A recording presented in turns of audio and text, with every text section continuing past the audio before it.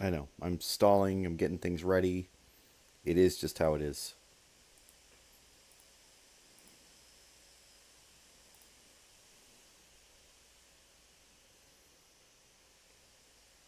All right.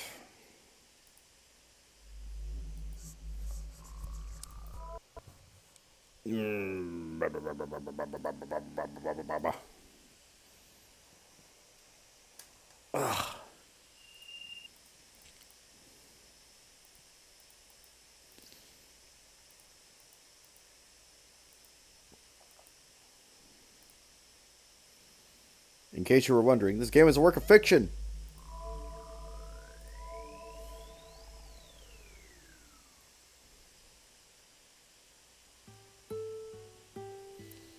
When I awake, the sun is already up. My room is dimly lit. Feels like it's still last night, but I quickly shake my head and banish the thought. It's cloudy outside. No wonder I didn't wake up. The added darkness seems to have done a lot to help my sleep-deprived body get some actual rest. A glance at the clock tells me it's past 1 in the afternoon. I'm way past the point of oversleeping. Saber, are you awake? There's no answer.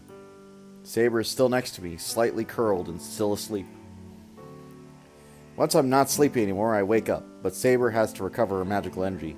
Considering how much she slept in the past, I doubt she'll wake up until later in the afternoon.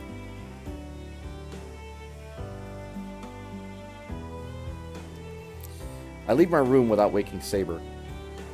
There's no reason to wake her. The real danger is at night. There's no way Lancer or Gilgamesh will appear while the sun's still out. I mean, there's no reason for them not to. So we need to come up with a plan. I don't know about Lancer, but Gilgamesh will definitely show up tonight. Given his personality and the murderous look he gave us before he left yesterday, we can definitely expect him tonight. But what should we do? He has an infinite supply of noble phantasms, and one of them is stronger than Excalibur. Berserker was a hard enemy to defeat, but we still managed. We managed to find and exploit a chance to turn the tide against him. Not this guy. If he showed up now, it wouldn't even be a contest. One blow from a noble phantasm Ea and we're finished. I need to think of something. There's not much time until the sun sets. There won't be an end to this if I think on my own. With Saber, Tasaka, and I can't think of a plan, then the church. Maybe that overseer priest might know something. He might have a plan that could help us deal with this mess we're in. The King of Heroes, Gilgamesh. Kodamine said he would find some way to deal with this servant who survived the previous Holy Grail War. Even if we can't think of a countermeasure, Kodamine might have already thought of something.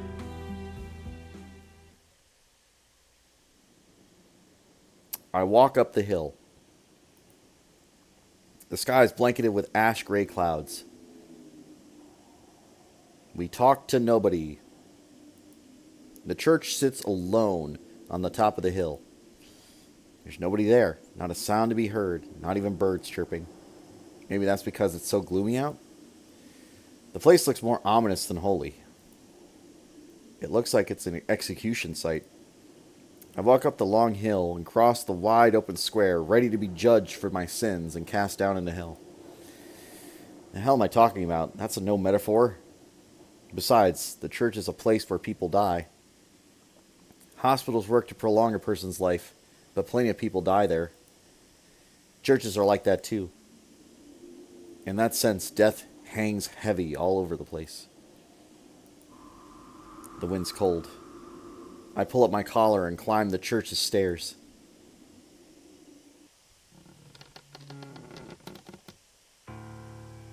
Kodamine, I came to talk to you. I step into the chapel. Just like the square, there's nobody here. Kodamine? He might be back in the back. I pass through the pews and walk towards the altar.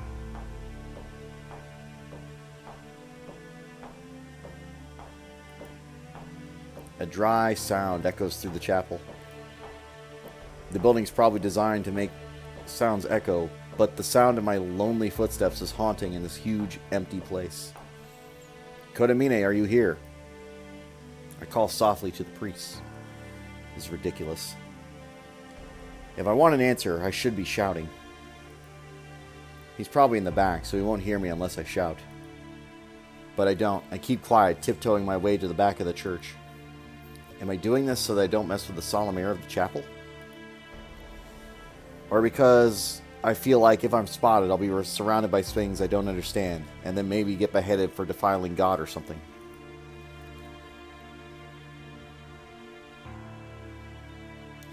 I exit the chapel and head to the courtyard. If I remember correctly, Kodamine's room is... I walk more quietly down the corridor. The church is like a labyrinth, and I don't know how to find Kodamine's room. My memory's kind of hazy, and I'm sure I won't be able to find it on my own. There's something. I slow my breathing. It's hard to breathe. My throat is parched. I don't know why, but beads of sweat begin forming on my forehead, though the corridor itself is chilly. I use all of my senses to try and get a feel of my surroundings. I do so, but I'm not sure why. Why am I walking so quietly? Why is my heart beating so fast? Why do I have such a bad feeling about this place? Two words repeat over and over in my mind. Go back, go back, go back, go back. Kodamine's not here, so you have no reason to stay. You're alone. You should go home. This is a mistake. It shouldn't be so cold. It's all wrong. Go back, go back, go back. Go back for your own sake. Go back. There's nothing bad happening here. This place is... There's nothing happening in this church, so go home. A warning.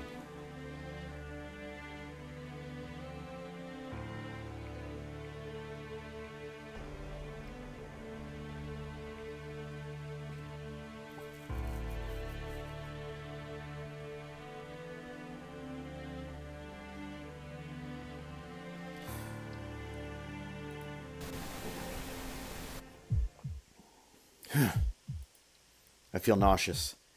I think I might throw up. My intuition is always right about these kinds of things. For an untrained mage, I have pretty good danger sense, which is why my feet don't stop. I try to get my racing heart under control as I search for Kodamine's room.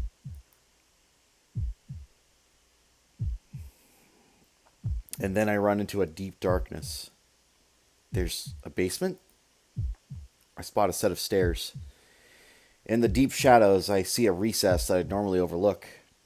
In it, I see a very, very narrow staircase. I shouldn't go down. I can bet Kodamine won't be there. There won't be anyone down there. There's nothing there. There won't be any court. There won't be any...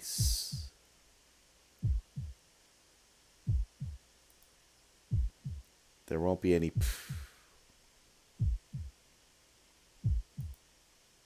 I shouldn't go in there. My neck stiffens. I should.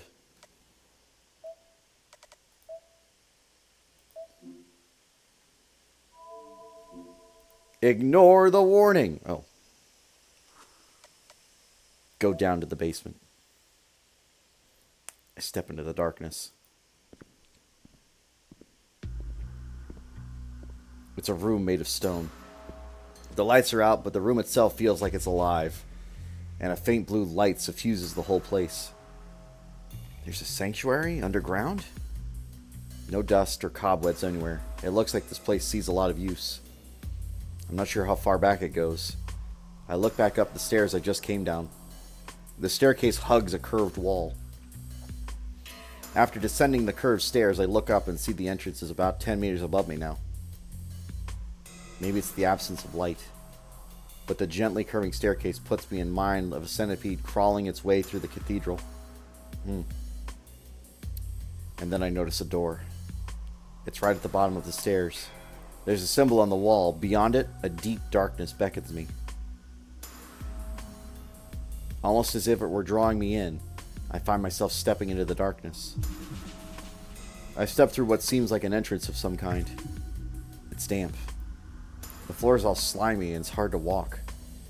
It reminds me of when I was cleaning the school pool. Moss covers the entire floor, and it feels like my feet are sinking into the ankles of... are sinking to the ankles into some kind of rot covering the floor. Yeah. I stop suddenly.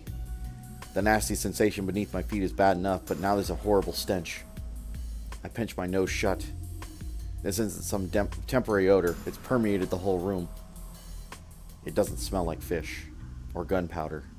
It smells like formaldehyde. The chemical reek of it has stagnated in the room as like thick mud. My senses seem to have been numb for a moment. I got into the basement.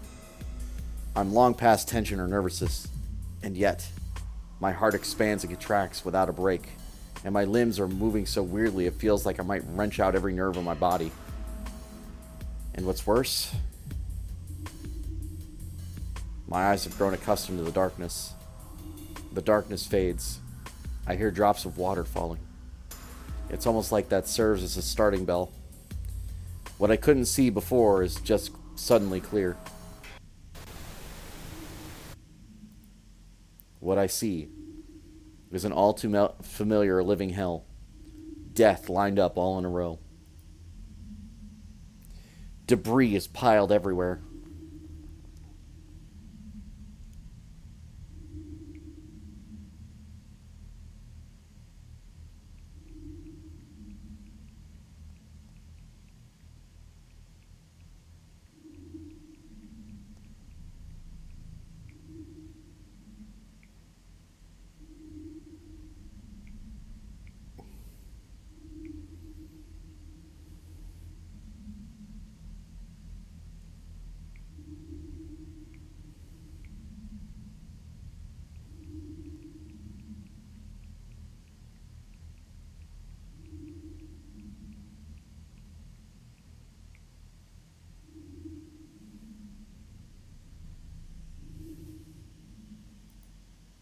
The stench of death covered by antiseptics.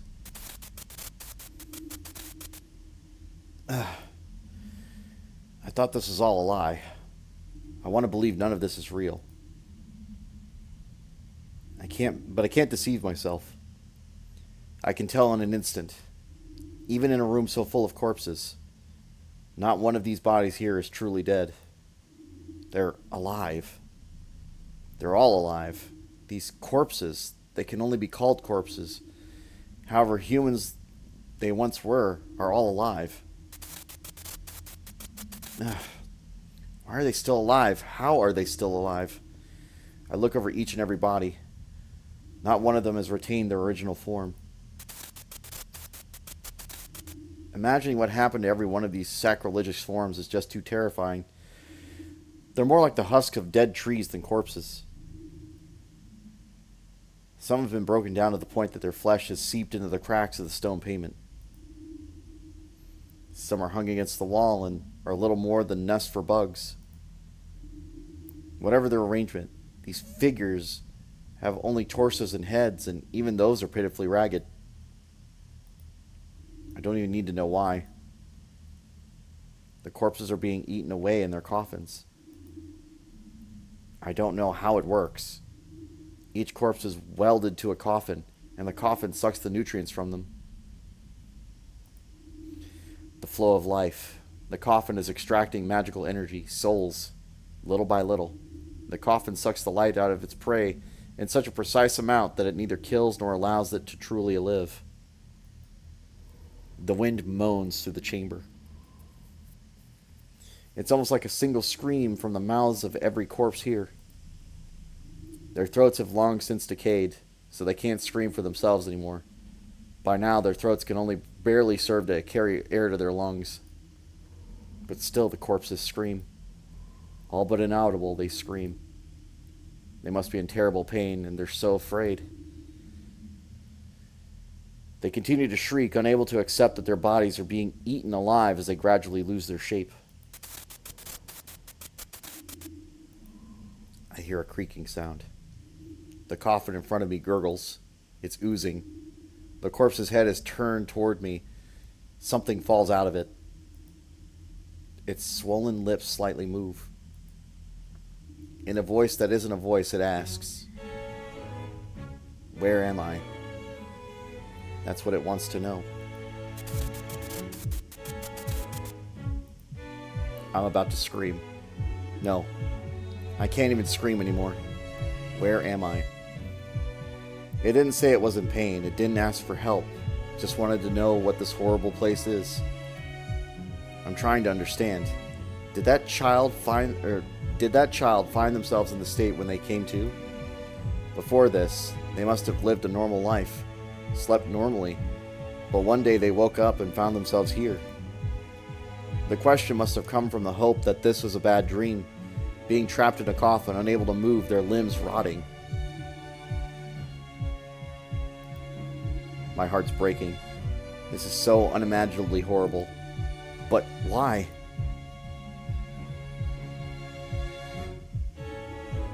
Why do they seem so strangely familiar? I've never seen any of them, but I recognize every one of their corpses. This is my first time here. I shouldn't know any of them. None of them are connected to me, so why? Why do they act like they know me? Just like how I know them. And why are they staring at me?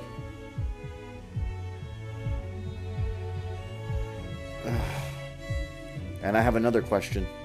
Each of them shares something in common, unless that's just a coincidence. Why do all these corpses look like children of the same age? And then...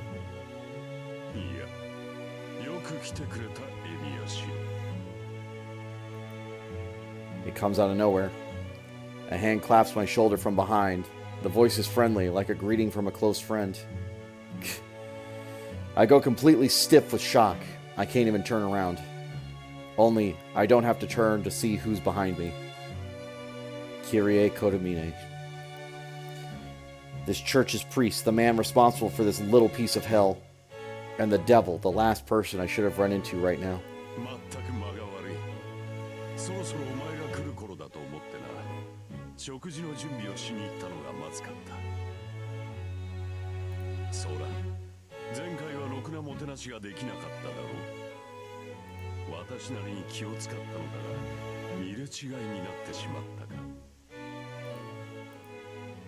I can't say anything. The priest's hand rests heavily on my shoulders.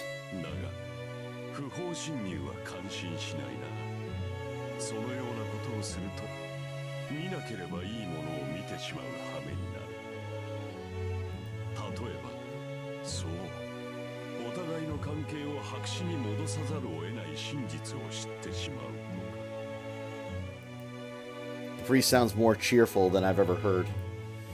As Kudamine stands there behind me, hands on my shoulders, I can tell he's smiling.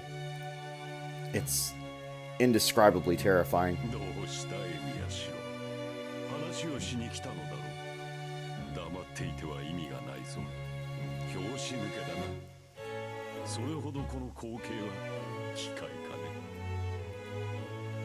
He sounds so cheerful, even when he's saying such horrible things. Does this man not feel anything in the face of this horror? Ugh. Do I even need to comment on how horrible this is?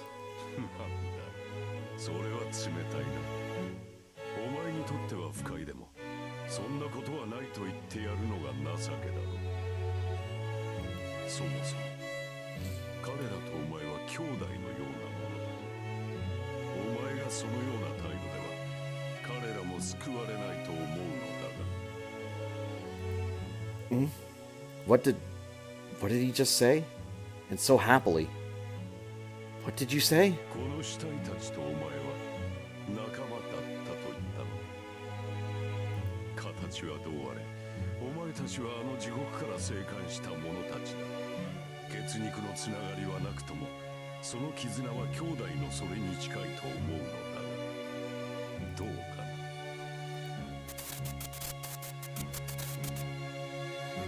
So that's why I thought I recognized them. This is a continuation of what happened 10 years ago. I'm back in that hospital room. My head is spinning. Children who have lost their homes and parents. They were sent to an orphanage until they were adopted. But before that happened to me, Kiritsugu Emiya adopted me, so I never knew what happened to those kids afterward. I'd actually avoided finding out. The orphanage was at the church on the top of the hill, and I could have gone there any time if I wanted to, but I held back. I felt it wasn't fair to me, who did get adopted, to go visit the children who still hadn't been. That's why I decided that if I were to meet them, it would have to be in town. We'd just jump into each other and chat idly to catch up, and most importantly, have gotten over the fire and hill. As small as our town is, I always dreamed of a reunion like that, but it never happened. Koda Mine. そうだ、エミヤシロ。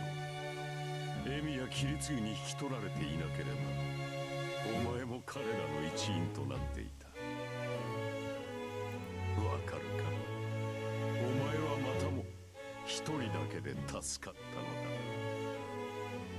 だ。周りの誰もが平等に死んでいくというのに、お前だけが輪を乱して生き延びた。どうかね。自分自身大した不平等だとは思わないか。My heart starts beating again. I've been frozen stiff a moment ago, but suddenly I'm able to move. いや、私は責めているわけではないぞ。むしろお前のそれは喜ばしい。エミやシロの生き延びる才能は大したものだ。だからこそ、最後はこうして兄弟たちに再会させてやったのだ。You piece of... お前は本当に運がいい。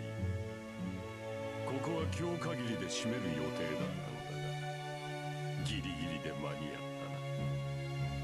今まで10年間、サーバントの餌にするために彼らを生かし続けたが、それも終わりだ。やり始めた時ほどの濃い魂の摘出は望めぬし、もはや餌の必要もない。あとは You fucking piece of shit. Those words shattered the restraints that had been holding me still. I moved my paralyzed body. Pushing clear of the hands on my shoulders, I leap forward and whirl around to face the priest. Kodamine, it was you. As I face him, I put distance between us. In that moment, I feel a powerful impact from behind. That's weird. I can't breathe. Something sharp protrudes from my chest. It looks like the head of a spear. That can't be. How could a spear be growing out of my chest?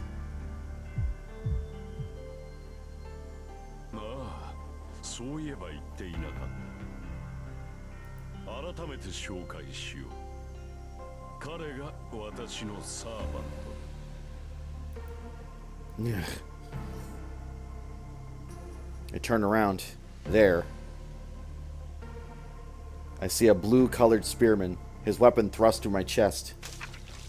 He jerks it free. At the same time, a searing, intense pain rocks my entire body. Red splatters the floor. I collapse into the slimy, mossy ground. I try to push myself to my feet, but my body's too heavy. I can't move. While I may not be paralyzed anymore, my body isn't capable of moving for entirely different reasons now. The pain in my chest is unbelievable, blotting out the blood loss and dimming my vision. I can't pass out. I've sustained fatal wounds numerous times. They were all bad. They all numbed my senses. But this is different. It's a fatal wound for sure, but the pain is just too intense.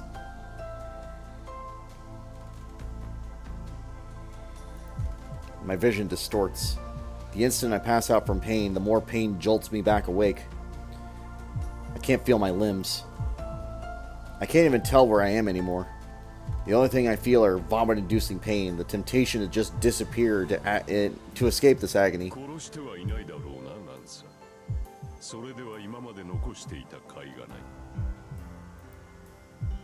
I can only hear voices. My eyes are open, but I can't see anything.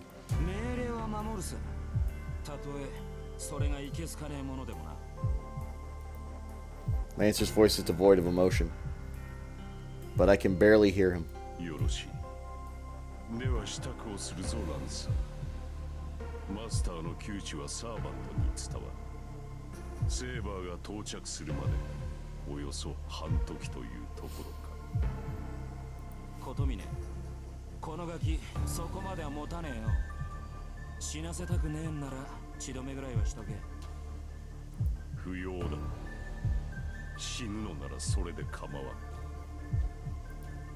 My mind is fading. The pain finally becomes too much and my mind lets me faint.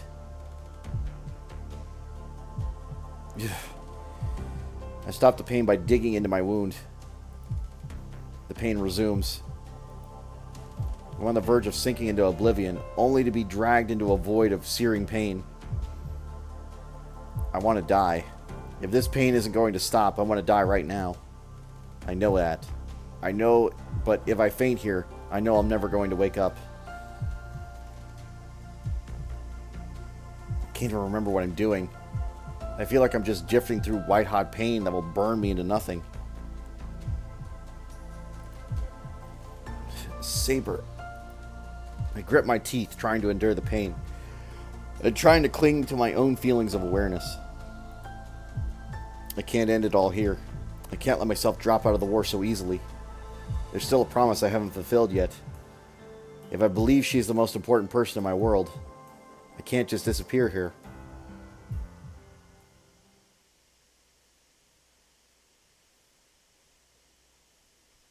Interlude 15-1 Fate.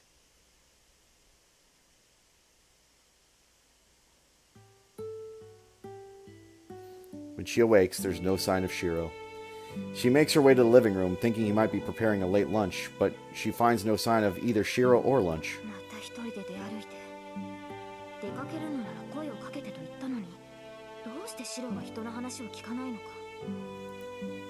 Saber sits on the veranda, muttering to herself.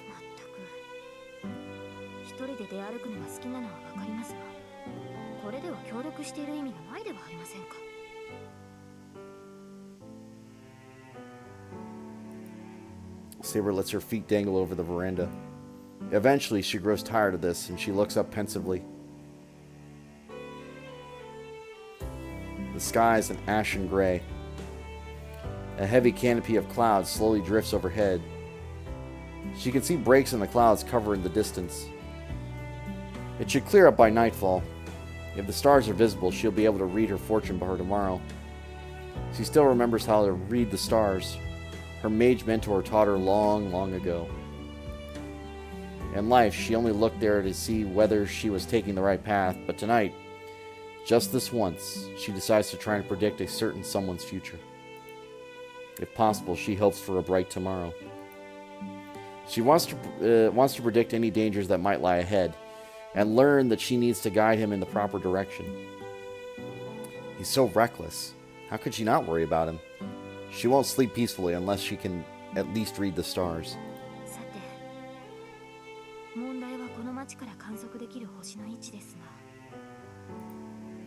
She thinks back. She realizes she's not once looked up at the sky before today. Her priority has always been winning the Holy Grail War, not reading fortunes in the stars. She knows this isn't like her. Even so, she still considers trying to read the stars and anxiously waits for night to come. This represents quite a change in her heart. She chuckles, thinking she's just like the girls in love she reads about in books before, as she looks up at the night.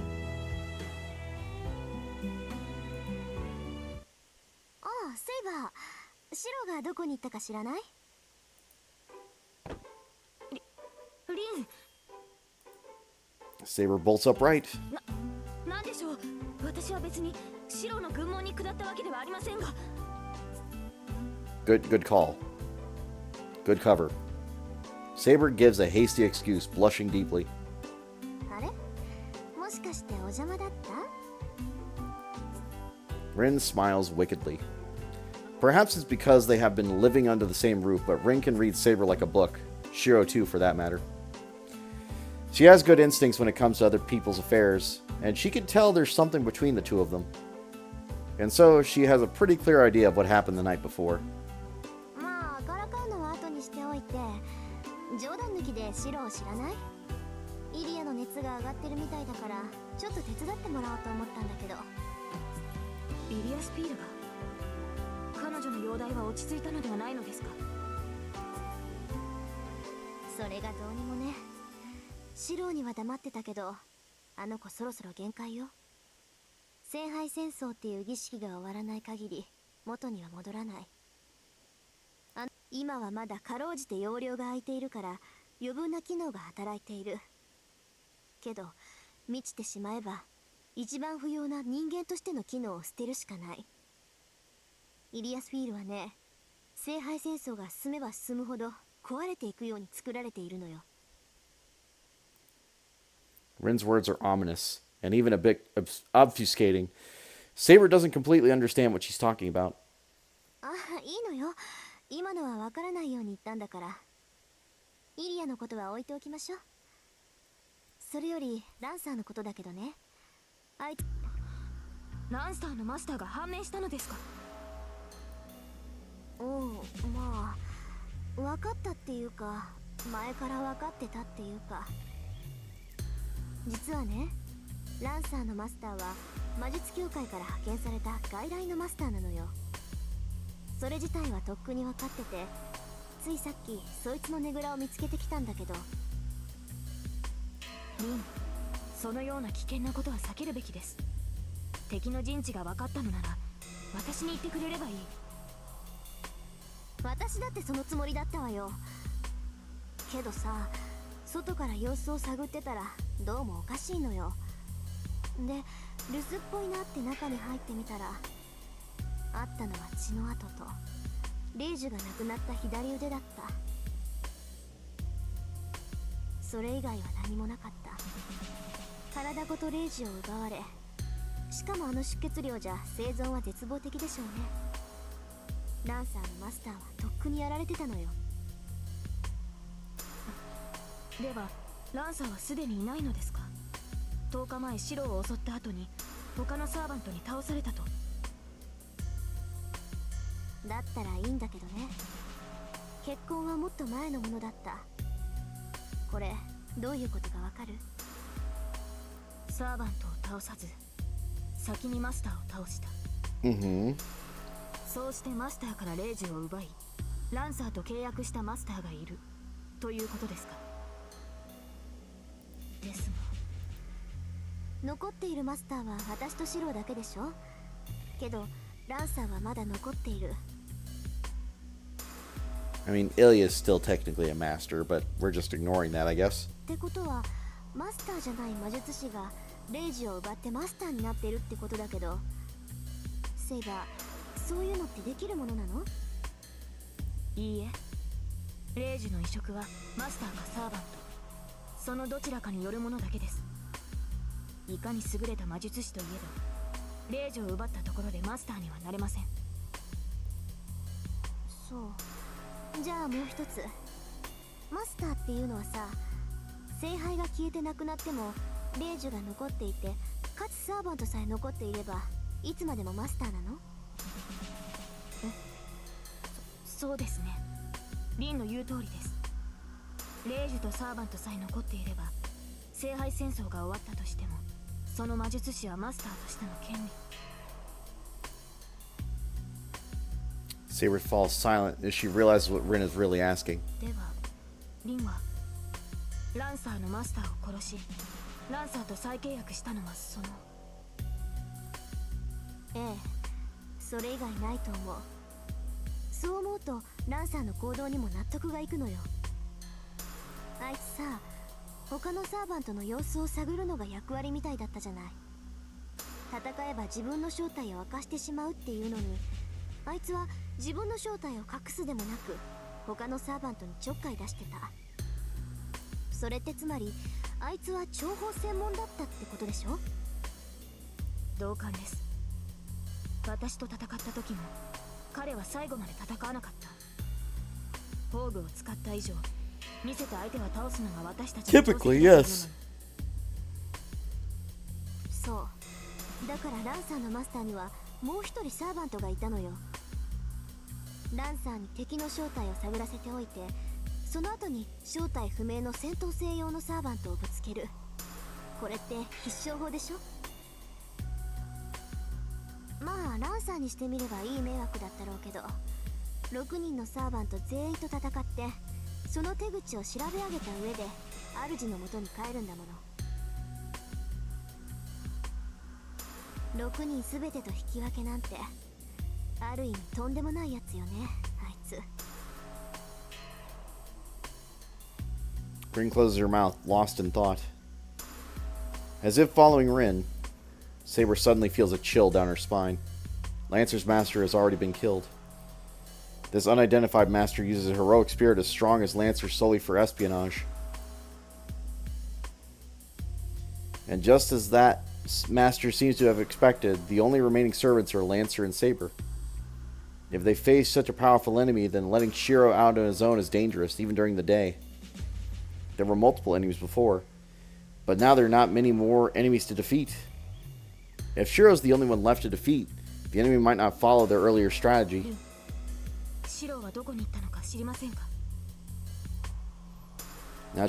Now that she's had the thought, she can't stop worrying. Shiro cannot be left alone. Even now, her master may be in grave danger. どうだろう。知らないから聞いたんだけど、もしかしたら綺麗なとこかな。あいつこの間も綺麗なんかに相談しに行ったんだし。あの教会に？何をすれば怖い顔して。琴峰教会に含むところでもあるの？いえ、そういうわけではないのですが。 That church is nothing but holy. Stagnant death and stagnant air linger in that place, on par with Ryudo Temple. The moment she thinks Shiro might be in a place like that alone, an image of somewhere other than the Emiya household flashes through her mind. She stares into the distance, toward Kodamine's church on the top of the hill.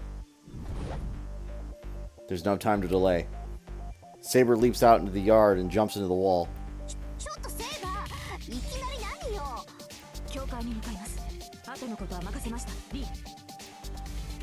Without looking back at Rin, Saber jumps off the wall. She moves with all the speed of a bullet fired from a gun.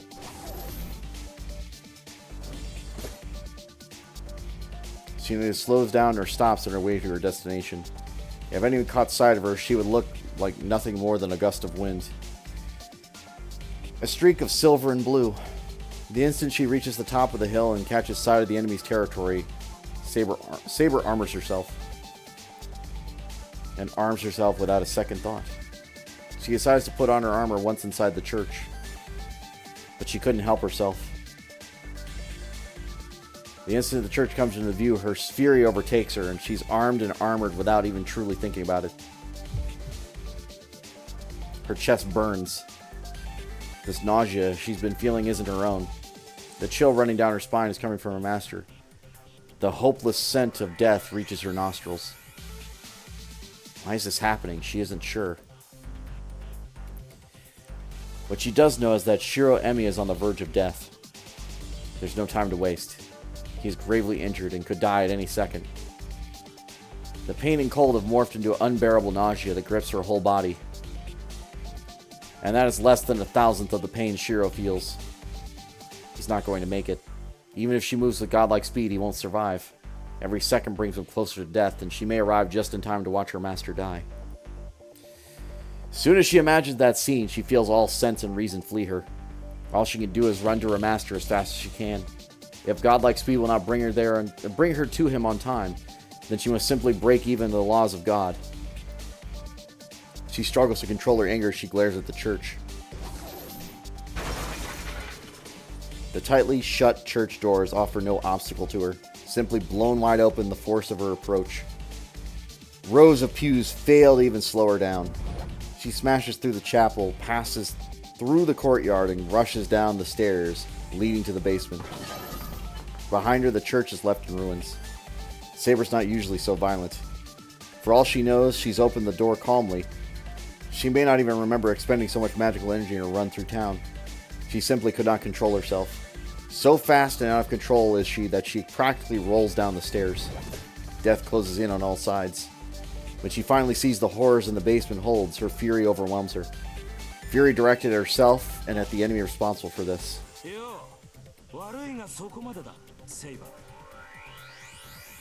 She doesn't even hear Lancer's voice as he bars her path. All hope of her control or restraint is gone. However much she might try, she can no longer control her strength. Her lord is somewhere in the darkness. In the back room. He's lying there, face down in the center of a room peopled by living corpses. A pool of blood spreads out beneath him. The sound of his frantic breathing echo all the way to the sanctuary. He's alive. Relieved though she is, she shudders to think how long she'd left him alone. Saber enters the back room, but a guard blocks her way. Holding his long spear behind him, the blue spearman meets Saber's gaze fearlessly.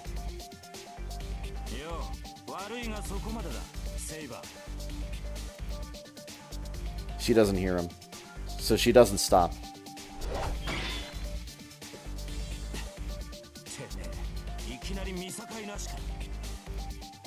His ability to insult Saber while parrying her attack is frankly impressive.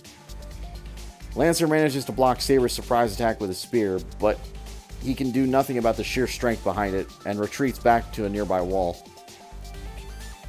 There's nothing in Saber's way now. She doesn't have time to deal with Lancer. Her master's on the verge of death and she has to save him.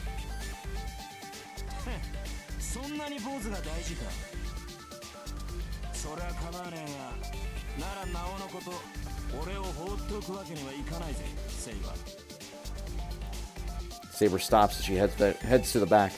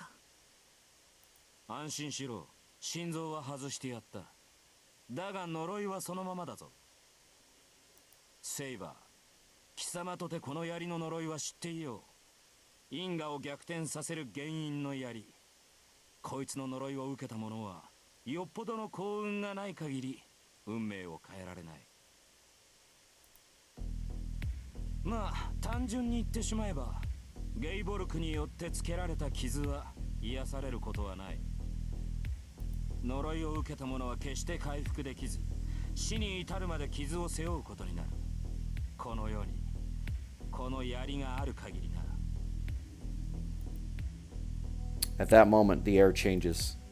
A flicker of intelligence and reason lights in Saber's eyes.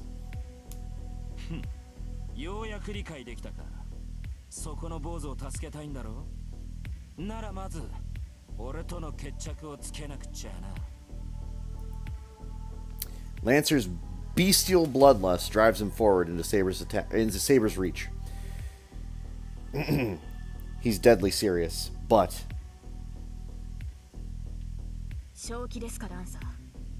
この狭い室内で僧兵であるあなたが剣士である私と戦うと、そのような愚行、あなたの考えとは思えない。今ならば見逃します。その槍を置いて去りなさい。このような不本意な戦いであなたの首を取る気はない。それこそ愚行じゃねえのか。一体どこの英霊が自分の相棒を置いてくってんだよ。俺は何も取引をするためにそいつを刺したわけじゃない。俺はな、お前と殺し合いをするためにここにいる。 Funnily enough, we're going to talk about this later, but there's a reason for this. He's not lying. Lancer has no intention of letting either of them leave here. For him, this is the first and only battle where he can truly go all out. Lancer's wish is not for the Holy Grail. His wish is to fight a battle worthy of heroes. Such a simple wish, one any servant should always have granted, has been denied to him. So he has no intention of missing what may be his final chance. Even if the situation happens to be unfavorable. いいでしょう。ならばその槍、お見事叩き切って捨てるだけだ。 Saber readies her invisible air and faces the blue knight. よく言った。白状するとな、貴様が最後に残ってくれて嬉しいぜ、セイバー。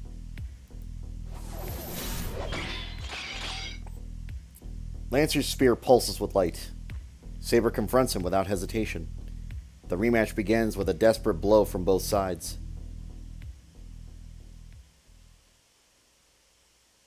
Interlude out.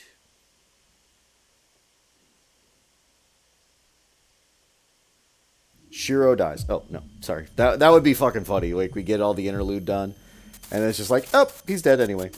It hurts, it hurts, it hurts. The sound of my ragged breathing fills my ears. My fever's so hot, it'd burn anyone who touched me. It feels like my brain is melting and oozing right out of my skull. Stop, stop, stop. It's like everything is melted away, but every nerve in my body still screams in agony. Help, help, help! My mind's burned out. There's a hole in my heart and a void in my stomach. I want to vomit, but there's nothing left in me. The twisted feeling of nausea only grows stronger with my inability to vomit. All I can do is bite down on the pain. Somehow, in spite of it all, I still cling to consciousness. Pain is an old friend. I know how to endure it.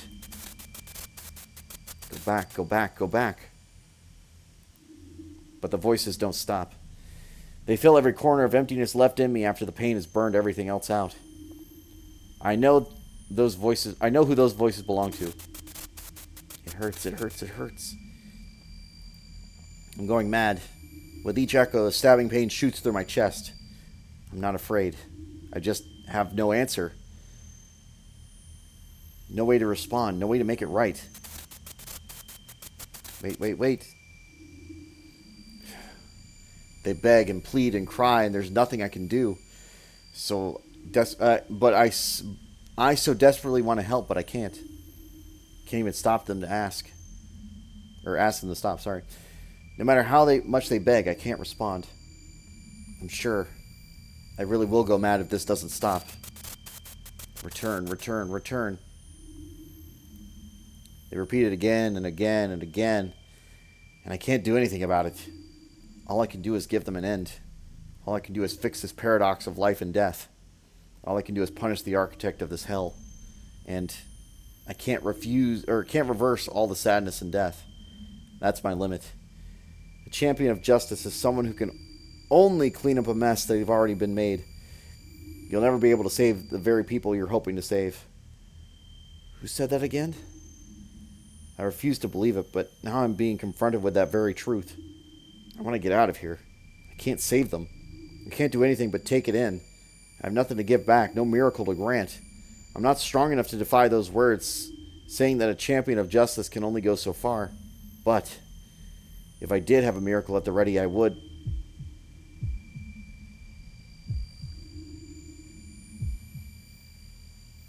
来たか。そら、目を覚ませエミヤシロ。お前のサーバントがやってきたぞ。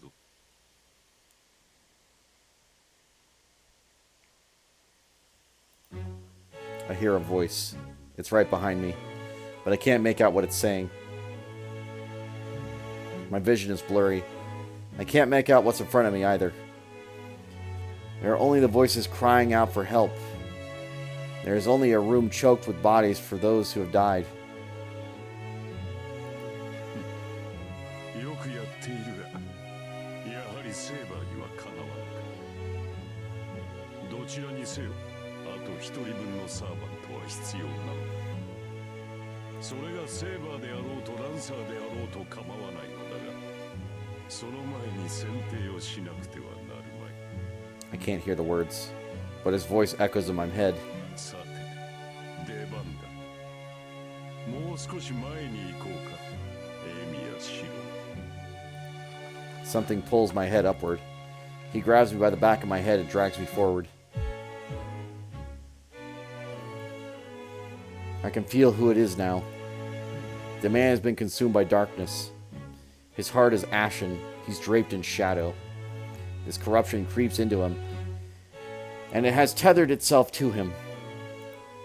I don't know what has happened, but I do know. This man, Kyrie Kodomine, he's like me. He suffered a fatal wound, but somehow still remains in the world. As Saber's power lets me regenerate, Kyrie Kodomine preserves his body with his darkness. そこまでだ、セイバー。斧が主を救いたいのならば、その剣を収めるがいい。What's going on? I still can't make out what's going on. I can't even lift my own head. ランサーも引け。もともと私たちは聖杯を求める同士ではないか。そうむやみに殺し合いなどするものではないぞ。セイバーがこの男を引き取りに来ただけというのならば、喜んで引き渡そう。He laughs ominously. それを信じろというのですか。ランサーのマスターを殺し、今また私のマスターをその手にかけようとする貴様の言葉を信じろと。Who is that? I can't tell, but like the sound of a tuning bell, the voice helps me refocus my mind. 信じたまえ。私はお前たちと争う気はない。季節してこのような形になってしまったが、お前たちが聖杯を取ろうというのなら邪魔はしない。もとより私の役割は聖杯の持ち主を見極めることだ。ここまで残ったお前たちには十分すぎるほど資格がある。故に望むのならば、今ここで聖杯を与えてやってもよいのだが。ここに聖杯があるというのか、貴様は。あるとも。聖杯はどこにでもある。聖杯とはもとより形のない器だ。いつどこで何に呼び出すかによって完成度が変わるのだが、呼び出すだけならこの土地にも資格はある。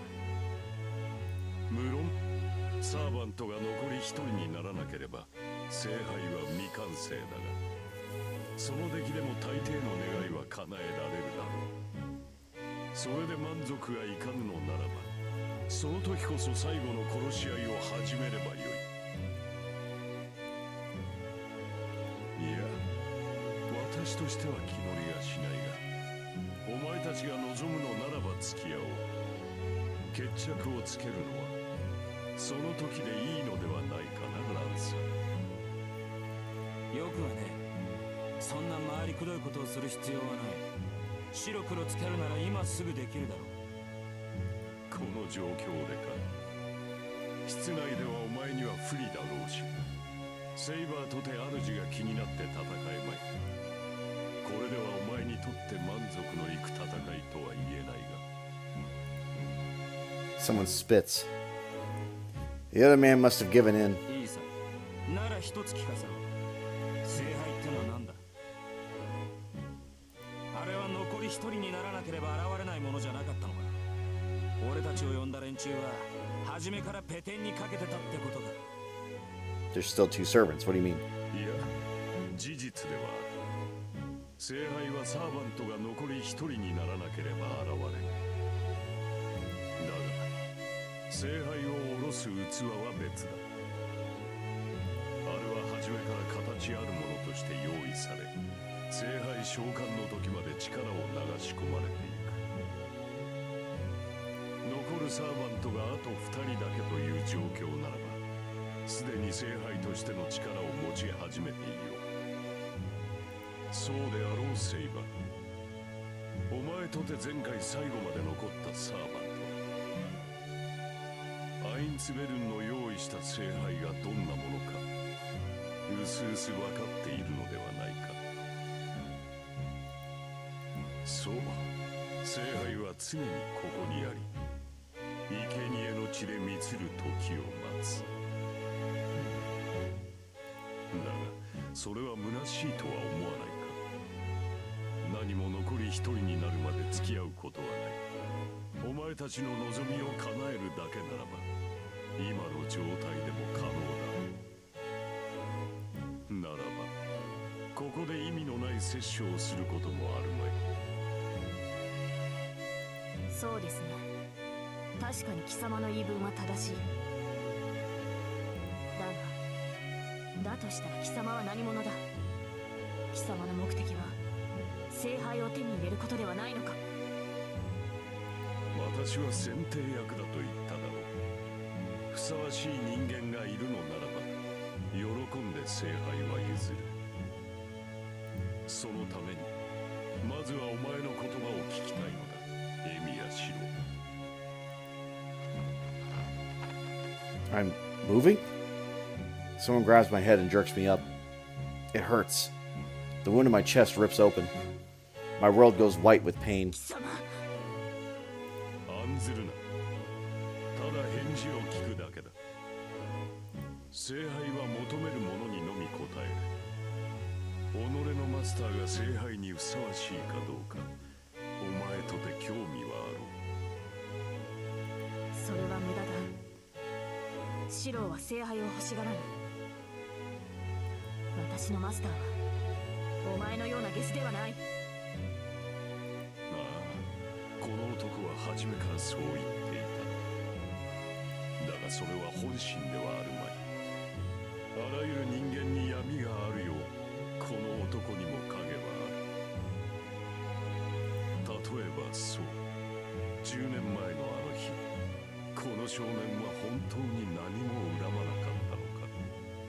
その先にあったものを忘れることで振り払っているのではないか。No, wait. What the hell is he talking about?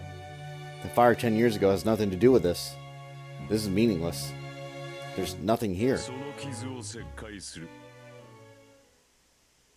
さあ、懺悔の時だ。エミヤシロ。My body buckles. Pain shoots through my spine like lightning. In its wake, I feel my mind separating from my body. My vision goes red. Stop. Stop. Stop. Stop. Stop. Stop. Stop. Stop. Stop. Stop. Stop. Stop. Stop. Stop. There's nothing here.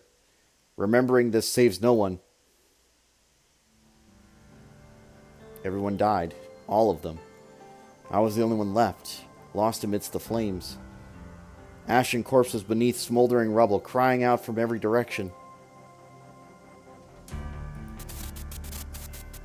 It hurts, it hurts, it hurts. I alone continued on. I needed help. I needed someone to save me. I kept on, never once looking down. Stop. The entire time. There were others calling out for help the moment they saw someone still moving. Stop. Help, help, help, help. I knew. Of course I knew. And I pushed through anyway. I turned my back on those voices. I turned my back on the sounds of all those trying so frantically to escape. I turned my back on those pleading not to die. I turned my back on mothers begging me to take their children. I turned my back on the dying gazes of those too weak to ask for help. I kept pushing forward, alone, desperate for someone to save me. Wait, wait, wait. I couldn't stand seeing their bodies. I couldn't stand seeing people suffer and die. I was sure I couldn't save them. I was sure they'd die no matter what I did. So I kept pushing on. Stop. Give it back, give it back, give it back. That's why I never stopped. I thought I had to live, even if just for another second. If people died without being able to do anything, so as long as I could make it, I thought I had to live. Stop. But I was destroyed in the process. I held back tears and pushed on. I sought escape. With each step was harder than the last as I ignored every plea for help. It would have been easier. It would have been easier to go on if I'd asked for forgiveness, so I never did. Maybe. Maybe it was the only way I could own up to the truth. That I was actually helpless to do anything. Stop.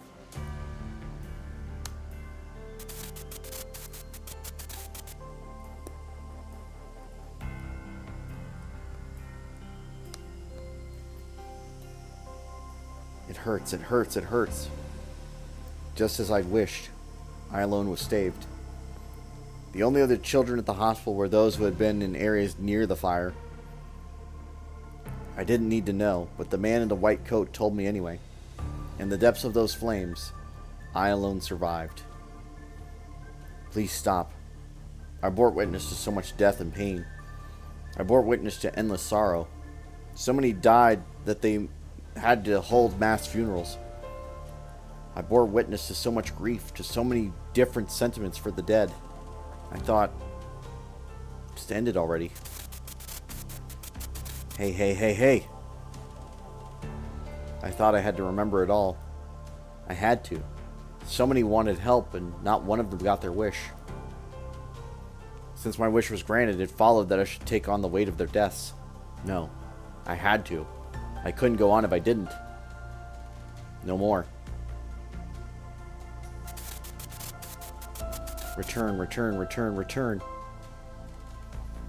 That's why I desperately tried to follow in Kiritsugu's steps. For those I couldn't save, for all I couldn't do, I looked to a hero who could be a savior. Everything I once was fell away when I ignored those cries for help. I kept moving forward, void of all reason. No more. Please, please, please, please. And so, those I could not save passed on one last lesson. Go on. What was lost in all of that? All I thought about was going forward on behalf of the dead. I took all the memories I had before that and locked them away, never to think of them again. The kindness of neighbors, being with my parents, I sealed all that up so I'd never think about it again. As if I were already dead. Don't open it up. I was no longer in pain. Kiritsugu Emiya adopted me, and I was finally happy. And that's why. それを間違いだと思ったことが一度もなかったというのかね。 I'm telling you, don't open it.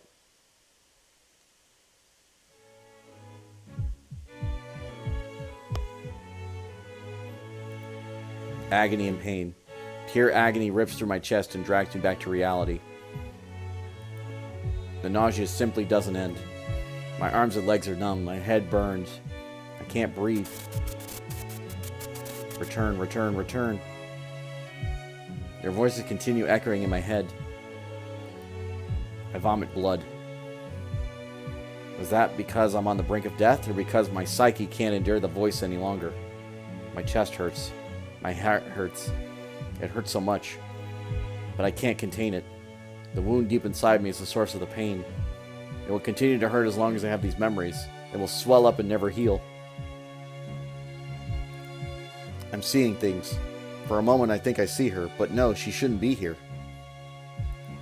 I bite down on the pain. Begging for death is no longer an option. Even if she's just some dying dream, I can't let her see me like this. She has to think I'm okay. 深い傷だ。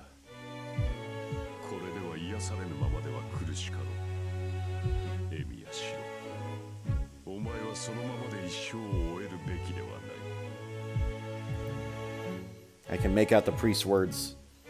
It doesn't sound like him. It's too warm, too compassionate. お前は聖杯などいらぬと言った。だがどうだ。仮に10年前の出来事をやり直せるとしたら、お前は聖杯を欲するのではないか。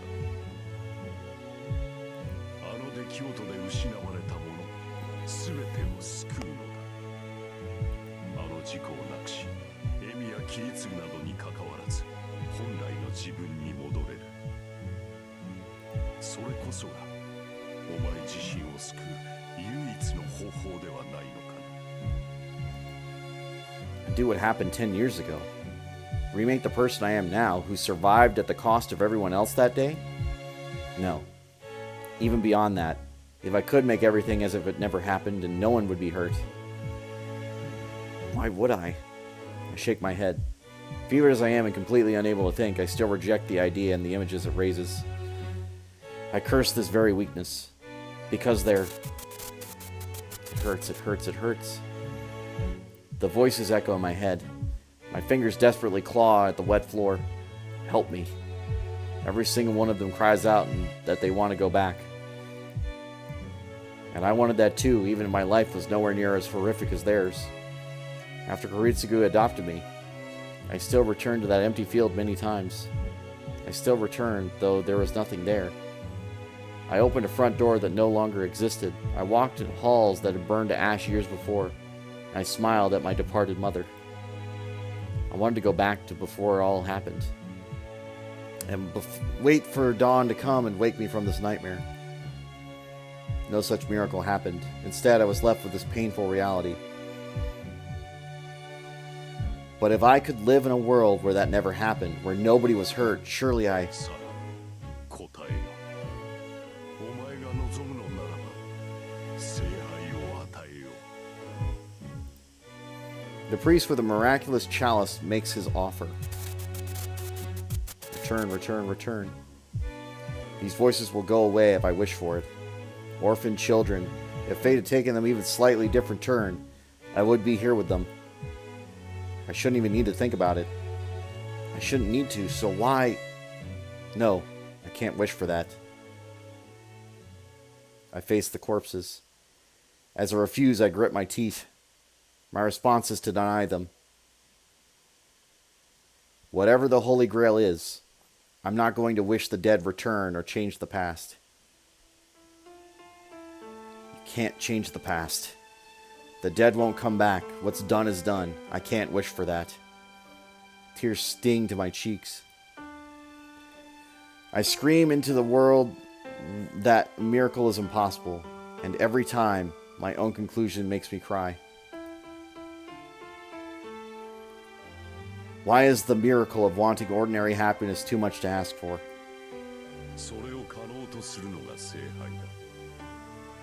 万物すべて君の望むままとなる。 So he claims, but I can't agree. Even if I could change the past, I shouldn't.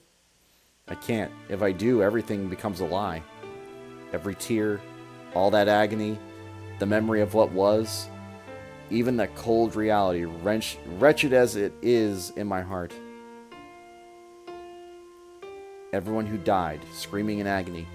Everyone who risked their lives to help another. Everyone who's mourned the fallen. If I were to just make it as though none of that happened, where would all of that go? What would I be doing to them? The dead wouldn't return. Reality can't be overturned. To continue onward, bearing the weight of all that pain, isn't that the very mark that proves something was there once? Everyone dies eventually, and sorrow fills the void they leave behind.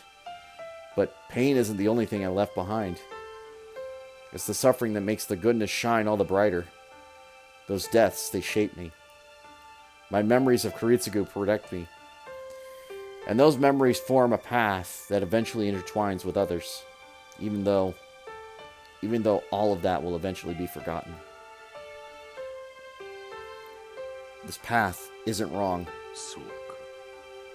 つまり、お前は。 I don't need the Holy Grail. I can't stray from this path. For all those who were left behind, who laid it, I speak firmly even from the depths of this torment. Willing myself to hold onto this conscious thought, I force myself to remain upright.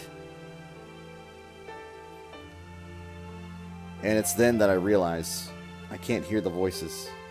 They're not echoing in my head anymore. I wonder what they thought of my answer. Though whatever they may have thought, I think it's sad that they seem to accept it without any resentment.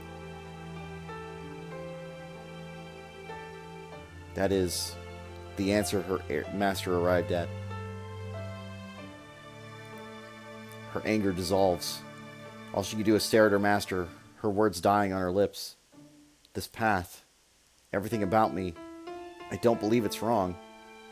Despite his main body, as he struggles even to breathe, as he sheds the tears of one so horribly grieved, I can't stray from this path for all those who were left behind, who laid it.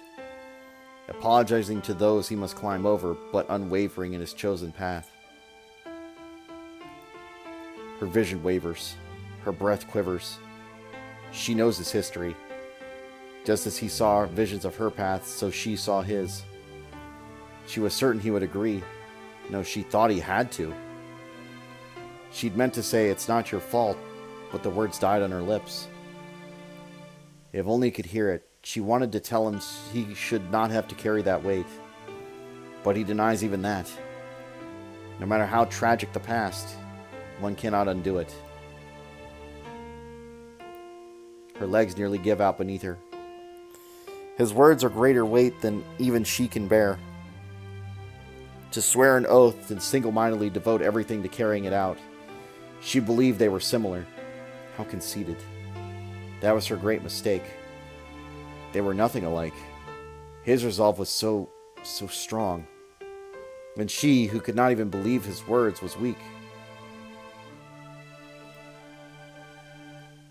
自らの救いではなく、自らの願いを取ったか。The priest releases the boy. He steps over the youth with a sneer as if he's lost interest. ではお前はどうだ、セイバー。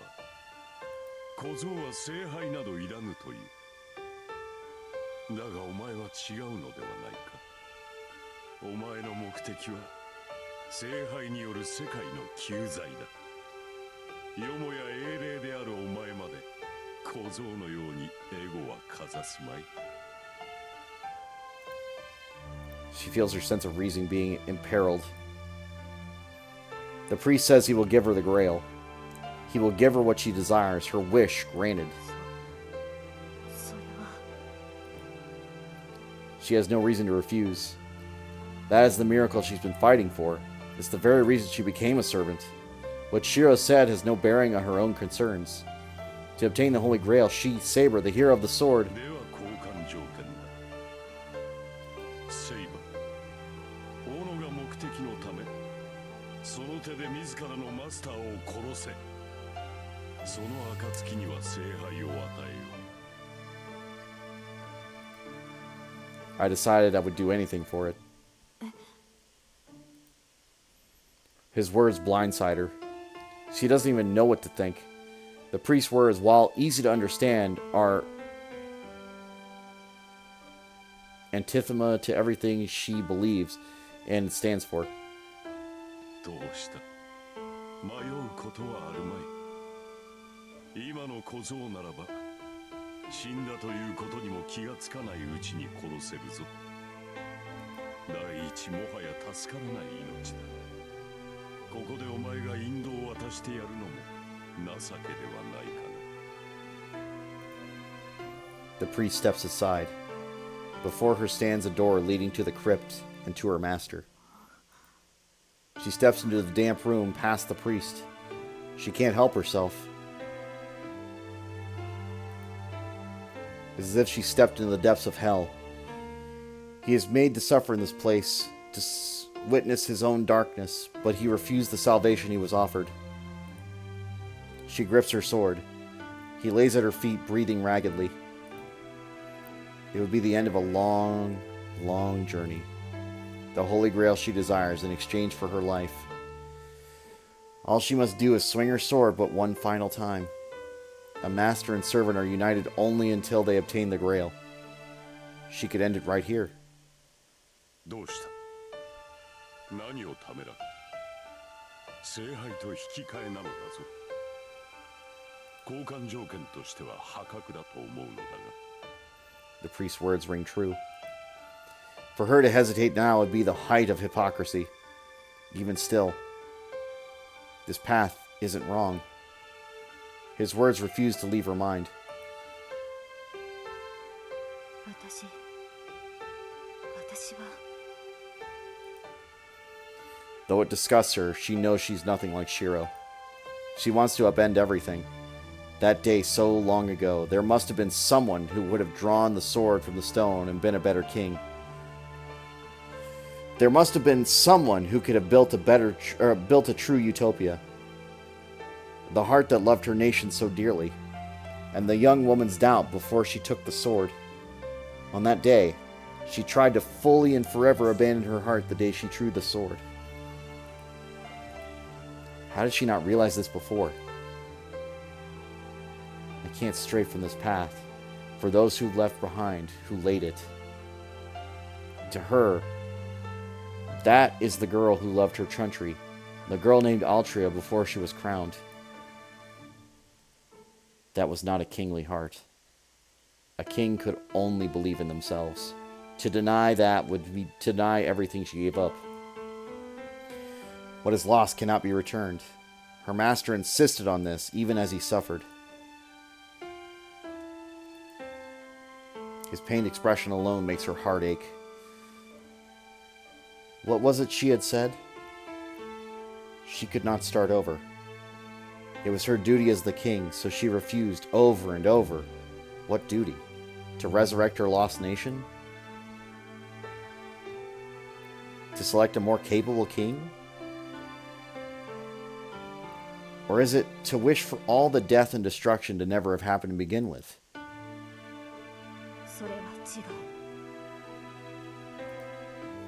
That was a mistake. She was raised to be king, and that's how she lived. In that, there was no flaw.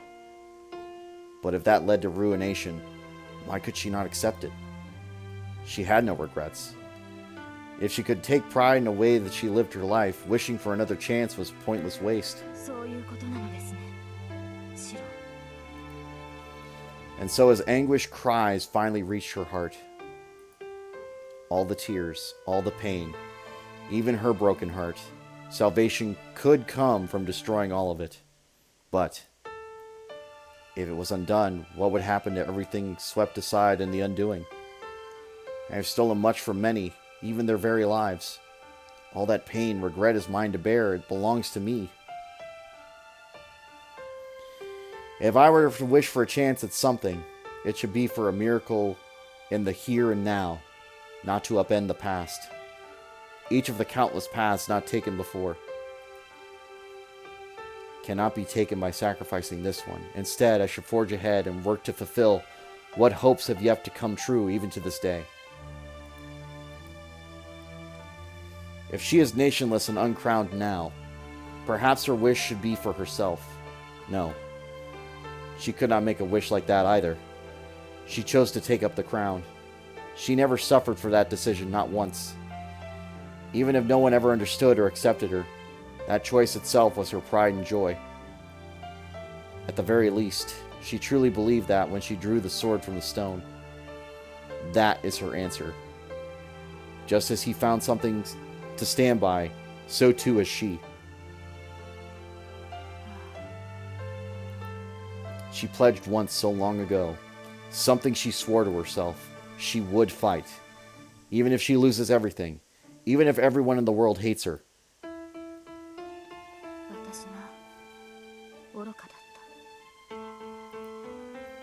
An oath from a king, a promise to fight against all odds. And so the king protected her country. But the country did not protect the king. And so it was. The ending may have been tragic, but she is no longer ashamed of the path that led there. Bingo.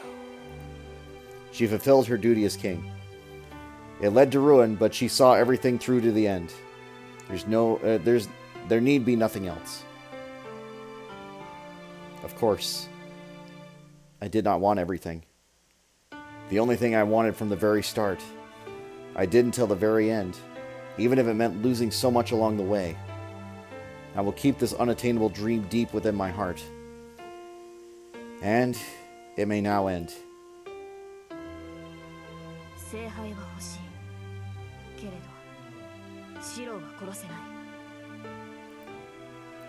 She turns her sword on the enemy.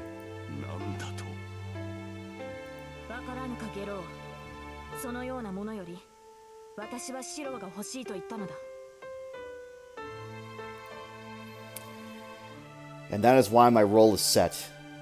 I will be his sword. I will shield him from danger. All hesitation leaves her. 聖杯はいらぬというのか聖馬。聖杯が私を汚すものならばいらない。私が欲しかったものはもうすべて揃っていたのだか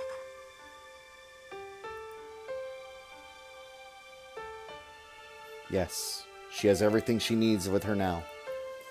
Her pride as a knight, her promise as a king, even the precious dream that young girl once held.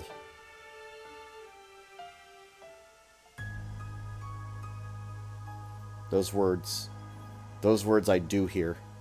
The girl who professed that her only goal was claiming the Holy Grail.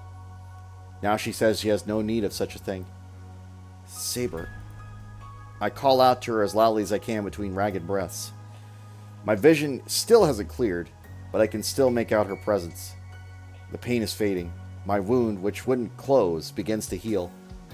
Is it because she's close? 出ますか、シロ。動けるのなら私の手に触れてください。Yeah, I can do that. We take her hand. Whoa. My vision returns. My head, so fuzzy from blood loss, rapidly regains focus. Saber, is this your... はい。いかにゲイボルクの呪いといえど、今のシロには通じません。私、それより、今は。Saber turns her back to the underground sanctuary. Beyond the door, the last master, Kyrie Kotomine, stands at the threshold to the room. Beyond him is Lancer. そうか。 He looks at us strangely, as if seeing us for the first time. お前たちはつまらない。 The disappointment in his voice is palpable. これではやはり聖杯は私が預かるしかない。 No, not really. だがそうなると少々手荒い話になる。私の望みを叶えるのであれば聖杯は完全でなければならない。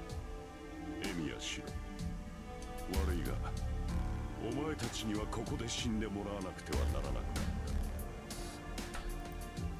た。 I try my best to brace myself, but my body still won't listen. Even with Saber's hand in mine, it's all I can do to just stand. I can't possibly fight, so I'll only be a burden to Saber. その心配は無用です、シロ。あなたはここにいてください。あのマスターとランサーは私一人で十分です。ほう、それは大きく出たな。これは逃げた方が賢明かな、ランス。 Lancer is silent. Of course, Kotomine doesn't actually sound all that worried. He's just making a show of it. コトミネと言いましたね。倒す前に聞いておきましょう。あなたの目的は何なのです。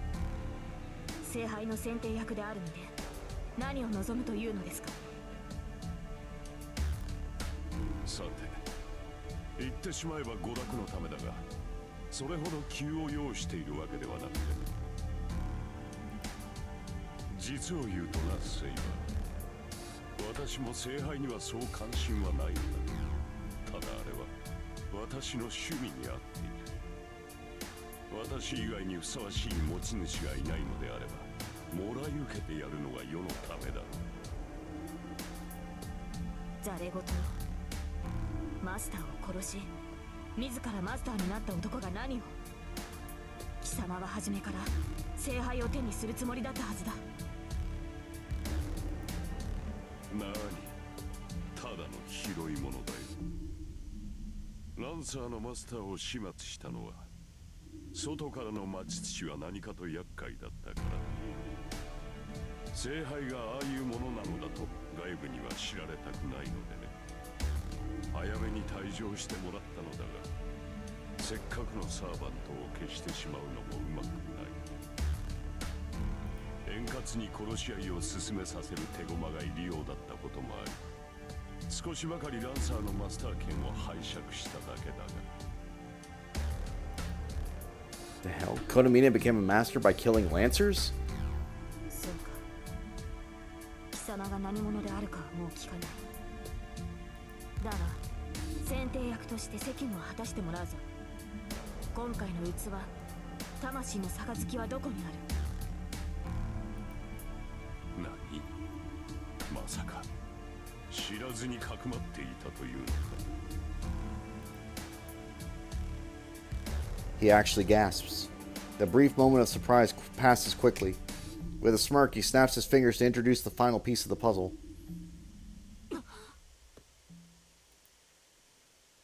Both Saber and Lance are tense. Heavy footsteps echo from above. さて、お前たちには不要だろうが、紹介ぐらいはしておこう。彼はアーチャーのサーバット。前回の聖杯戦争で私のパートナーだった英霊だよ。The golden figure makes his appearance. Gilgamesh, king of heroes. The atmosphere shifts. After making his sudden appearance, Gilgamesh crosses the sanctuary grounds to stand beside Kotomine. んで、これからどうするのだ、ことみ。このような場所で、しかも邪魔者を交えて決着をつけるのだ。お前にしてはあまりいい演出とは言えないな。それを言うな。私とて予想外なのだ。文句は後で聞いてやるから許せ。なんだ、承知しているのならばいい。だが、そのヤヒな男はどうにかならんのか。あまり睨まれると殺してしまいそうになるぞ。どういうことだ、ことみね。その男がお前のサーバントだと。なあ、お前には説明していなかったな。彼は前回の私のサーバントだ。聖杯戦争が終結した後、意見を同じくしてな。彼は私に従い、私も彼がとどまるにふさわしい食事を用意することで、こうして協力関係になったというわけだ。それがあのいけすかねえ部屋ってわけか。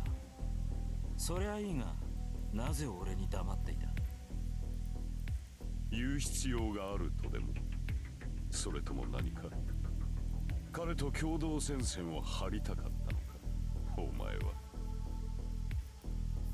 冗談。そんな野郎と手を組むなんざ死んでもお断りだ。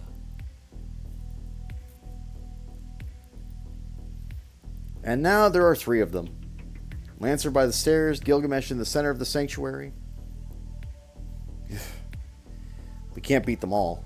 Gilgamesh is too much for us on his own, but we can't escape with Saber around either. Kotomine, you said you didn't know about him. 人聞きが悪いな。私はこれでも神父だぞ。虚言など口にできぬよ。But you did. You're lying. You said you couldn't ignore a servant from the previous war. なあ、私とて驚いたのだ。アーチャーには待機を命じていたというのに、指示を破ってお前たちを襲ったのだからな。アーチャーを調べれば、いずれ私に突き当たるのは道理だ。故に、今後の対策を練らねばならなかった。どうだ、何一つとしてお前を測ってはいまい。God damn it. I blundered right into the enemy's stronghold because I trusted his words. 貴様がアーチャーのマスターだというのか。そうだ。10年前の再現になったな、セイバー。もっとも、あの時私はすでにキリツグに倒され、最後の場面には立ち会えなかった。お前と顔を合わせるのはこれが2度目で、そして最後になる。答えろ。アーチャーはなぜ残っている？あの火事はなぜ起きた？キリツグに倒されたというお前はなぜ今も生きている？ Saber's voice drips with venom. These questions must have been weighing on her for a while now.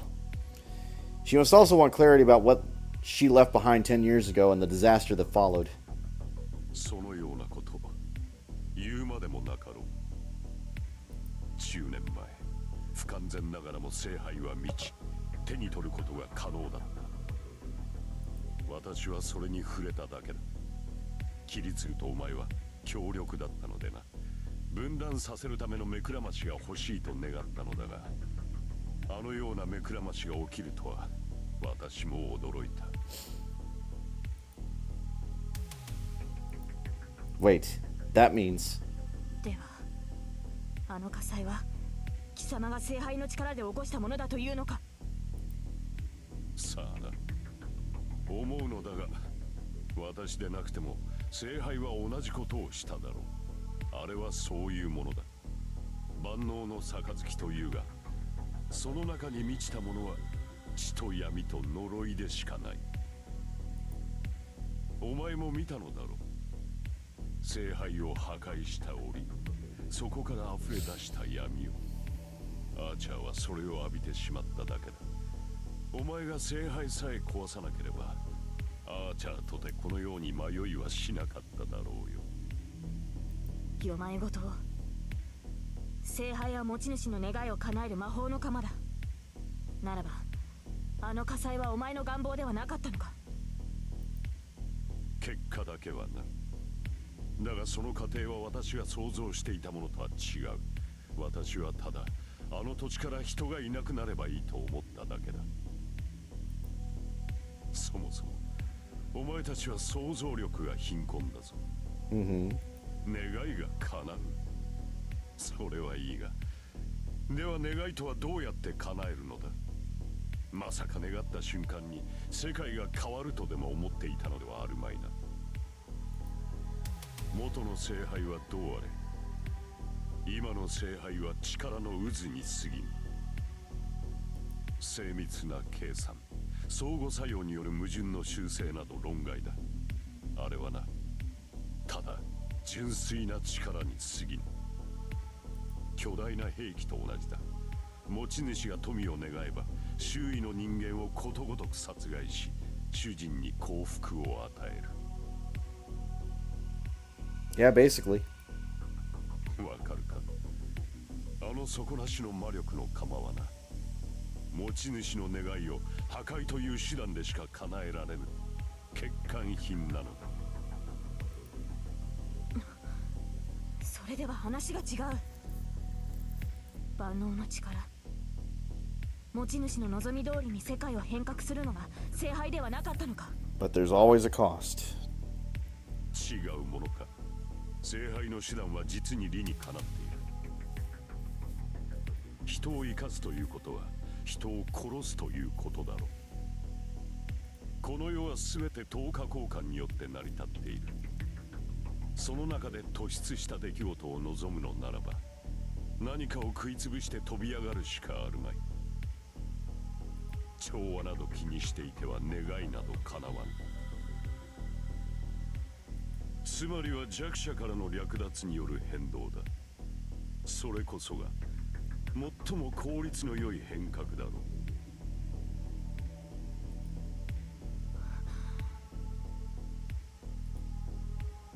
I can only imagine what Saber must feel.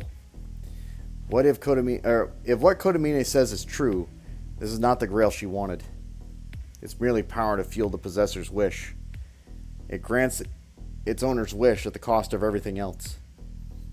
So that is the true face of this supposedly omnipotent power. ならば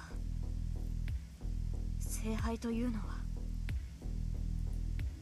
持ち主以外のものを排除する、この上ない毒の壺だ。お前も見ればわかる。あれはな、際限のない呪いの塊だ。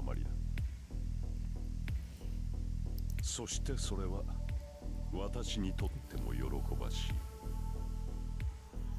聖杯に触れるのは聖職者の夢だが、人を殺すためだけの聖杯が存在し、ましてそれを扱えるなど、まさに天上の夢でも見ているかのようだ。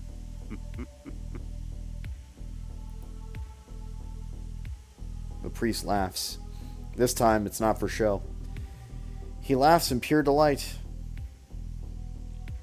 It makes me realize this is a man entirely without humanity. More than anyone else, he absolutely cannot get the Grail. ではお別れだ。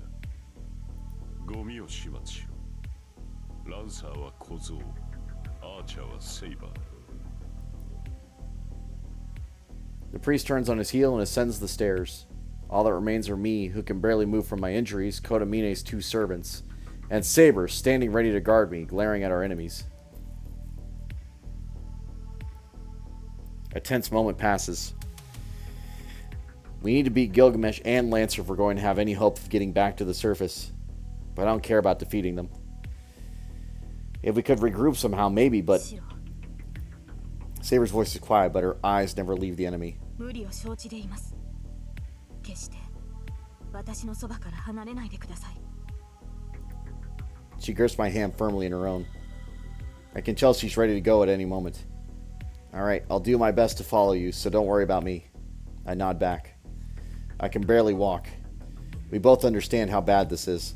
But Saber is telling me she will do everything she can to get me through this. What can I do but agree?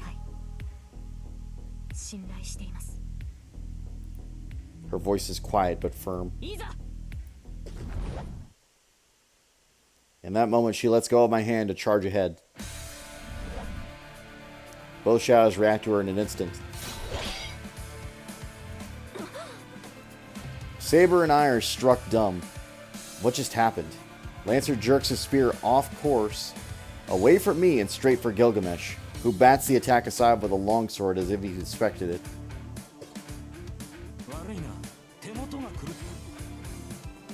た。そうか。随分と軽い槍なのだな、貴様のそれは。Both men withdraw, unhurried and unconcerned. 言っておくが、貴様の標的はあの雑種だ。セイバーは俺に任されたものだと覚えているか？ああ、それね。悪いが気が変わった。霊樹で命令されたわけじゃねえしな。俺は降ろさせてもらうぜ。As he says this, Lancer turns to face Gilgamesh, almost as if protecting us. ランサー、あなたは。くだらねえことなら口にするな。別に貴様に肩入れしているわけじゃない。俺の心情に肩入れしてるだけなんだから。Lancer levels his spear at Gilgamesh. His intent is clear. He actually does mean to let us go. いい加減我慢の限界でもあったしな。ここまで舐められて、おいそれと命令を聞くほどよくできた人間じゃねえってことだ。奴とでは契約を切るということか。聖杯は目の前だという貴様はこのまま消えても構わないのか。てめえと一緒にするの。元よりな、俺は二度目の聖なんぞに興味がない。いや、英雄なんて連中はな、どいつもこいつもそんなものに興味はねえんだ。俺たちはこの世に固執してるんじゃない。果たせなかった未練に固執するのだ。まあてめえみてえに欲の皮が突っ張った怨霊にはわからないだろうな。なるほど。死に際が鮮やかだった男は言うことが違う。この裏切りも英雄の誇りとやらに沿ったものか。まったく己が信念を貫くのは厳しいな、ランサー。The air behind Gilgamesh warps. Weapons appear out of nowhere in the space behind him. ランサー、あれはあらゆる宝具の原型を持つもの。我らの中で最も古い歴史を持つ英雄王です。いくらあなたでも一対一では。そうかよ。なるほど。道理で偉そうなわけだ。やりたい放題やって国を滅ぼしたって野郎だからな。そりゃ少年が腐ってる。ランサー、強がりを言っている場合では。いいからさっさと失せろ。ちょげんなざしやがって何様のつもりだ。かばった程度で仲間意識持ちやがって。ったくこれだから育ちのいい騎士様ってのは気に食わねえ。 In his own way, Lancer's urging Saber to run. Saber hangs her head for a moment. ご分もこの恩は必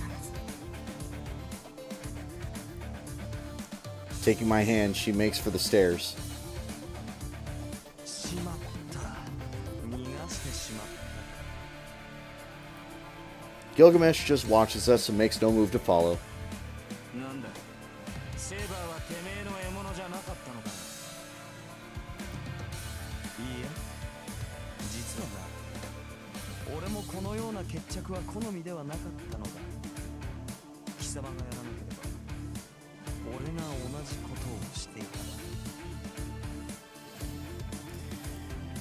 That was Kodamine's own fault for not actually doing a physical order for either of them, but I think it was self-sabotage anyway. We'll go over this later. We make it up the stairs. Sarah must still be worried how I'm doing, as we don't move very fast. The pain, on the other hand, doesn't much care how slowly we're moving, as it doesn't dull in the slightest. The rising tension and sense of impending violence grows. どういうことだそりゃ。てめえもセーバーを逃がすつもりだったのか。当然だろう。俺にセイバーを殺す気はない。あれは俺のものだ。だが聖杯を呼ぶためにはそういうわけにもいかん。儀式の完成にはあと一人。サーバントに死んでもらわなければならぬ。 Which only left one choice anyway. A multitude of swords appear in the darkened basement. The Golden Knight smirks. This is why he was ready for Lancer's surprise attack. Lancer wasn't the only one planning to turn on his would-be ally. 初めからそのつもりかよ。てめえ。言ったであろう。貴様がしなければ俺がそうするつもりだ。褒めてやるぞ、フーフーリー。これは俺にとって理想の展開だ。 The two come together. We make it out just before I see the initial volley.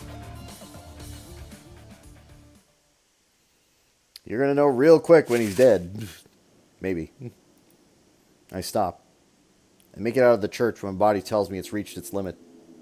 シロ、ここで休みましょう。これ以上はあなたの体が持たない。 Yeah, I hate that I'm causing you so much trouble. I lean away from Saber's shoulders and sit on the grass. My chest wound is still there.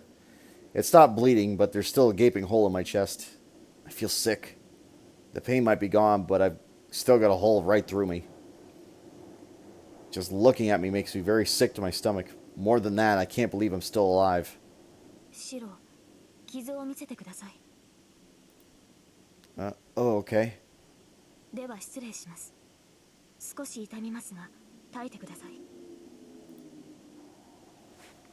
Saber's fingers trail over my chest.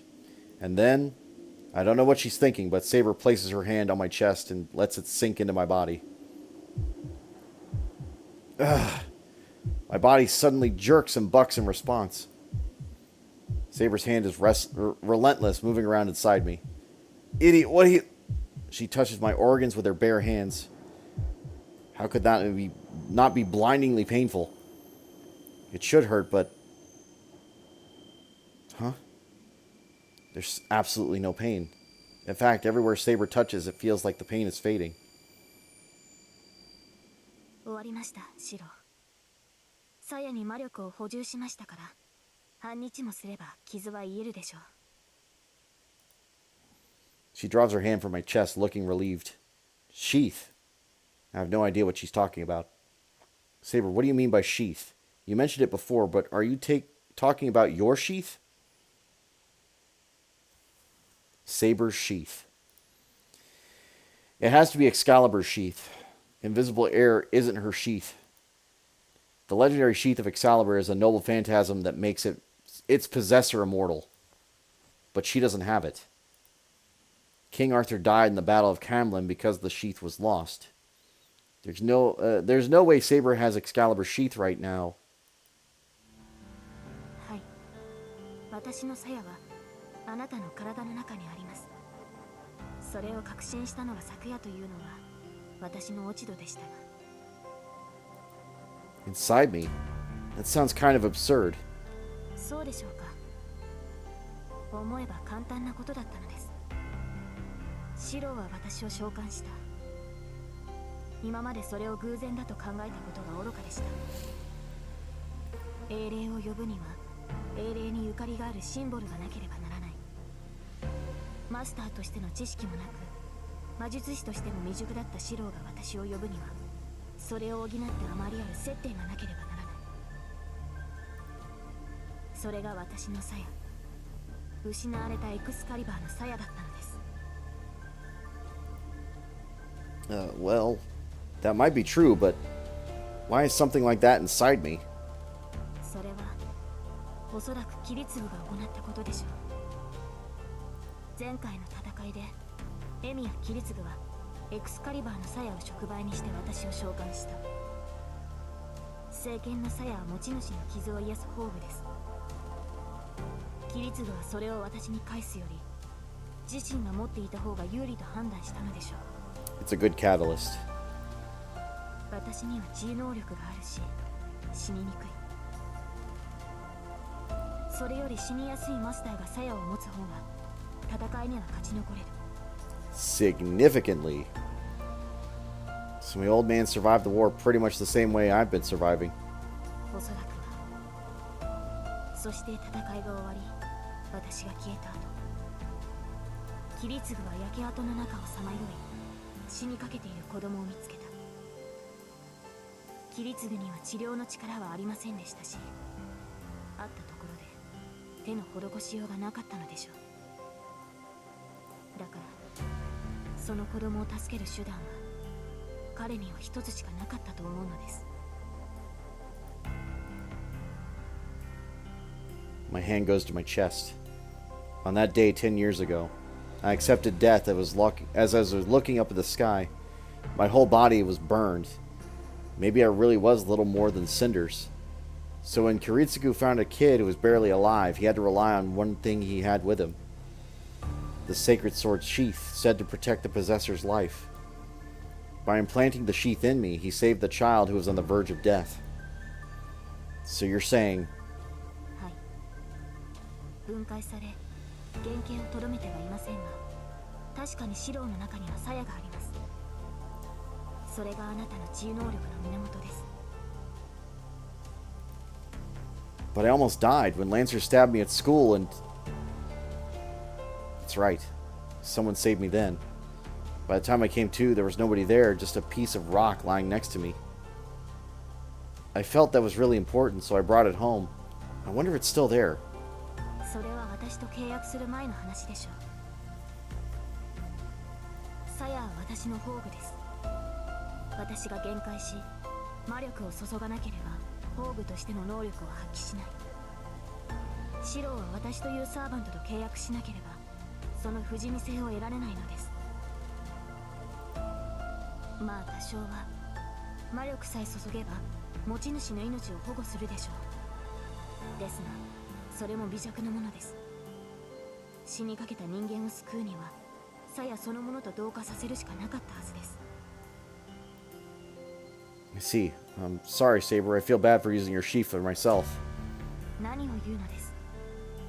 シローは私のマスターなのですから私のものを使うのは当然ではないですか。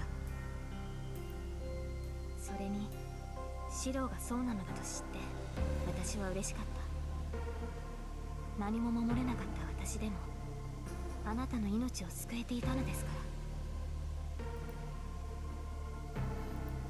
Her smile is so bright, I can't help but look away. シロー、傷が痛むのですか。 No, it's not that. It's fine. Don't worry about it. You did nothing wrong. Cover my blushing face and fall silent. This is so embarrassing. Not speaking means no pain, but this is really awkward. I'm not sure how much time passed. Just as I start to calm down, Saber speaks キ quietly. リツグは正しかった。彼は私を裏切ってなどいなかったのですね。 Her voice grew heavy with regret. Saber? あの聖杯は私の求めるものではなかった。いいえ、元より聖杯など必要ではなかったのです。キリツグはそれに気がついていたのでしょう。 Probably. It sounds more like a confession. Saber is making an apology to someone she can't apologize to. Not anymore. She reflects on herself in a way of saying goodbye to the feeling she had for so long. Even if she doesn't say it in so many words, I understand just by being beside her.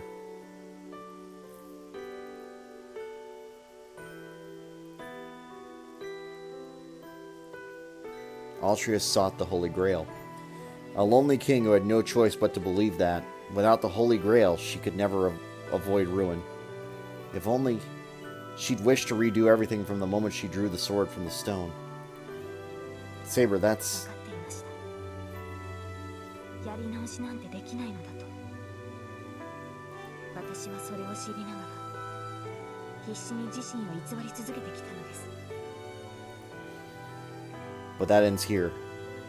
Her long battle can now really... ありがとう、シロ。あなたのおかげでようやく取るべき道が分かりました。ええ、あの聖杯もこの私もありえてはいけない夢だったのです。 But still, she mumbles about wanting to be forgiven. She should never have wished for what she did. And in all that time, she'd never been able to fulfill it. The weakness was only a fleeting dream. How should I feel right now? What she says is beautiful.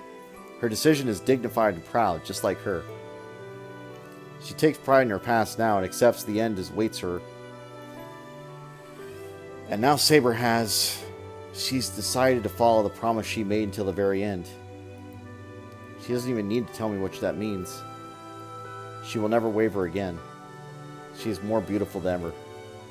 In the dark of that night, the moment I met her under the moonlight and admired her appearance, I loved her from the very beginning. Then, regardless of what awaits ahead, there's only one thing to be done. Saber, let's destroy that Holy Grail. I cut away any lingering attachment. I banish my selfishness and say what has to be done.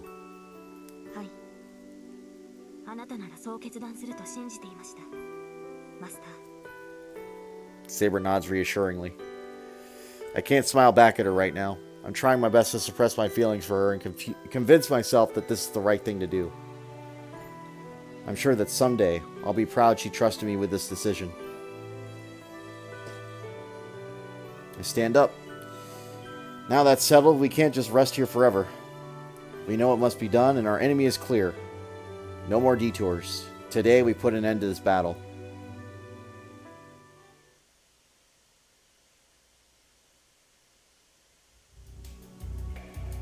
I managed to make it home, leaning on Saber's shoulder. The wound in my chest hasn't completely healed.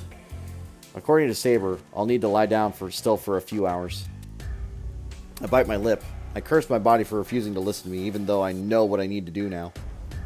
シロ、何か今よからぬことを考えませんでしたか? No, I was thinking about anything. Wasn't thinking about anything. あまり無茶を言うと怒りますからね。戦いは傷が完治してからです。最後の戦いになるのですから、お互い万全の体制で臨みましょう。 Yeah, we're better off preparing ourselves than getting impatient. I'm thinking about where Kotomine went. About how to defeat Gilgamesh. There's just so much we need to consider. For now, though, we need to rest and wait until night.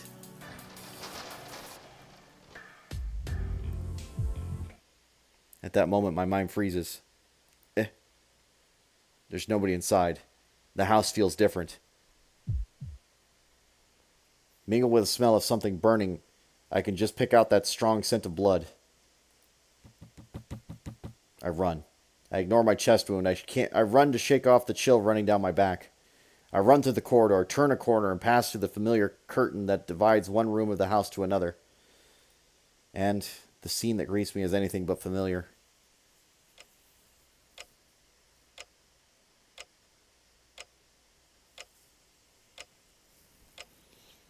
Tasaka.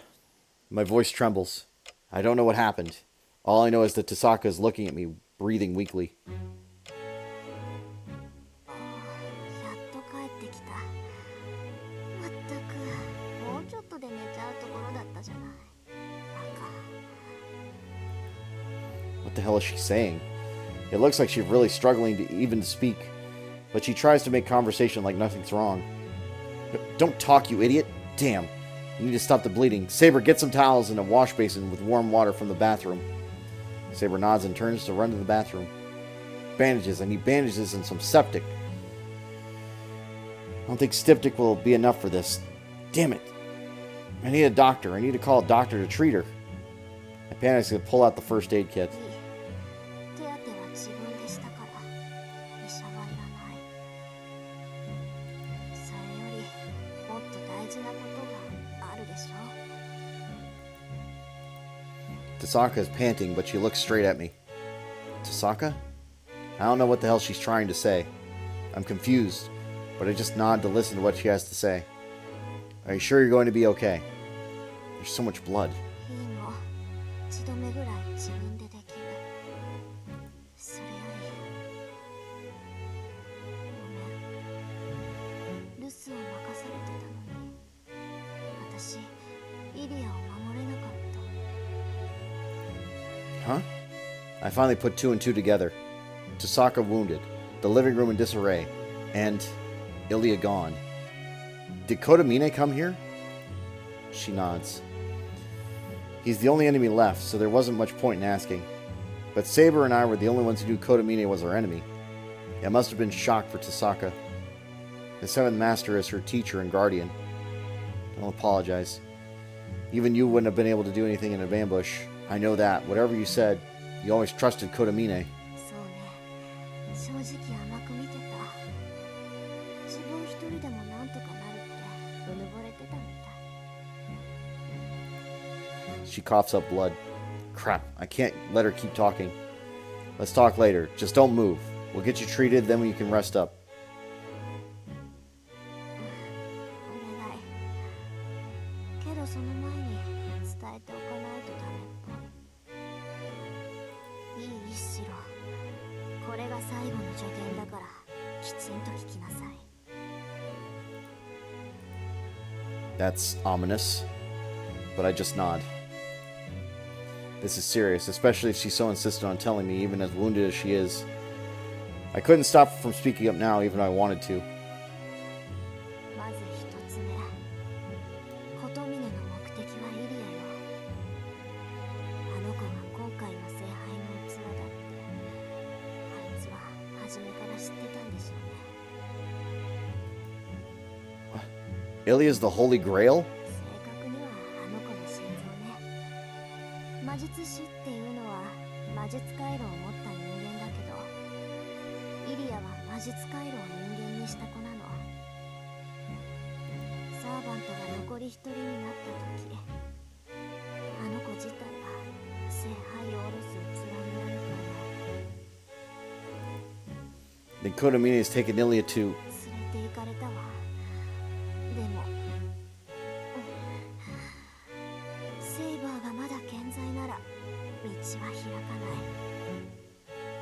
琴峰だって器になるイリアをどうにかしようなんて考えないはずだ。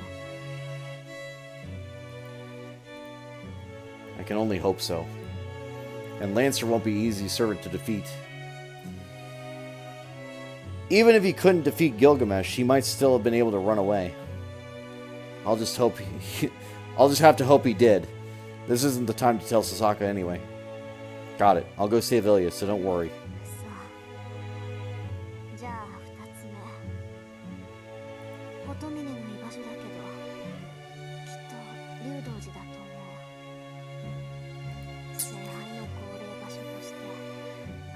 上の場所はないもの。教会はもう引き払ってるだろうし、隠れてるとしたらあの寺だから。 Got it. Kodomine is at Ryudo Temple. She doesn't even seem to have the strength to move her head, but she nods anyway. じゃあ最後、あなたじゃ綺麗にはかなわない。それでも戦う？ That question. She's not asking as a friend, but as a mage who truly understands the situation.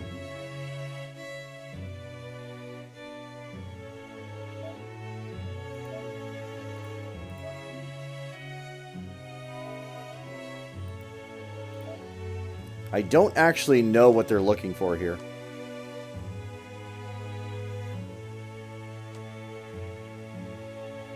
I'm going to ask her anyway.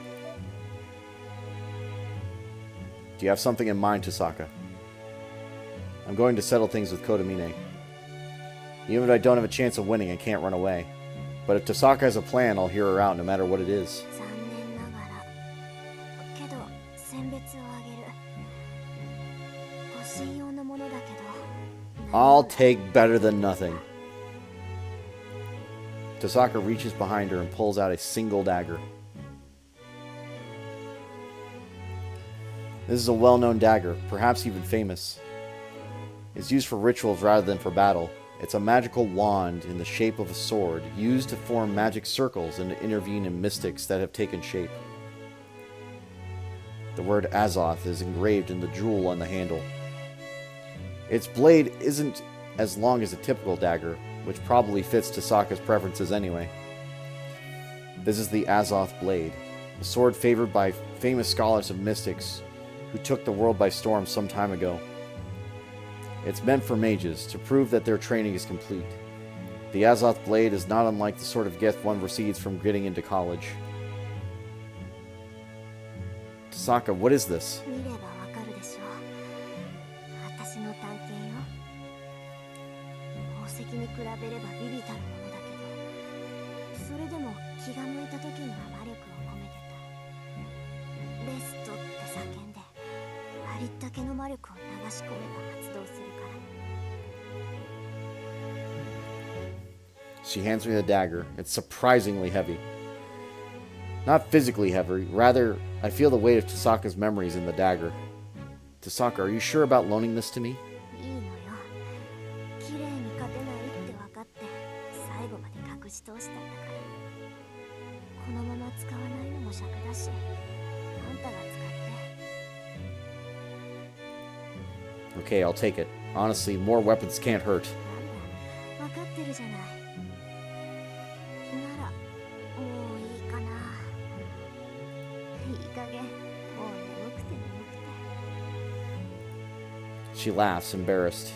Next thing I know, Saber is standing behind me, waiting to treat Tasaka. Yeah, go ahead and sleep. I'll wake you up in the morning. And then I'll make you a nice big meal. そうする。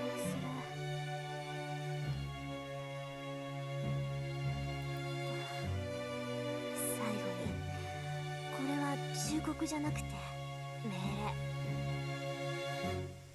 シロ、やるからには死んでも勝ちなさい。私が起きた時、あんたがくたばってたら許さないから。 She looks like she said everything she wanted to say. So Tasaka drifts right off to sleep. She looks well enough, so I feel a little stupid for worrying about her. But then again, I know that's her way of cheering me on, and her words really do invigorate me. Yeah, leave it to me, Tasaka. I nod at Tasaka's sleeping form. Everything's all set. All that's left is to spend these next few hours without regret while my wounds heal. So I make a oh, never mind. Today slowly ticks over into tomorrow. We treat Tasaka's wounds and take her to the room to rest, while I make dinner and eat with Saber in silence. Just a little longer. Most of my wounds are healed. We only have about an hour or two left. In the meantime, I'll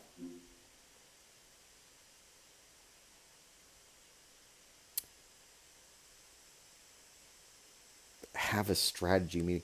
Like, There is a good answer here, but I'm going to go with the selfish answer because I don't know. It just seems like the way. Like, Report to Karitsugu is basically him just talking about himself to the past, which is not going to help. Have a strategy meeting is probably the smart choice, but spend time with Saber.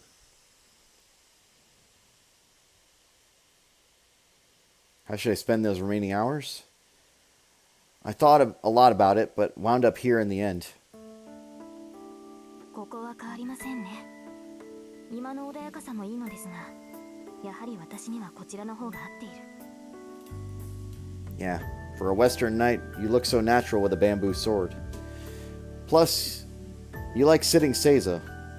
We should have put some kendo gear and had a match while we had the chance. 防具をつけてですか。それなら言ってくれればよかったのに。私は甲冑を着込みますから、四郎が鎧を着るだけで模擬戦はできました。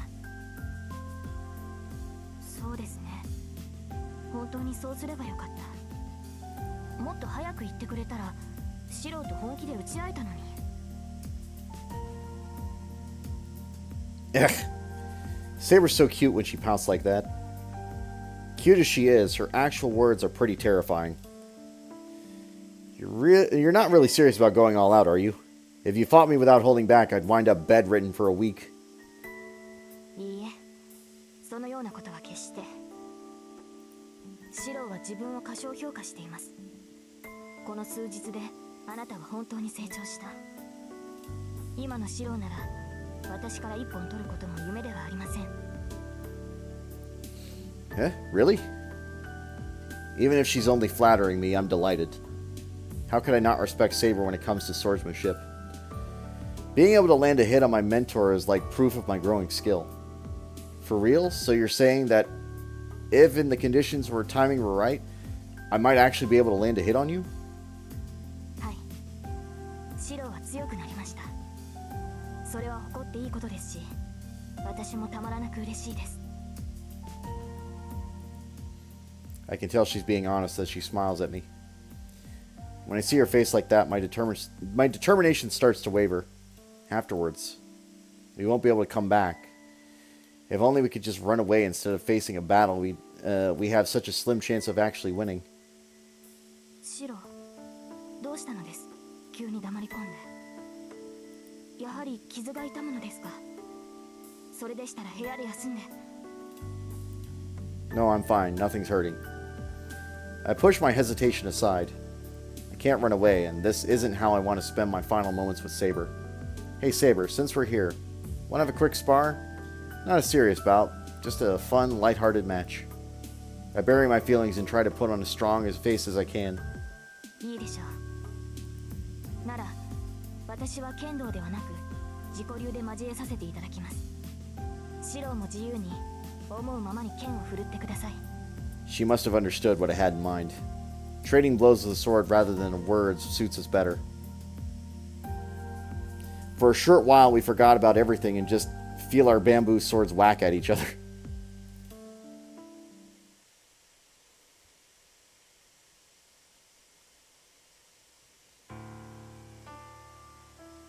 The moon hangs high in the sky. The clouds have finally cleared and the black of night is giving way to indigo. It'll be dawn soon. The long night is about to end. It'll be the last one. During the night, Saber and I traveled to our final destination.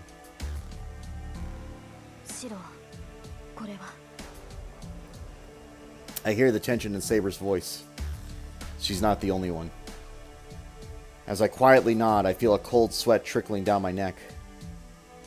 The mountain feels like a living thing. Chills run down my spine, stifling pressure assails me with every step I take. The air is thick and damp. マナの密度が高い。10年前と同じです。おそらく上ではもう。 The summoning of the Holy Grail has begun. Maybe it's even over by now. Either way, Gilgamesh has probably defeated Saber. Lancer, sorry, not Saber. Let's go over it one more time, Saber. Once we reach the top, the only thing left will be the fight. You take care of Gilgamesh, and I'll take care of the Master, Kotomine. Neither of us will get involved in the other's fight. If one of us defeats their opponent, that'll be the end of it. ええ、今回だけは私は自分の戦いに専念します。それに琴峰はあなたが倒すべき敵だ。 Right. Yeah, leave him to me. And Saber, don't let him beat you. はい。誇りにかけて彼には負けるわけにはいかない。サーバントとしてではなく、英霊としてかの王に膝を屈することはできません。 There's no longer hesitation or worry in her voice. I don't need to say anything else to her. We will head into battle and determine the final master in this war. But if, in the process, one of us dies, the survivor just has to kill their opponent. Even if I'm defeated, as long as Saber defeats Gilgamesh, Kotomine won't get his hands on the Holy Grail. At the same time, if Saber's defeated but I defeat Kotomine, Gilgamesh can't stay manifested. So we don't have to cover for each other. This battle is now each of ours alone.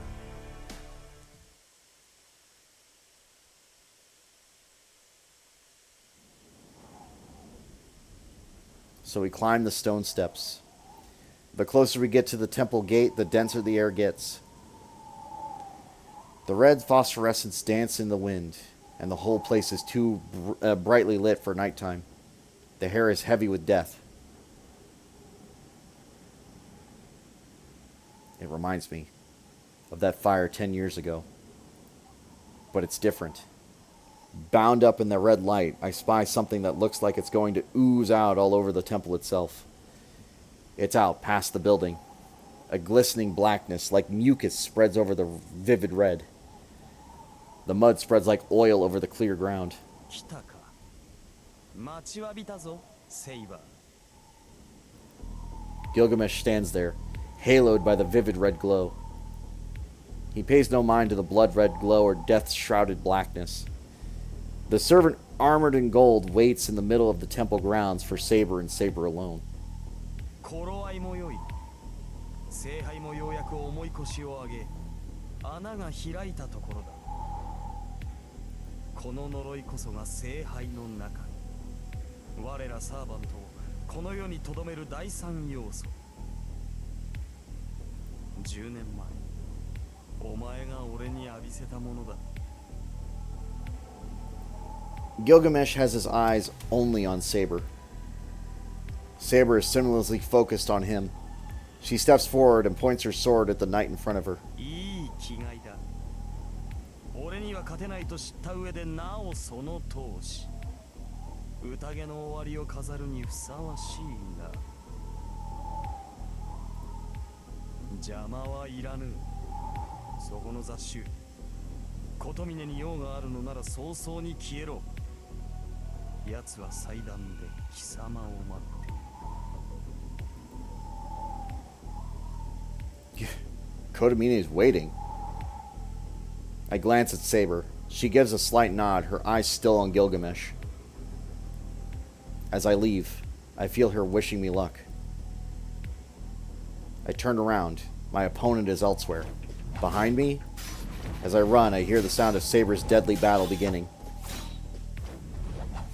Deep in the grounds, behind Ryoto Temple's main building, is a large lake. It's been untouched for a long time, making it seem sacred, like it's inhabited by a dragon god. The lake's clear blue water is so pure and clean, with not a trace of cloudiness. At least, that was true until yesterday. The lake is far from pure now. Red phosphorescence spreads out before me. It is a sea of dark, murky tar, and a hollow chasm yawns in midair. The body of a young girl floating near, an offering. Kotomine! I've been trying to remain calm all this time, but that sight drives me over the edge. I stop and glare at the enemy. よく来た。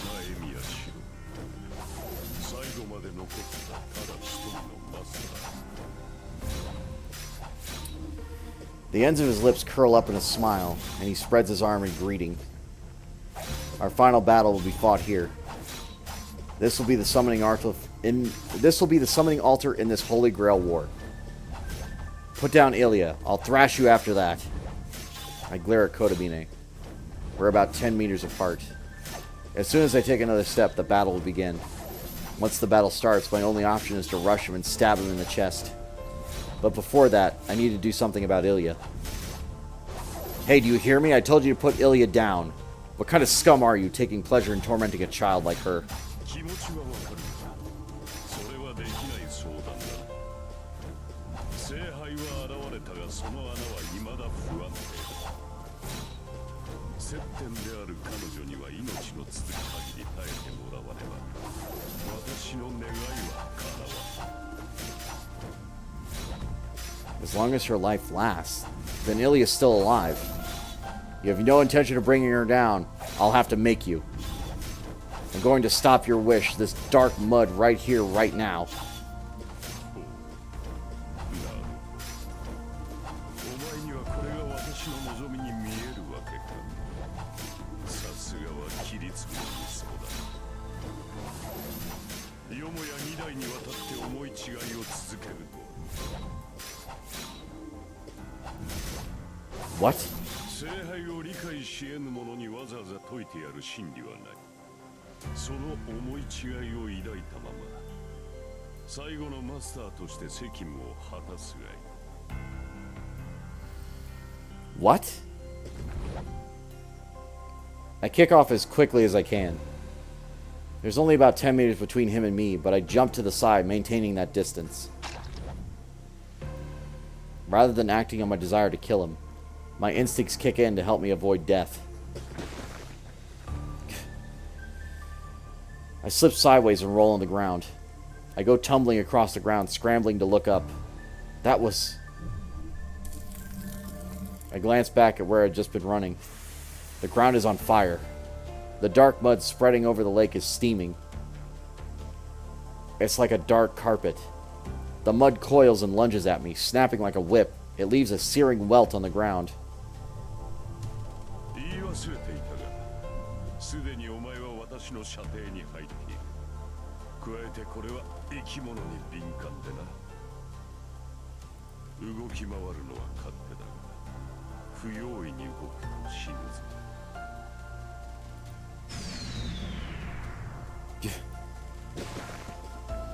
I leap out of the way of the black mud as it strikes at me once again. To hell with darting around blindly. This bastard's intent on killing me. You damn fake priest. I reposition myself, keeping an eye on the lake. I'm no closer to Kotomine. Looks like he's going to keep me 10 meters away. That muddy tentacle seems to be able to stretch endlessly. It follows no matter how far I retreat, and it's not the only one. やる気か。それは喜ばしい。このまま立ち去るのなら殺しようがなかったが、お前本人が争うのであれば問題はない。何しろこれでも神に仕える身だ。助けを求める者を殺めるわけにもいかなくて。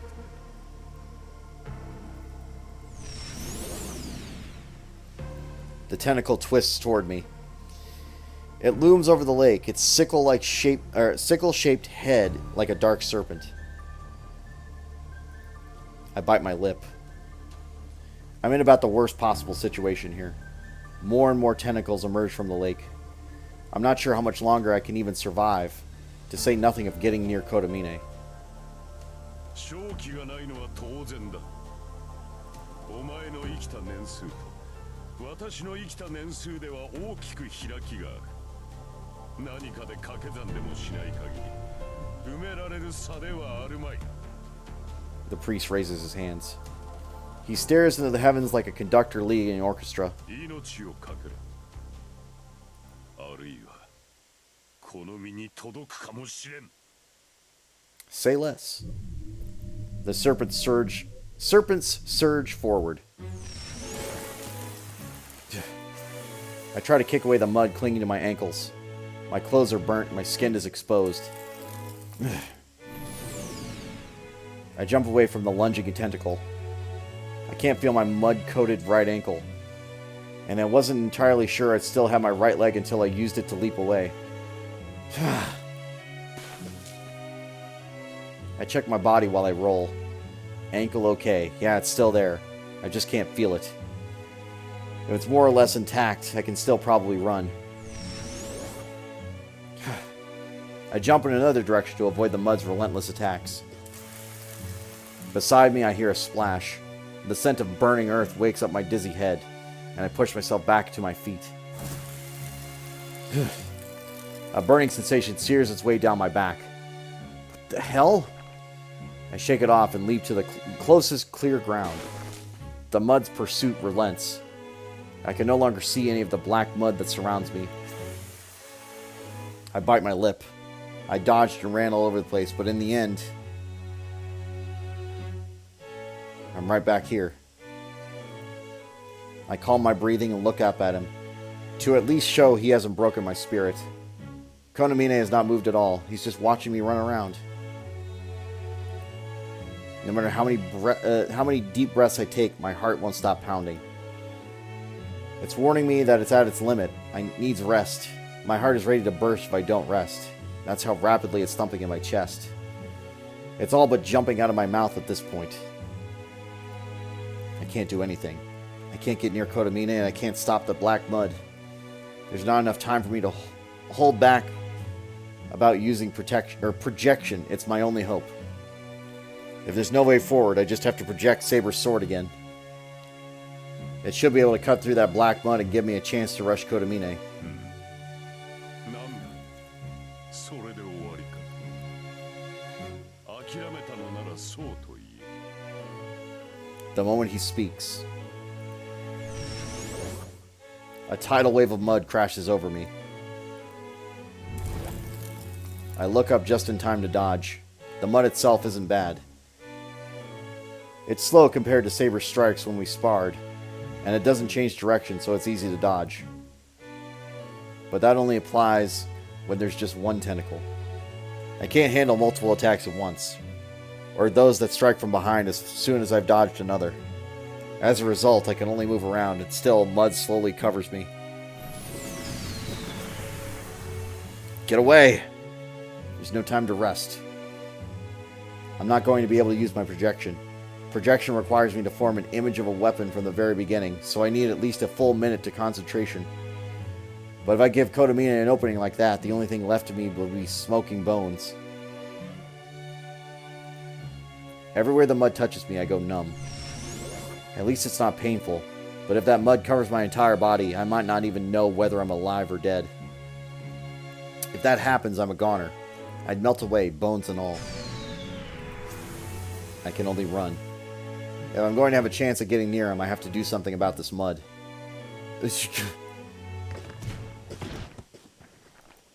I can't believe it.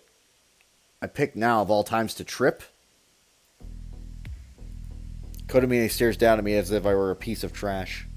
He points a finger at me and several snakeheads rear up from the lake. What the? Get up. I try to get up, but fall again. Huh? I fall. I fall. The snake pursue me. But I still fall. Why? Why? Why? Black mud splashes over the back of my neck. Why? Now that I look closer, my right leg is entirely black. Oh. Black mud rains down on me. Like a torrential downpour, it engulfs my entire body, and all I can do is await the oncoming tide of despair.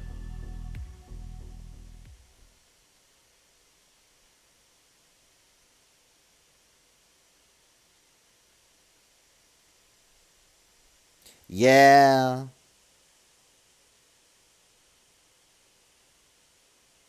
I know what it's going to say, but that's fine.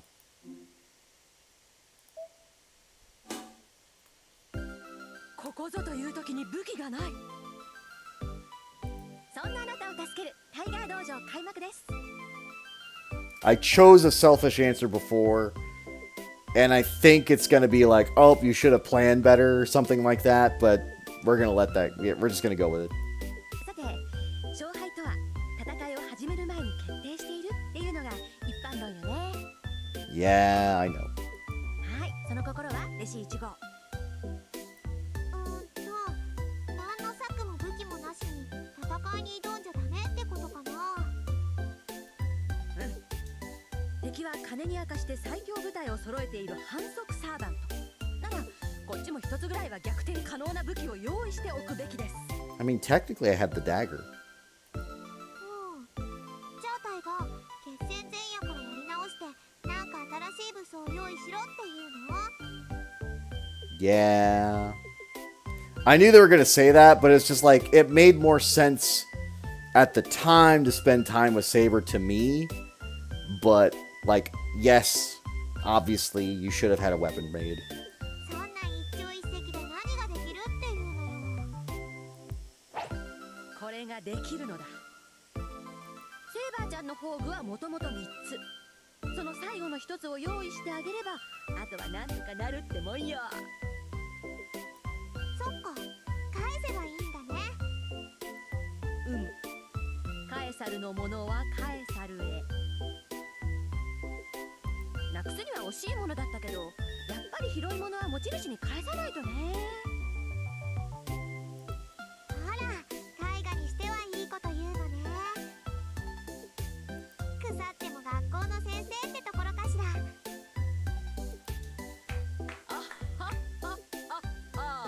褒めて褒めて。はいはい。それじゃタイガがいい気分のうちに嬉しいお知らせをしちゃいます。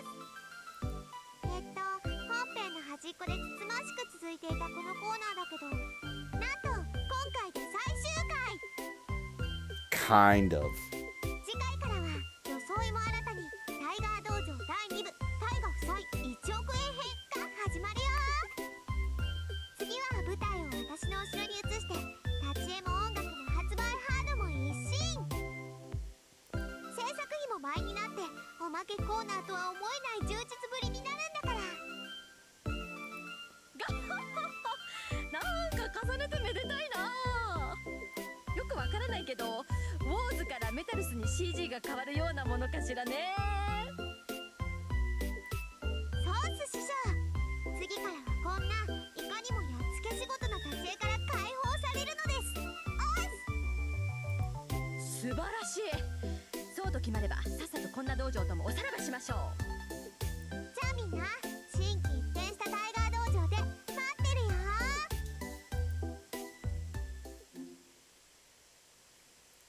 I'm gonna say yes, although this one doesn't matter so much. It's the one before.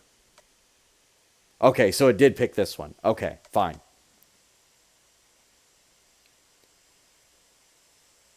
I'm gonna say strategy meeting.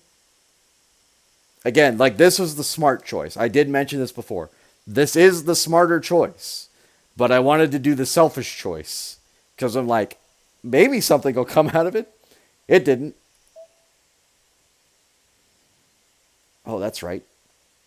There's only one thing to do. We've always done it this way. We should do the same right to the end. It's not romantic and it's not elegant, but sitting across from each other and coming up with a plan of action suits me and Saber best.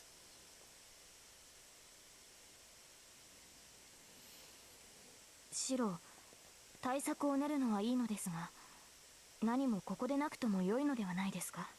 Yes, it is. Actually, it has to be here. Let's just go in. I have something in mind. ああ、シロがそういうのでしたら従いますが。Saber reluctantly follows into the shed. Okay, now, there's a reason I had Saber go inside the shed. Right now, I have neither a plan nor a means to defeat Gilgamesh. So it goes without saying that we need something extra. So,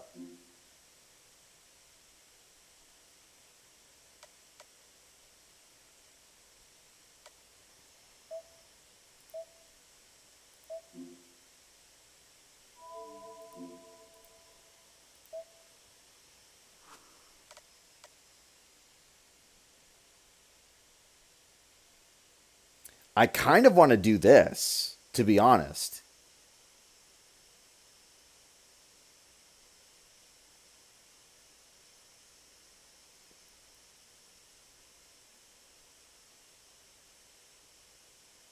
Fuck it. It's probably wrong, but that's what I want to do. I should return the sheath to its rightful owner. I don't know if it'll work, but I have to try. But Saber did manage to put her hand in my body to check whether the sheath was there. So it's probably not impossible to extract.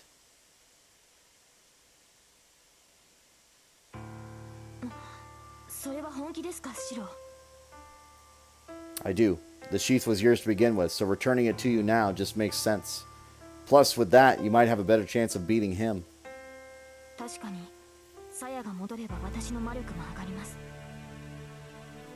ですがそれでもギルガメッシュに勝てる保証はありません。それにサヤを摘出してしまったらシロはどうするのです。 I mean, it wasn't even active until 2 weeks ago. サヤを取ってしまえば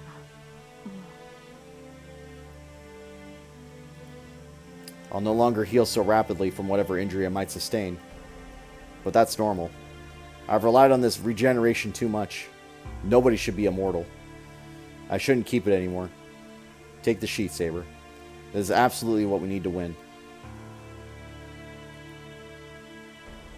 Saber bites her lip, not answering. I'm not sure how long this moment stretches out between us. The clouds in the sky drift by, and as soon as the moonlight starts to shine through the window, わかりましたマスター。あなたの心をお借りします。 Saber nods, her hesitation gone. それでは始めます。準備はいいですか、シロ。 Yeah, don't hesitate. Just go ahead. Saber begins. Her hand presses against my chest. And sinks in. My job here is simple. The process of extracting the sheath is similar to projection. The sacred sword sheath has integrated itself throughout my body. I just have to collect all the dispersed bits of it and reform them into the sheath. This is all just my impression of what's going on, though. I may say I'm reforming it into the sheath, but I'm just gathering the waves of magical energy. Saber is the one who will give it shape. She's the original owner. Or she, the original owner, forms the shapeless bundle of magical energy into the sheath itself. I'm just helping her. It's like making something from nothing. The scattered pieces of the sacred sword sheath are reproduced with precision and painstaking care, without a single error. My body grows hot. Projection is way beyond my means. It eats away at my body every time I use it. It destroys my nerves, burns my skin, and even has the power to cripple my brain.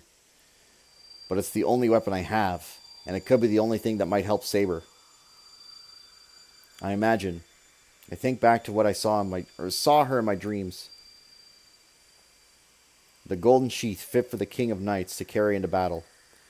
The legendary sheath that protects its owner and led her to so many victories. I reproduce it vividly, without deviation, and as beautiful as it ever was. And, no matter the end awaiting us, I won't forget this. I will engrave the image in my mind. I hear Saber's voice. I feel something that was within me for the longest time escape my body. すごい。見事ですシロ。ここまで完璧に戻せるなんて他の誰にもできません。 It must have come out great, as Saber is so elated it surprises me. My body is still so searing hot that I just topple face first into the ground. あ、シロ、すごい汗です。今拭くものを持ってきます。 Saber hurries back toward the house. As I listen to her footsteps, I take a deep breath. I think that turned out great. It was perfect. I don't think anything else I project will ever turn out so perfect. See ya. Thanks for everything. I bid farewell to the thing that had been part of me for so long. The golden sheath that protected her. I will never, ever forget it. Though it's left my body, its form has been forever engraved into my heart.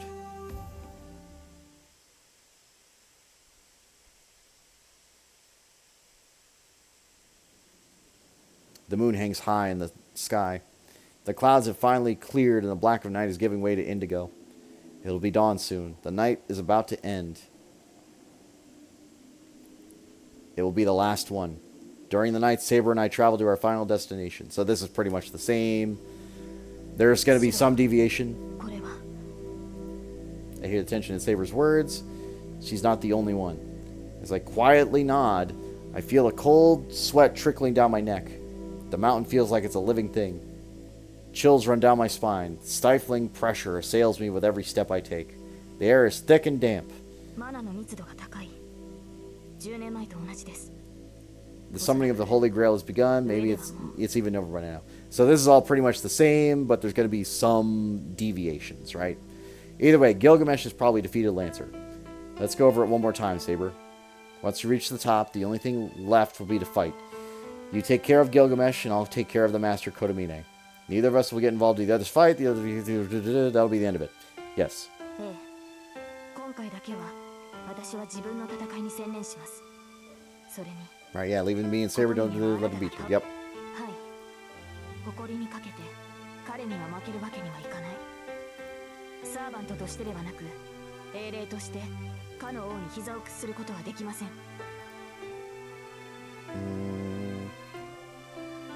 Defeated Kodomine. Yeah, same thing. Cover for each other, battle now to ours alone. A lot of this is very the same, but like we're gonna see. So we climb the stone steps. Closer we get to the temple gate, the denser the air gets. Sweat trickles down my neck, or to my back. An ominous premonition creeps over me. At the top of the stone staircase, our greatest enemy awaits us. But I don't really care about that. We go up the stairs, closer and closer to the temple gate. Everything will be over. No matter who wins the battle, Saber will disappear. The endless but fleeting days of fighting will finally be over, and Saber will disappear from the world. She'll return to her time where she belongs. And I can't say I don't have any regrets. I'm going to lose Saber. I'm going to lose the person I vow to protect, the person I most want to be happy. Even now, I don't know just how painful that will be. For now, we're still walking together, and I can feel her presence. I'm not prepared to lose her, even if I knew a few days before. Even if from the moment we met, I knew we would eventually part ways. Thinking back, we made so many memories. We walked together some nights, fought together some nights. At first, I did everything I could to prevent Saber, a girl, from fighting. She also kicked my ass in the dojo. I also slept in the shed because I was too embarrassed to sleep in a room right next to hers. We ate lunch together. Saber likes baths. She liked my cooking. She liked the clothes Tasaka brought her. She had incoherent conversations with Fujine. She pushed herself, shouldered all the burdens herself, and finally collapsed. And then we explored the depths of our hearts in the ruins. Things took a turn after that. I couldn't stop thinking about Saber. My purpose for fighting changed, and I realized I loved her. How could I lose someone like that? Saber doesn't say anything. I can't think of anything to say either. Once we've climbed the stairs and reached the top, there will be nothing for us to talk about. A little while later, I lose Saber, and I'll have to say goodbye. But this is the only time we have to say goodbye. We climb the stairs. If we want to avoid saying goodbye, I just have to chatter about insignificant stuff like before. For example, let's go to town when we go home. What should we eat for breakfast tomorrow? Insignificant stuff. I can't even seem to do that, though. Because whatever I say, those could end up being our last words. A clear end. Neither Saber nor I could say a clear goodbye. And now we're at the temple gate. This is my last chance. If we proceed, it'll all be over. But if we go back, maybe I can think of something that would stop me from losing her. Saber. I stop and turn to Saber. She's the same as ever. Her face is composed, but her eyes seem tense, like she's trying to hold something in. The moment I see those eyes, I'm assailed by temptation on all sides. Temptation to run away. Temptation to turn back so I don't lose her. Temptation to tell her what I really want. Assuring me she'll accept. My resolve wavers. The temptations are begging, itching to be voiced. I bite my tongue. Let's go. This will be our final battle. I tell her just like usual as her master. Saber nods silently. I see the strength in her eyes, full of resolve, as they always were. I won't make any requests. In the same way she believes in me, I'm going to believe I made the right choice. I cross the threshold of the temple gate. There's no turning back now. I can't say anything. Not that I could say what I really wanted anyway. But I want to at least believe that this frustrated silence managed to convey my feelings. We finished climbing the long stone stairs. This is our final memory of the time together here on Earth.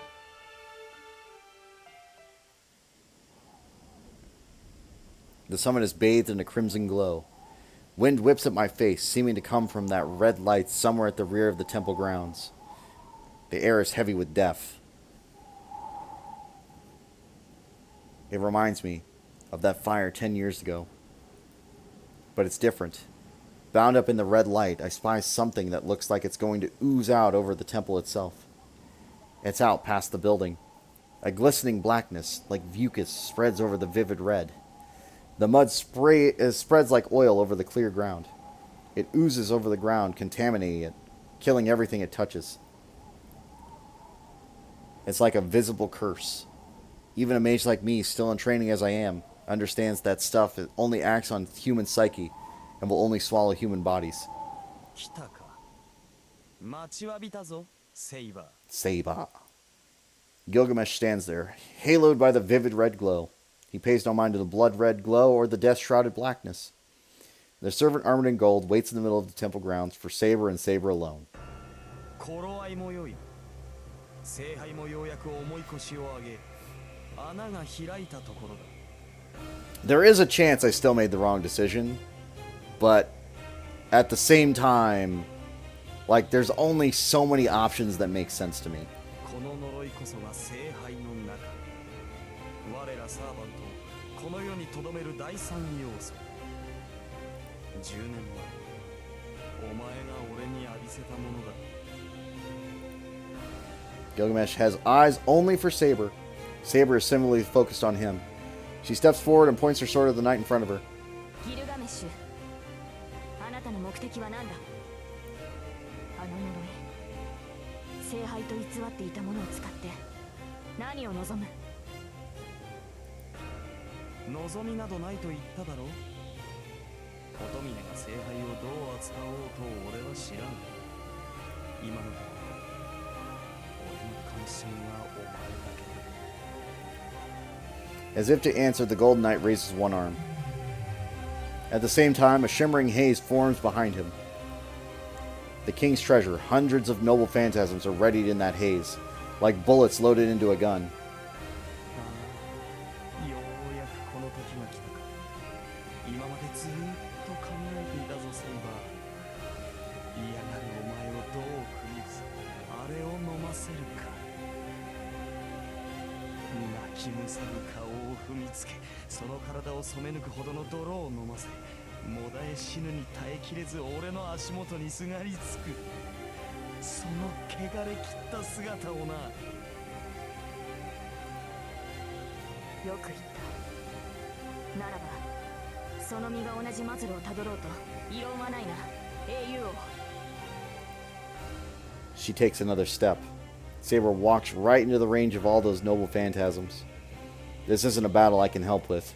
No ordinary human could step into this battle between Saber and Gilgamesh. それでこそセイバー。俺には勝てないと知った上でなおその気概。宴の終わりを飾るにふさわしい。邪魔はいらぬ。そこの雑種。琴峰に用があるのなら早々に消えろ。奴は祭壇で貴様を待っている。 Kotomine is waiting? I glance at Saber. She gives a slight nod, her eyes still on Gilgamesh. As I leave, I feel her wishing me luck. I turn around. My opponent is elsewhere. Behind me, as I run, I hear the sound of Saber's deadly battle beginning. So again, a lot of this, very the same. Still didn't prep a weapon as far as I know. So, deep in the grounds, behind Ryudo Temple's main building is a large lake. It's been untouched for a long time, making it seem sacred, like it's inhabited by a dragon god. Not a trace of cloudiness. At least that was true until yesterday. The lake is far from pure now. red phosphorescence spread out before me, the sea of dark, murky tar. And again, I'm basically just running through this. Okay, so this is a little bit different.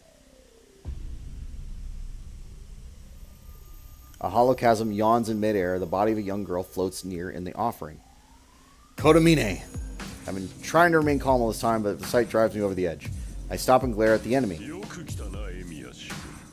Curl up and smile. Arms in greeting. Final battle. You saw fear. Yeah. Summoning altar of the Holy Grail.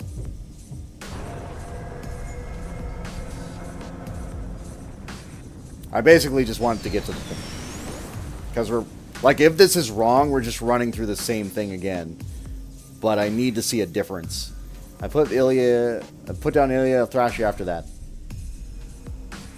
10 minutes apart, take another step, battle begin. Projectile weapons like the Sokka. On the other hand, my only option is to get in close and punch him in the face. Okay, so this is a little bit different. Even with the Sokka's dagger concealed behind me, I still need to get close. Once the battle starts, my only option is to rush him and stab him in the chest. Before that, I need to do something about Ilya. Told you put down Ilya, take pleasure in intimidate like her. Point his contact Holy Grail, and yours last. Not grand. Ilya's still alive. You had no intention to bring her down. I'll make you. I'm going to stop your wish, Dark Mud, right here, right now.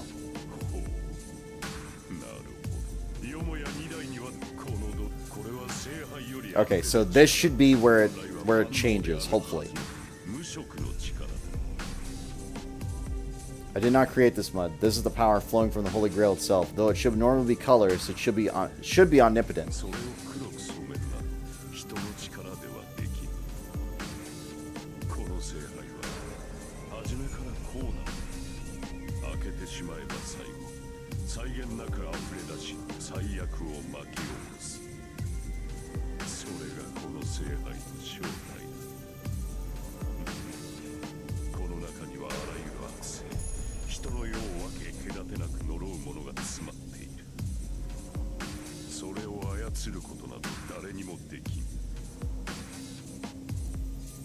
What is he talking about? If that's true, he didn't become a master because he had a wish to fulfill, but instead just so he could open this thing? Kodomine, what is your wish? I grind my teeth as I glare at him. Okay, so this is different. Good. He smiles wider.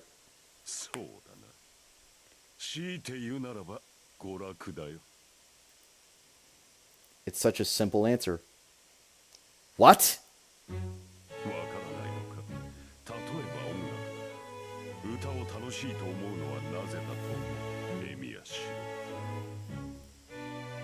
What the hell?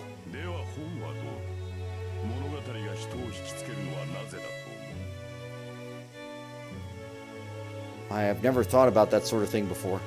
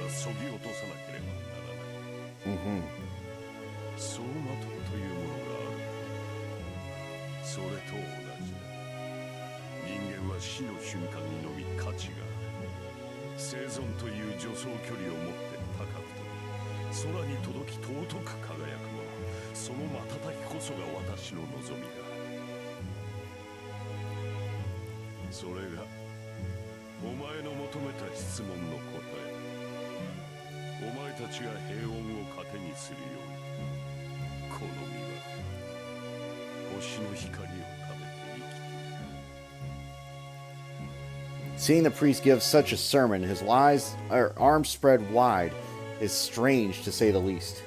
A chill runs down my back, but it's not from what he said.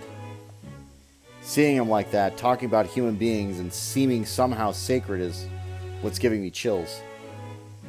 So you're saying... 10年前の火災は悪くなかった。小規模ではあったが、通常ではありえない刺激に満ちていたからだ。そう、私が望むものなどその程度だ。あのような地獄にこそ、魂の炸裂、人における最高のきらめきがある。それは、お前自身も体験したことではないか、エミヤシア。どうだ、無念のまま朽ちる人間の叫びは胸に迫るものがあっただろう。 You.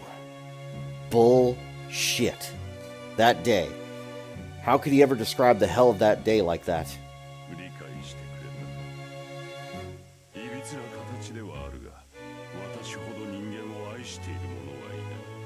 故に、私ほど聖杯にふさわしい人間もいまい。 The priest smiles, pleased with himself. Is he saying that he thinks that all those people dying helplessly was a wonderful, beautiful thing? Oh, I understand all right. I focus on my feet. Every muscle in my legs tenses, ready to break into a sprint.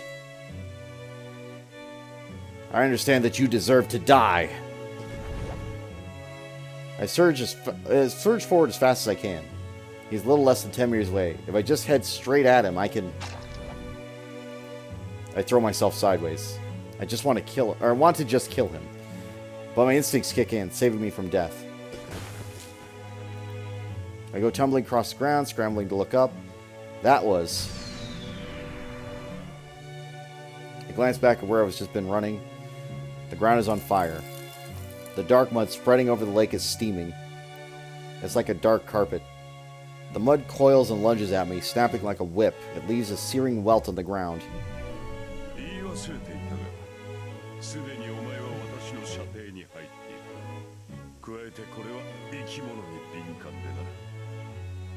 動き回るのは勝手だ。不用意に動くと死ぬぞ。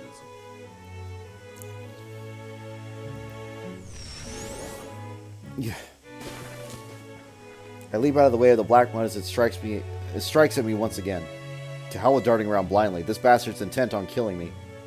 You damn fake priest. I reposition myself, keeping an eye on the lake. I'm no closer to Kodamine. Looks like he's going to keep me 10 meters away. That muddy tentacle seems to be able to reach endlessly. Stretch endlessly. It follows no matter how far I retreat, and it's not the only one.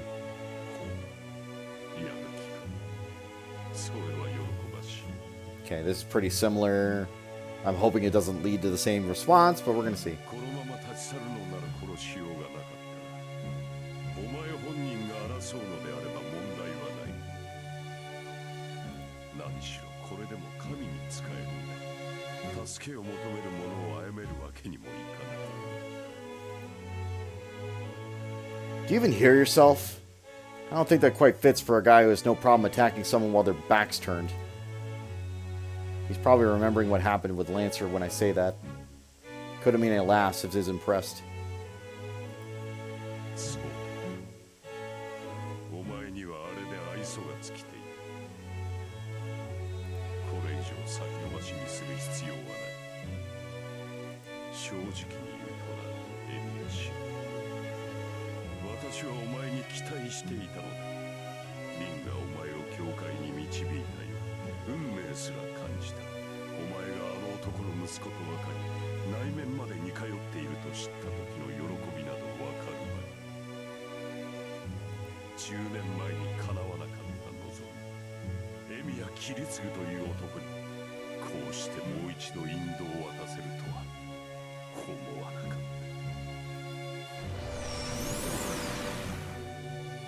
た。 The tentacle twists towards me. It looms over the lake, its sickle-shaped head like a dark serpent. I bite my lip. I'm about to be in the worst possible situation here. More and more tentacles emerge from the lake. I'm not sure how much longer I can even survive, to say nothing of getting near Kotomine. 勝機がないのは当然だ。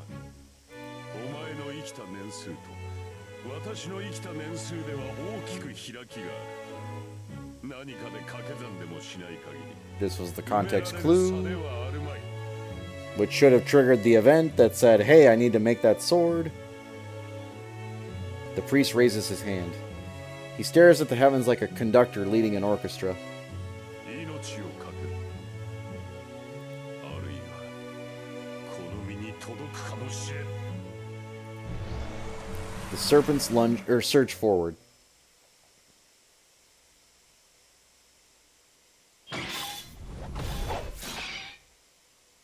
Okay, I think we are on the right path.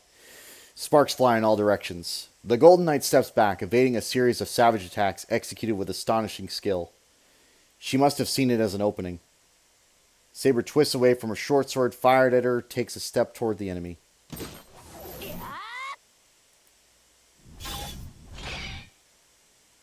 Her shout tears through space. Her sword strikes like a comet. She presses the attack on the Golden Knight. He stumbles backward, overwhelmed by her skill with ferocity. Her sword dances. So titanic is the strength behind every blow, each could shatter boulders, smash down walls of even the most impregnable fortress, and yet...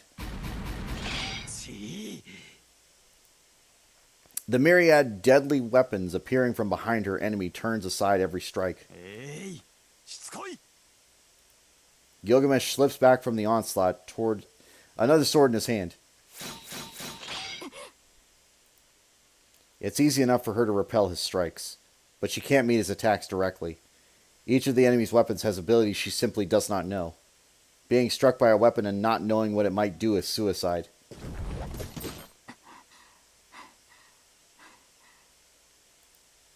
Saber steps away from her cornered enemy to compose herself. Gilgamesh, on the other hand, is not at all troubled and picks himself up.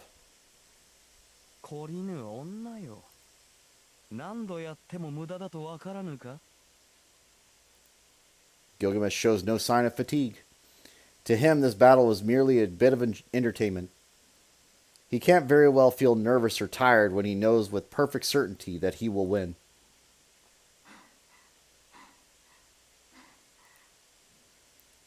It's another matter entirely for Saber. She knows that her only shot at victory is now, before her enemy starts taking this seriously. She needs to defeat Gilgamesh before he can use Ea, or she will lose. And so, even knowing this may be impossible, she does not relent on her onslaught, giving no thought to her own stamina. This isn't the first time she cornered her enemy, or the second, but she's never been able to break through his wall of noble phantasms. まだ続けるのか。主に忠誠を誓うのはいいが、それも限度があろう。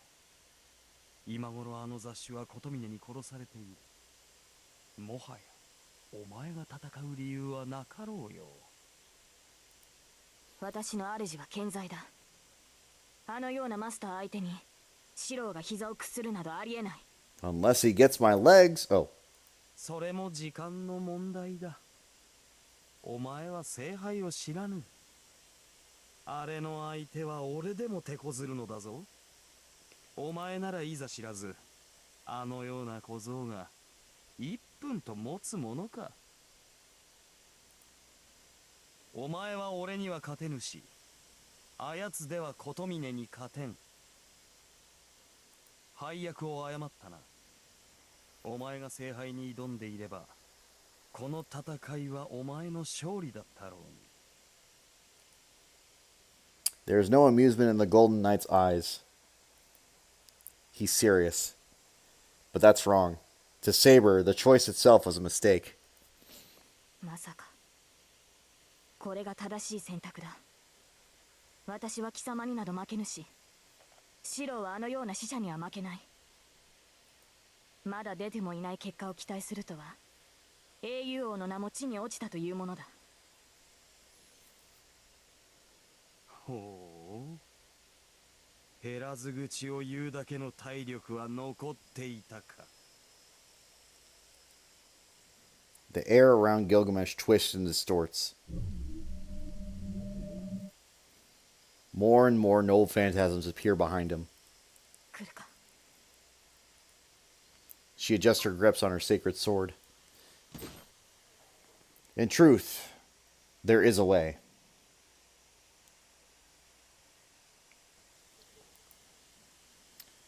There's only one way to defeat that Golden Knight. だがそれには For her plan to succeed, certain conditions must be met. Even if she takes out Aya, he will still be able to defend against her attacks if he has any energy left. She would also have to take Aya's attack head on again and be sure, again to be sure whether it's even possible to defeat. エアを受ける。まさかいかにサヤが戻ろうとあれを受けては立ち上がれない。 But there isn't no other way to win. It's just a matter of how to spin that thin thread of hope into real victory. Normally, her intuition would show her the best route, and she would act in accordance to what she sees. But that intuition is no help now. Perhaps her chances for victory are so slim that her intuition cannot show her the path.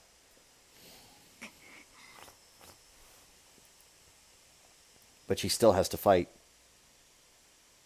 She has to keep fighting for Shiro, who surrendered his own defense by returning the sheath to her. She cannot let this man defeat her. そうか。どうやら決定的な敗北でなければ納得がいかぬと見える。 Go on, pull it out. Even more weapons appear behind Gilgamesh. Every single one aims towards the saber, moving without Gilgamesh even touching them. Before, only the hilts were visible, but now the blades emerge, waiting their master's command. This is the way knights should fight. Gilgamesh was never a swordsman. His many noble phantasms are deployed within time and space and become bullets under the master's command. This is why he's an archer. He is the strongest in that regard. うまく避けろ。なに。運が良ければ手足を串刺す程度であろう。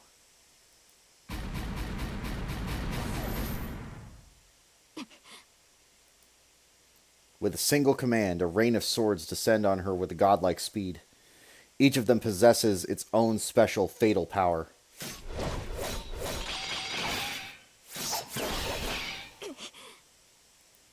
She evades every single one of them as gracefully slipping between falling leaves. A sword from the front, a spear from the left, polearms from above and below. A three-pronged sword sweeping at her in an arc. A hammer larger even than her streaks towards her like a meteor. She blocks, parries, dodges, then twists away from the final attack.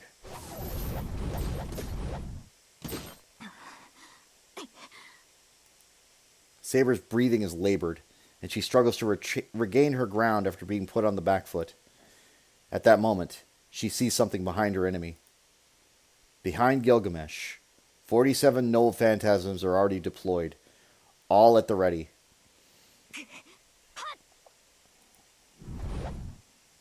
She leaps with all her might. As if to prevent her from escaping, a flurry of noble phantasms races toward her, tearing up the earth. A torrent of noble phantasms slam into the ground one after the other. Her armor is shattered, her gauntlet is split open, and even her greaves are impaled. Saber manages to avoid sustaining any fatal wounds, but in that moment she sees something even worse. Beyond the rain of noble phantasms, as if to finish off his exhausted prey, the King of Heroes draws his favorite sword.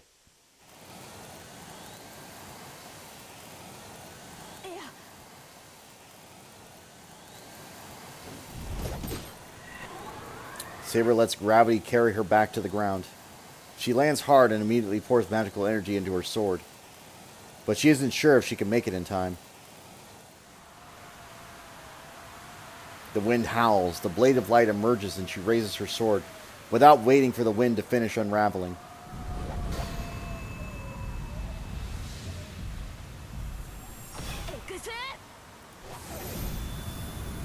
She doesn't bother deflecting the rain of noble phantasms. She simply swings her sacred sword with all her might and all the swiftness she can muster.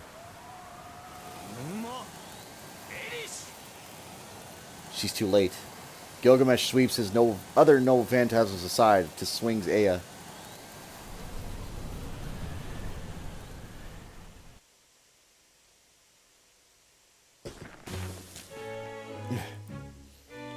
I try to kick away the mud clinging to my ankles. My clothes are burnt, my skin is exposed. I jump away from the lunging tentacle. I can't feel my mud-coated right ankle, and I wasn't entirely sure I could still even have my right leg until I used it to leap away. I check my body while I roll. Ankle okay, yeah, it's still there. I just can't feel it. If it's more or less intact, I can still probably run. I jump in another direction to avoid the mud's relentless attacks. Beside me, I hear a splash. The scent of burning earth wakes my dizzy head and pushes me back up to my feet. The burning sensation sears its way down my back. What the hell? I shake off and jump to the closest clear ground. The mud's pursuit relents. I can no longer see any of the black mud that surrounds me. I bite my lip. I dodged and ran all over the place, but in the end, I'm right back here. I calm my breathing and look up at him to at least show he hasn't broken my spirit. Kotomine has not moved at all. He's just watched me running around. No matter how many deep breaths I take, my heart won't stop pounding.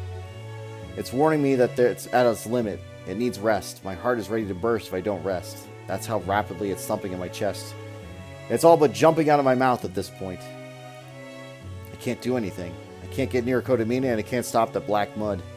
There's not enough time for me to hold back without using my projection. It's my only hope. If there's no way forward, I have to project Saber's sword again. It should be able to cut through that black mud and give me a chance to rush Kotomine. なんだそれで終わりか諦めたのならそうと言え The moment he speaks, a tidal wave of mud crashes over me. I look up just in time to dodge. The mud itself isn't bad. It's slow compared to Saber's strikes when we sparred, and it doesn't change direction, so it's easy to dodge. But that only applies when there's just one tentacle. I can't handle multiple attacks at once, and for those that strike me from behind as soon as I've dodged another. As a result, I can only move around, and still, mud slowly covers me. Get away. There's no time to rest. I'm not going to be able to use my projection. Projection requires me to form an image of weaponry from the very beginning, so I need at least a full minute of concentration. But if I give Kotomine an opening like that, the only thing left for me to do will be smoking bones. Everywhere the mud touches me, I go numb. At least it's not painful, but if that mud covers my entire body, I might not even know whether I'm dead or alive. If that happens, I'm a goner. I'll melt away, bones and all. I can only run. I know it's only a matter of time until I run out of steam, but I have to keep running for now. I have no chance of reaching Kotomine while all I'm doing is avoiding the mud. The mud pours like a waterfall behind him, so trying that way isn't an option either. If I'm going to have a chance of getting near him, I have to do something about this mud. Ow. Okay, we're back at the critical point. Can't believe it. I picked now of all times to trip? Kotomine stares down at me as if I were a piece of trash. He points a finger at me and several snake heads rear up from the lake. What the? Get up! I try to get up but fall again. I fall. The snakes pursue me. But still I fall. Why? Black mud splashes over the back of my neck. Why? Now that I look closer, my right leg is entirely black. Okay, critical juncture. Let's go. 少しは楽しめると期待したが、所詮は切り継ぐの息子。つくづく益にならぬ連中だ。What? I look up. I'm still conscious. My wrists and neck are bound in chains of mud, but I can still feel my body. Why don't you finish me off? 無論、すぐ終わらせるとも。だがそれでは芸がなかろう。お前は切り継ぐの贋作だからな。奴に受けた10年前の負債はお前の死で返してもらう。 My skin burns where the mud touches it. It feels like acid is seeping on my pores. I grit my teeth, trying to endure the pain, and check my right leg. It's completely black. I can feel it and it won't move. I need either to get this mud out of me, or pour magical energy through the affected area to push out the coagulated blood. Either way, the moment I try to move my right leg, it'll probably tear off every muscle in it. Fine, I don't care. But why do you hate Kiritsugu so much? Did him destroying the Holy Grail get to you that much? 何、近親憎悪というやつだ。私と切り継ぐは似ていたからな。奴の行為は全てが勘に触ったよ。ちょうどお前が私に嫌悪を抱くのと変わらない。 Cut the crap. Don't you dare say that Kiritsugu and you are similar. なるほど。お前にとってはそうだ。何しろ奴は私を見逃すほどの善人だったからな。あの大火災を引き起こした私を倒しただけで命までは取らなかった。それが間違いだったことをお前は知っているはずだ。 Oh, I know.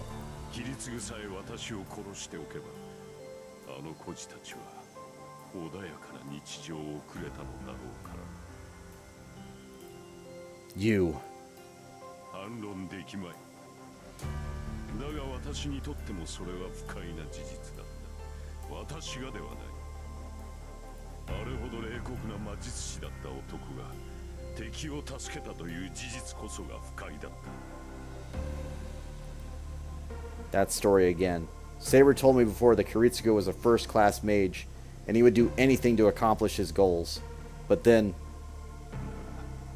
奴の過ちはそんなことではない。奴が犯した過ちはな、聖杯を壊しただけでこの戦いが終わったと思い込んだことだ。故に奴はお前に何も伝えず、聖杯戦争は終わったのだと楽観し、この呪いに侵されたまま人生を終えた。道家といえば道家だな。奴は自身を呪った私を見逃し、その果てに数年足らずで命を落とした。自分はことを成したと、聖杯戦争を終わらせたのだと勘違いの達成感を得たままで。 Why you? Hold on. Does that mean Kiritsugu died because of Kodamine? What did the peaceful face he had on the night of his death mean? そうだ。最後に聞いておこう。切り継ぐの最後はどうだったのだ、エミヤシロ。息子であるお前に後を託し、何やら満足していったわけだ。なんという道家ぶり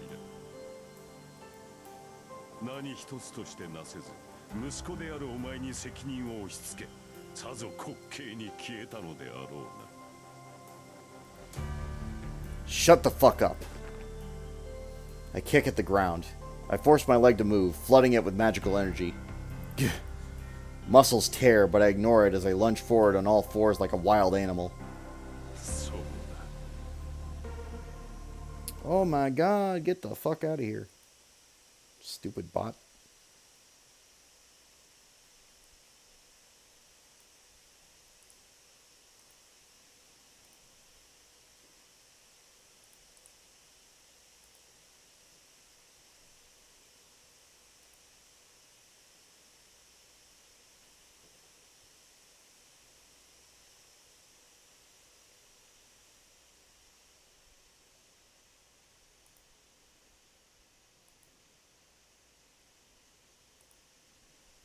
Sorry about the delay. We'll get back to it.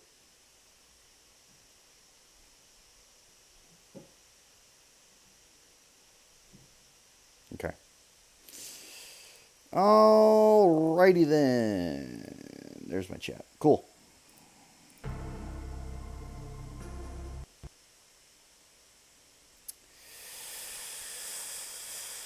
That's gonna suck. All right, we'll speed run back to that point. I had like, obviously I didn't want that bot sitting around, but that's okay.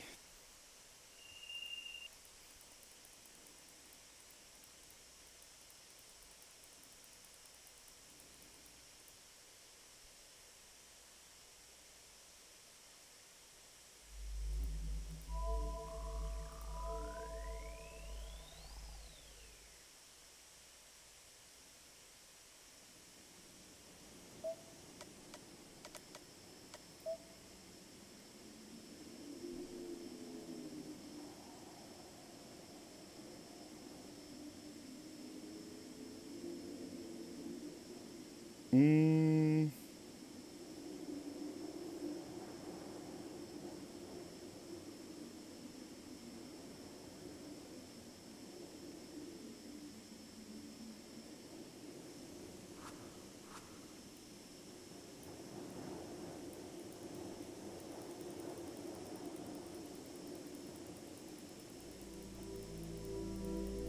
シロ、これはマナの密度が高い。10年前と同じです。おそらく上ではもう、ええ、はい。We're just blasting through this real quick. We've already seen it, I promise. サーバントとしてではなく、英霊としてかの王に膝を屈することはできません。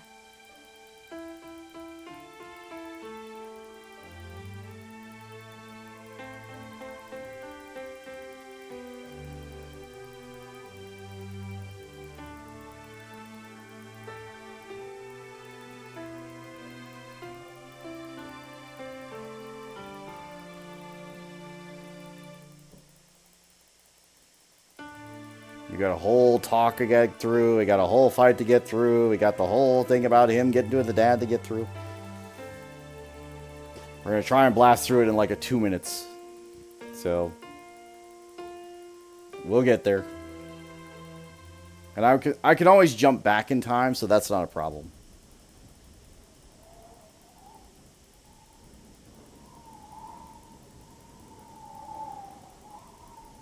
Kitaka. 待ちわびた頃合いこ10年前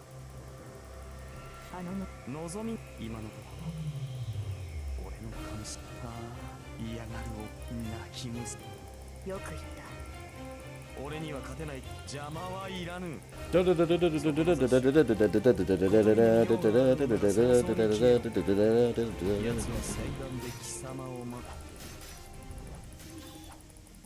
Man, they're fighting real hard. Okay, hey, Black Tar, Ilya, Kodamine.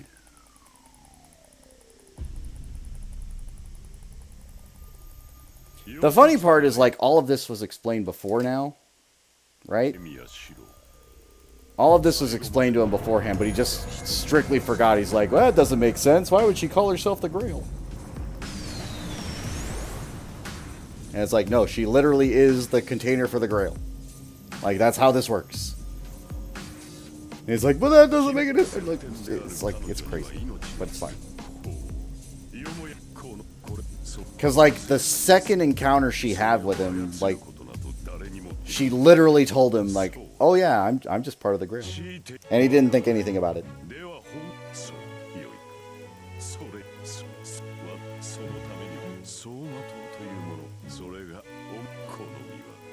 A lot of expedition. We're gonna get to the fight. Excalibur. Whoop.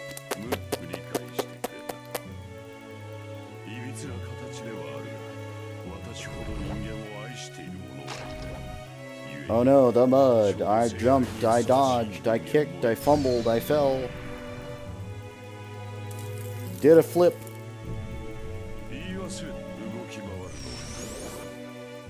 And again, I apologize. This is like the third time we've been through this. The second time was not anybody's fault. But it really doesn't like me alt-tabbing out of the game. So, it just kills itself.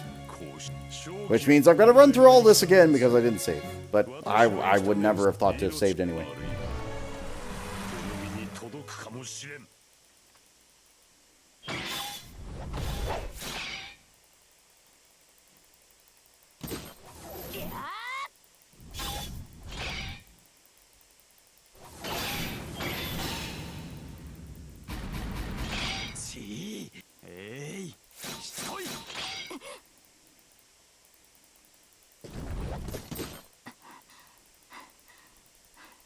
懲りぬ女よ。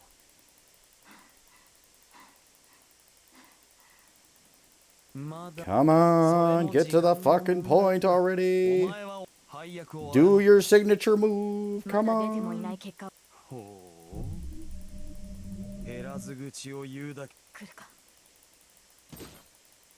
だがそれにはエアを受ける。まさか Here come the weapons そう again. か。 Clang, clang, clang, clang, clang, clang, clang, clang, clang, clang, clang, clang, clang, clang, clang, clang, clang, clang, clang. Come on, な stop talking. 運が良ければ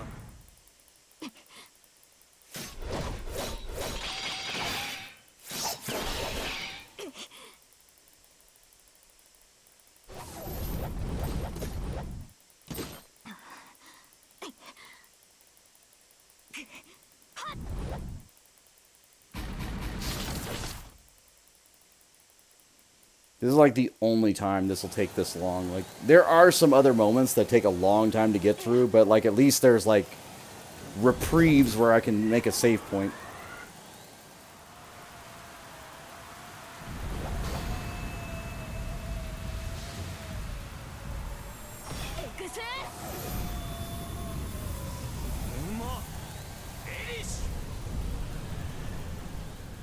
All right, back to the where we were. Let's talk about Dad's death. That'll be so cool.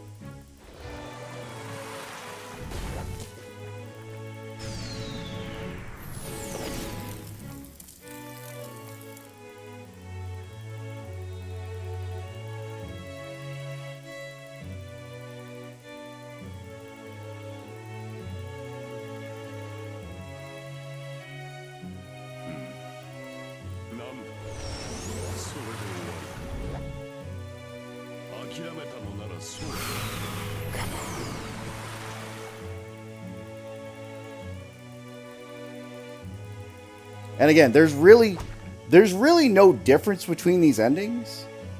The only difference is that he chose to not kill me. Like, that's literally it in this particular variant.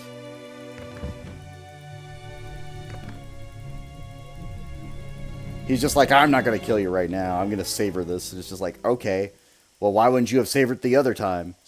I guess it didn't mean much then.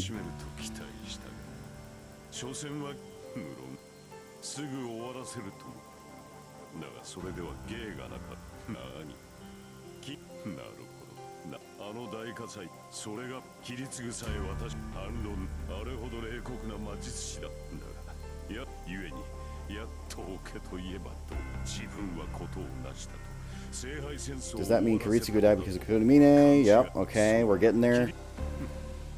何一つとしてなせず Death is comical. Shut the fuck up.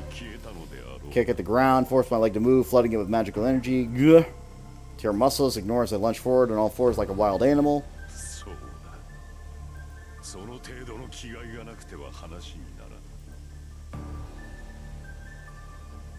Kodamine holds his hand over the waterfall behind him. I don't know what he's thinking. That cascade of mud is a curse so dense it can be seen.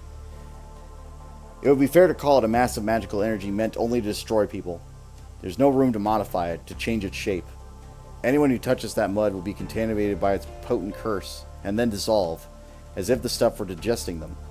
Which means, the pain and fear felt in those dying moments lingers as magical energy, becoming the next curse to seek out the living. Whoever touches that stuff will die. Any who touch it will die unless they can get the mud out of themselves. Even so, the priest sticks his hand into the waterfall, smiling.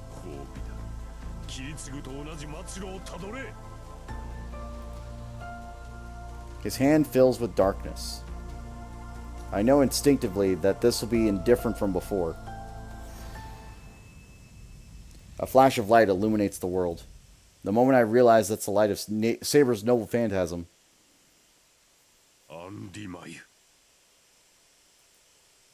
The priest's words plunge into the world into the darkness.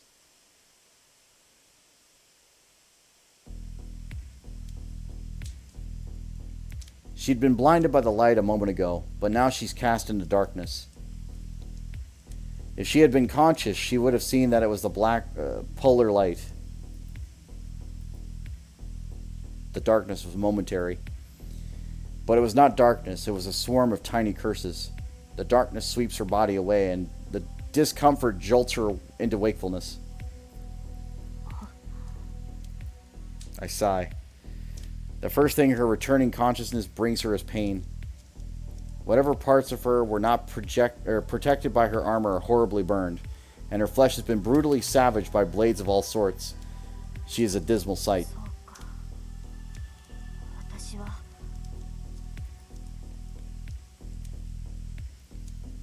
Ea defeated her. Gilgamesh unleashed his noble phantasms, and she could not defend against so many. Then Ea struck her. She barely managed to deflect it with Excalibur, but the damage to her body was too severe. Her wounds heal on their own without using magical energy, but even the protection of the sacred sword sheath is unable to return her to full health in an instant. And then... ここまでだセイバー。よもやその体でまだ敗北を認めぬなどと言わぬだろうな。 Gilgamesh walks forward, not a scratch on his armor. Saber lays on the ground looking up at her enemy. There's nothing she can do right now. Nothing can stop him from doing whatever he likes with her now. ギルガメッシュ、今の光は。 Despite the situation, Saber is more concerned about the light. That flash of light. That deep darkness that welled up from far side of the temple and for a moment covered the world itself. She doesn't want to think about it, but that darkness might have been aimed at Shiro. 今の光か。お前ならばわかろう。あれは極大の呪いだ。琴峰が聖杯から直接呼び出したのだろうな。聖杯の中にはこの世のすべてを呪うなどというものがあるのだそうだ。先ほどから見えているあのお濁はな、聖杯から漏れている残りカスに過ぎ、その本体を出されたのだ。お前のマスターとてもはやこの世にはおるまい。そんなことは。 Saber wills her body to move. But she knows she can't. She can't just lay down, though. 嘘だ。シローは生きている。まだちゃんと。 She can still feel her connection with her master. It's weak, like the faint embers of a fire on the verge of going out, but Shiro is alive. She has to keep going. If he fights something unheard of or incomprehensible, Shiro will be no match for it. Saber clings to that faint warmth and again wills herself to move. But it's useless. Even the sacred sword's sheath needs a few more minutes to restore her. もはや手遅れだ。おとなしくしていろよ、セイバー。お前が何をしようが次期聖杯は溢れ出す。10年前の再来だ。ただし、こたびの義は俺ではなくお前に与えられたものだがな。 The Golden Knight smiles as he turns his gaze upon the burning red sky. 喜べ、セイバー。あれを浴びればお前も俺と同じになれる。この世で肉を持ち第二の生を謳歌できよう。まあもっとも俺のように自我を保てるとは限らんが。 Saber looks up at him, bewildered. She can sense the immensity of the curse. It is a magnificent cluster of magical energy. With so much power, any magecraft would be possible. Were caster to wield it, the possibilities will be endless. But it's a double-edged sword. It curses humans and only humans. Even heroic spirits would not be able to maintain themselves after coming into contact with that curse. That's when she realizes. Gilgamesh. A decade ago, that corruption even swallowed up the most ancient king of heroes. Then... ギルガメッシュ、あなたは。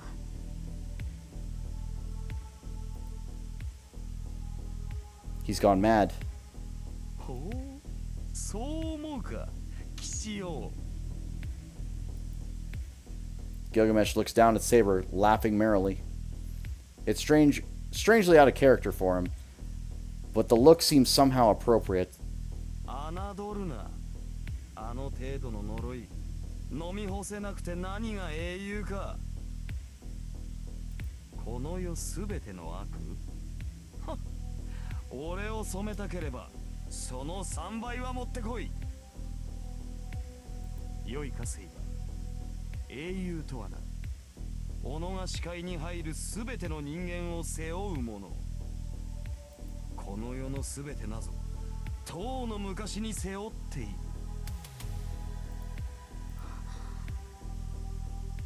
Hearing those words, Saber gasps. She knows in that moment that she will never understand this heroic spirit.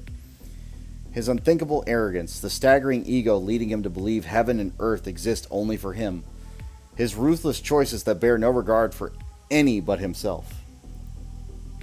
All these things are completely opposite to her own beliefs of what it is to be king. But he was a king.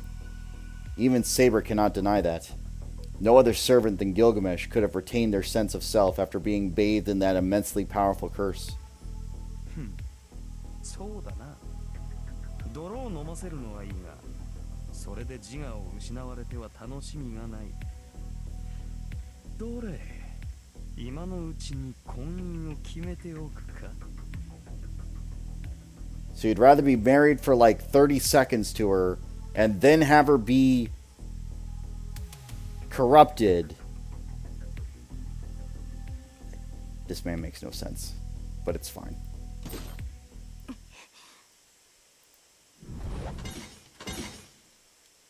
ギルガメシュ、貴様。なんだ、手荒く扱われるのは趣味ではないか。ならば慣れておけ。女と食事に出し惜しみはしない主義でな。気の向くままに奪い、 Also 食らう true. だけだ。Saber glares up at Gilgamesh as she hangs upside down. サーバントとしてマスターに義理を立てているわけか。くだらんな。たかが霊樹の縛りでこの体をくれてやっていたとは。それは違う。勘違いをするな、ギルガメッシュ。私は誰にも従わない。初めからこの体にそんな自由はないのだ。ほう。ではどうあっても俺のものにはならないというのか。 She said that like 20 times now, but yeah, sure. His red eyes rake over Saber. They are entirely devoid of human emotion. If she disobeys, he will kill her, no matter how attached he may be to something. If it does not obey him, he will simply destroy it. That is simply how Gilgamesh sees the world. Saber doesn't look away. She simply glares hatefully at Gilgamesh. ギルガメッシュ、私は誰のものにもならない。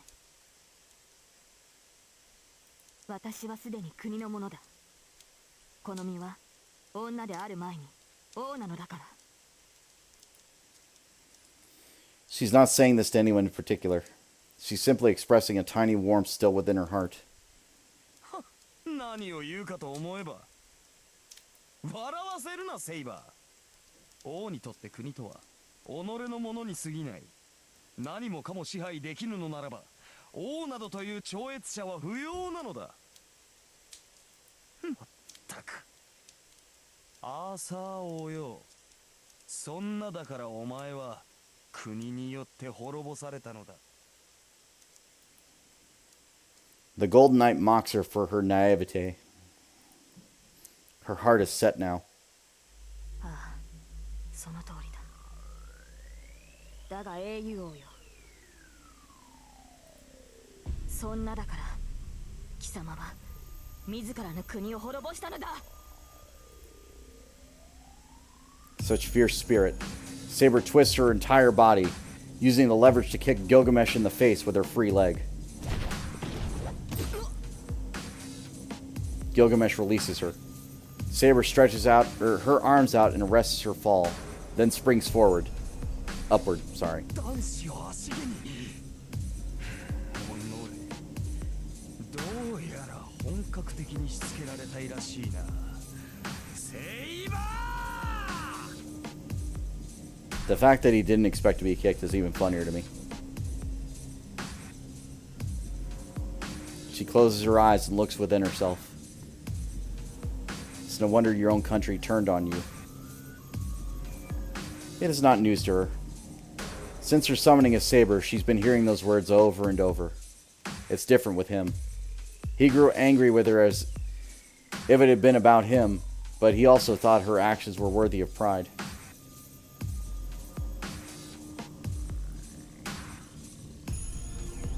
She knows what she must do. Even if she has no hope of victory, she cannot stop here. She needs to do something while she still can feel that warmth inside her. She has to get to Remastered as fast as she can.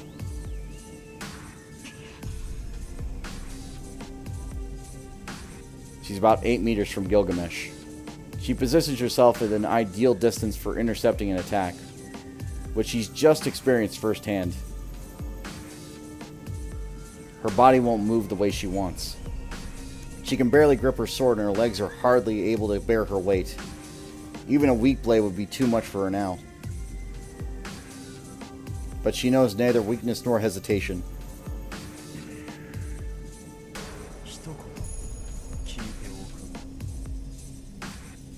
Even Gilgamesh feels as he has to prepare himself. The Golden Knight readies Ea, his eyes on his opponent.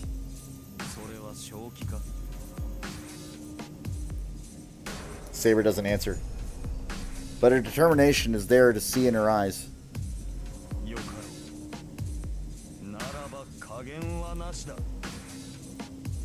The air itself roars. Ea's sword of rupture from ancient Mesopotamia is said to have divided heaven and earth to create the world. Gilgamesh, the king of heroes, readies his supreme sword to finally put an end to his enemy. The atmospheric vortex it creates, the sheer quantity of converging magical energy, it far exceeds Saber's Excalibur.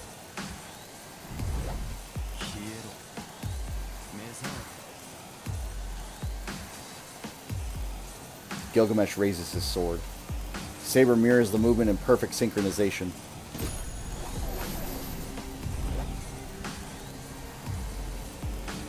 Their eyes meet for an instant. Gilgamesh flourishes his sword. But Saber's sword falls to the ground, useless. She lacks the strength to activate her noble phantasm. The light which can sever all things bursts through her. Unable to do anything, she's swallowed up by the light.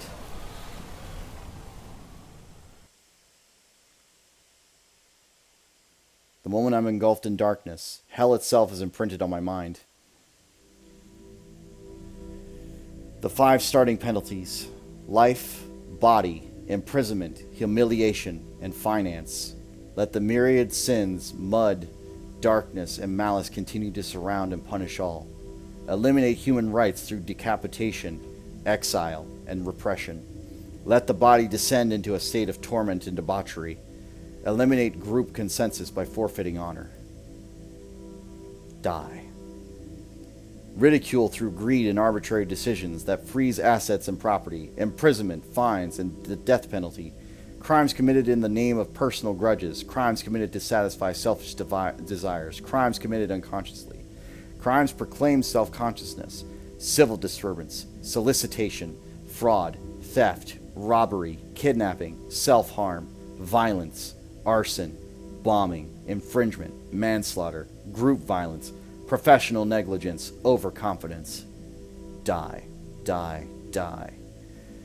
Accidents by intoxication, cover-ups, crimes for personal gain, crimes committed in the name of the ego, crimes committed in the name of love, crimes committed in the name of virtue, crimes committed for themselves, theft and embezzlement, fraudulent covers-ups, contraband, crime, hate, grudge, attack, dirty, you're really dirty, atone, violence, crimes, victims, atone.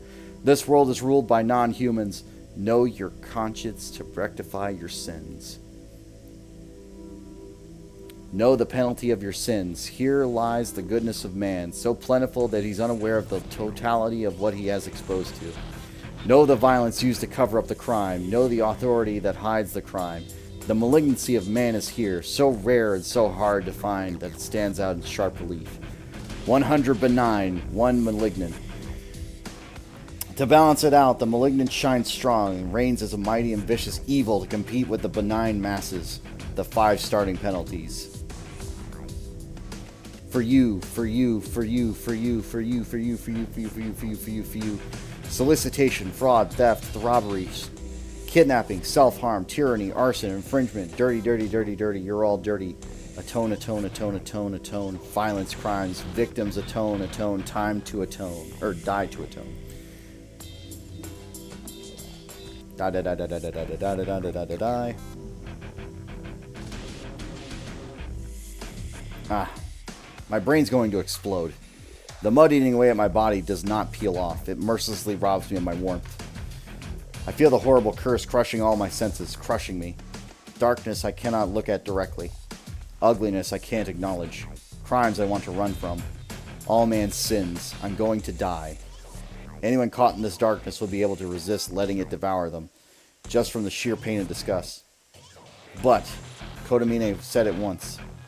This curse is what killed Kiritsugu. That's enough to banish the darkness. Heat returns to my body.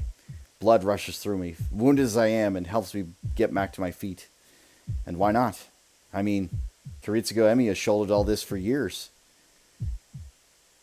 Did he die, his own wishes unfulfilled, because those voices never stopped screaming at him to atone?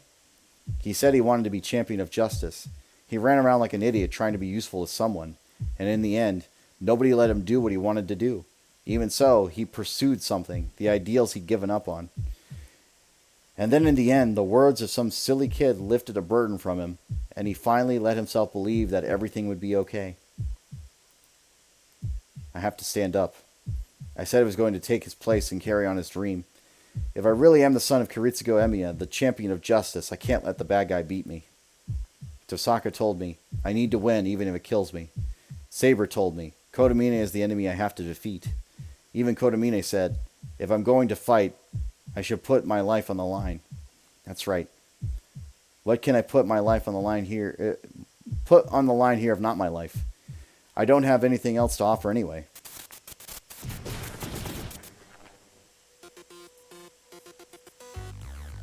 I'm not going to yell that loud, but ah! I desperately leap out of a mass of black mud. I can hear his surprise. My throat is burning. My breath is like swallowing glass. I don't care. Tears of frustration stream down my face. I might just burst from sheer anger before the curse can tear me apart.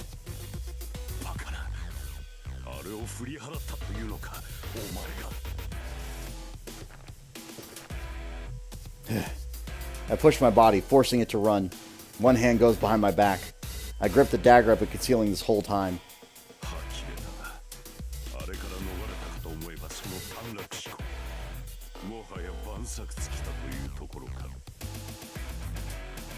Shut your damn mouth. I never had a plan in the first place. I run.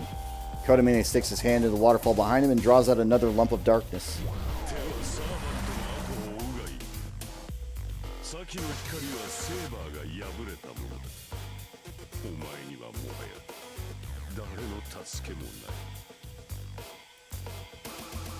There's no more hesitation now. If I get my hands on Kotomine, he will regret what he just said to me more than anything else. I still have a command spell in my left hand. I don't know if I'm alive or dead, but that is the proof. I can feel the truth of it. As long as I still have my command spell, Saber's still with me. If she's still there, she must have defeated Gilgamesh and be headed for me right now. And if I don't greet her with open arms when it happens, well, I know enough to know she'll be mad. So I'm going to beat you here and now to fulfill the promise I made to her. Darkness closes in on me. Kotomine releases a giant massive curse. My body begins to crumble, starting with the extremities. I won't look away. If this is my role, I'm not done yet.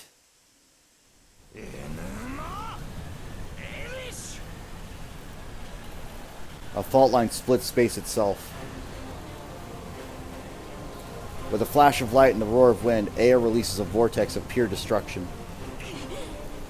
The sheer intensity prevents Saber from using her own noble phantasm, so she lowers her sword and lets herself sway as if collapsing.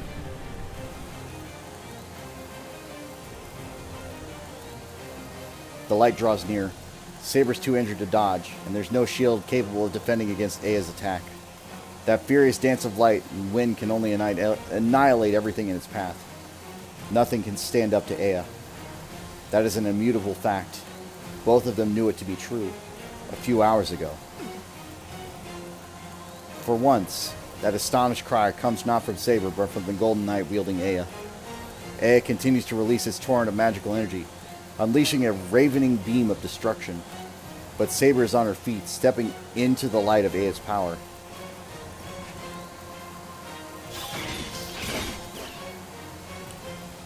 Her silver armor screams. Cracks splinter every layer of magical energy protecting her. With not a second to lose, she closes the gap between herself and Gilgamesh.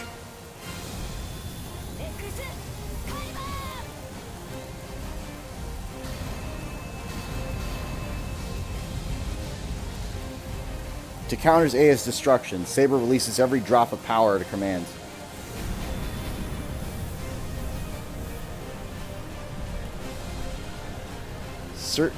Searching heat scorches the earth in all directions in a brilliant flash of light.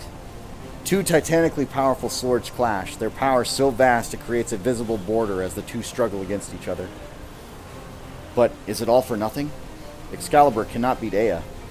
Even if Saber risks her life and attacks without concern for the consequences, she can only push back just the smallest bit. The scales tilt in favor of Aya, and Excalibur's light weakens, pushing Saber back.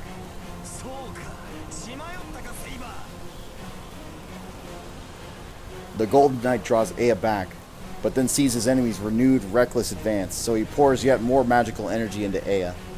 There's no turning back now. All there is to do is to use his full power to utterly annihilate Saber. Aya's segments spin faster, faster, faster, reaching their maximum speed as the light that envelops Saber cuts Excalibur down. But in the instant before that happens, Saber charges. A tiny opening created by Excalibur's power allows her to take a single step closer. In the instant she reaches that space, her noble phantasm appears. Darkness buffets Shiro as if he were caught in a wind tunnel. There's no avoiding or deflecting darkness that coats space itself. Those swallowed by the darkness can only be consumed by it. He's corroded from the fingertips inward. His legs kick in the air as if swimming. His outstretched arms are swallowed up in the black mud. His vision fails him. It's like being erased. Shiro himself shrinking, or feels himself shrinking, but refuses to die. He tries not to look away, pours every ounce of strength he has into resisting. He fights the darkness covering him, the pain trying to melt his body, the curse trying to dissolve his mind. It's all in vain. No human could resist this corruption. And yet he continues to move. His arms still raised, held out, trying to grab something. But his heart is already broken. His thoughts are smothered in darkness, and soon will consume him. But in that moment, why did he remember that voice?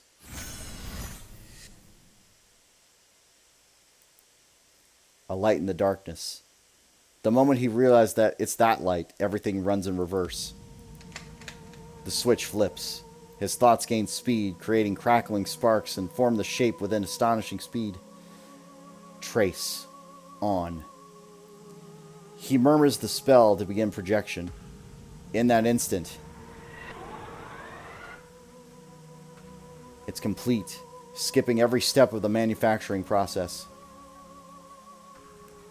He didn't need to reproduce it from scratch. The shape had already been engraved into his very soul. It had been part of Shiro Emiya for so long, he perfectly memorized it.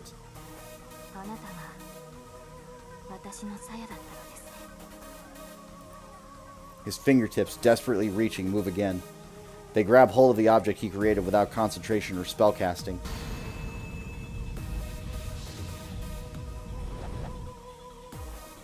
The world turns on its head, darkness eradicated by golden light. In Shiro's grasp, duplicated flawlessly is Saber's sheath. And so, as Aya's all-destroying light burns away everything in its path, Saber releases her own noble phantasm.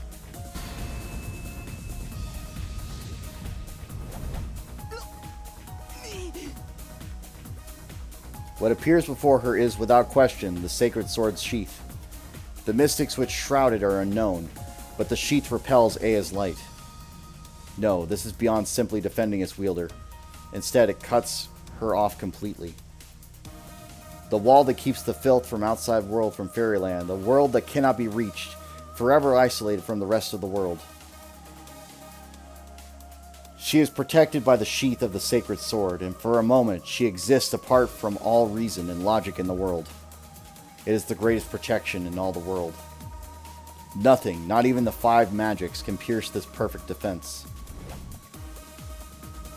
And so the sheath is named Avalon. Avalon is in the place King Arthur is said to have gone after dying. The utopia the king dreamed of, but could not yet reach. Gilgamesh sees the Grim Reaper raising its scythe. But it's too late. Ea won't stop rotating and Gilgamesh can't retreat. How could he? Who could ever have believed an attack with so much magical energy, such unimaginable power, could ever be blocked?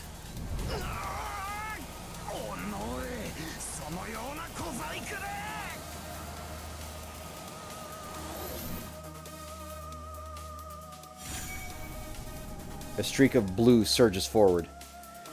Saber's armor is gone. She shed her armor so she can use its magical energy in her sword.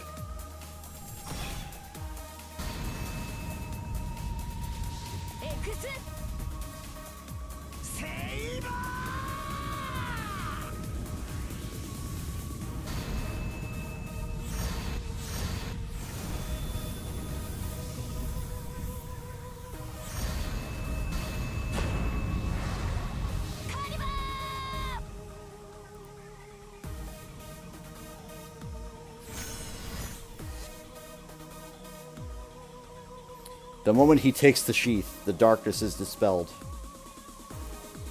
The darkness surrounding Shiro Emiya, the darkness that contaminated his body, fades all at once. But this should come as no surprise. The sacred sword sheath protects its owner. That filthy mud could not possibly destroy the embodiment of the utopia the girl sought. He runs. The instant the darkness is dispelled, he moves with all the speed of a comet.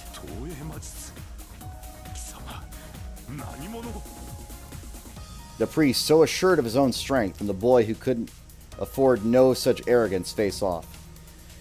It is but an instant, but that instant decides the battle. Kyrie Kodamine! Shiro Emiya runs, sometimes stumbling on all fours. In one hand, he holds the dagger. He scrambles forward on his hands and knees toward the priest.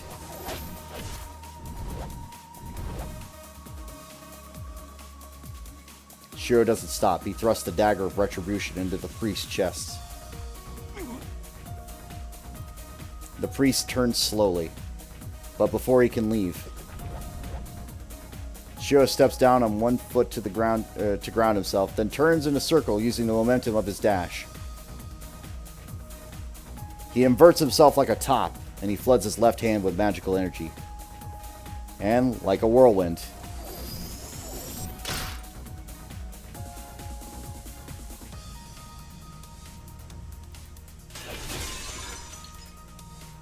his magical energy pours into the Azoth blade, along with the word to trigger its release.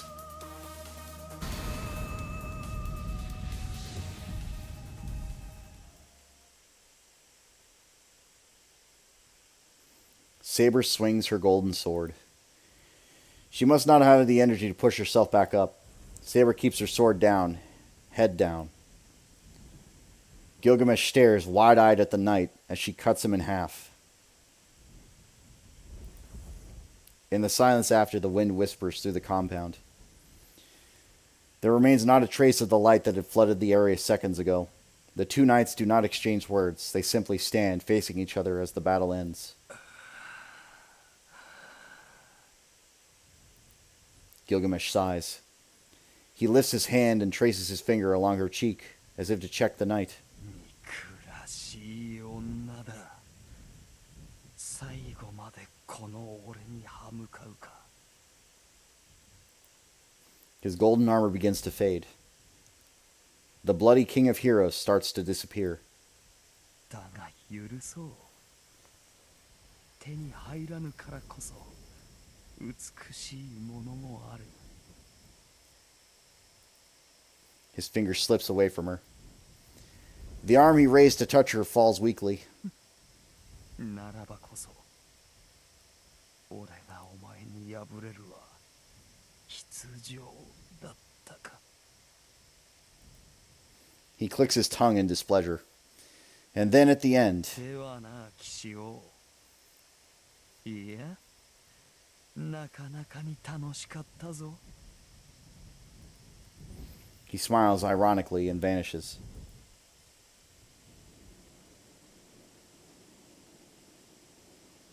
Pale blue sparks flicker along the priest's form.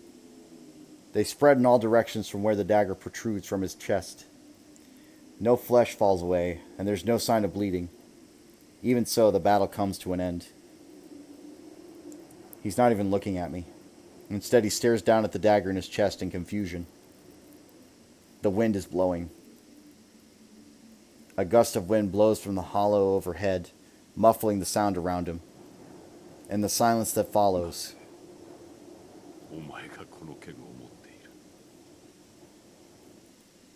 Kodamina's voice is low, mumbling. It's not mine. Tasaka lent it to me. I'm not sure how long he was thinking. He takes a deep breath and finally moves, having been emotionless from the moment I charged him and impaled him with a blade. そうか。以前気まぐれでどこぞの娘にくれてやったことがあった。あれは確か10年前か。なるほど。私も衰えるはずだ。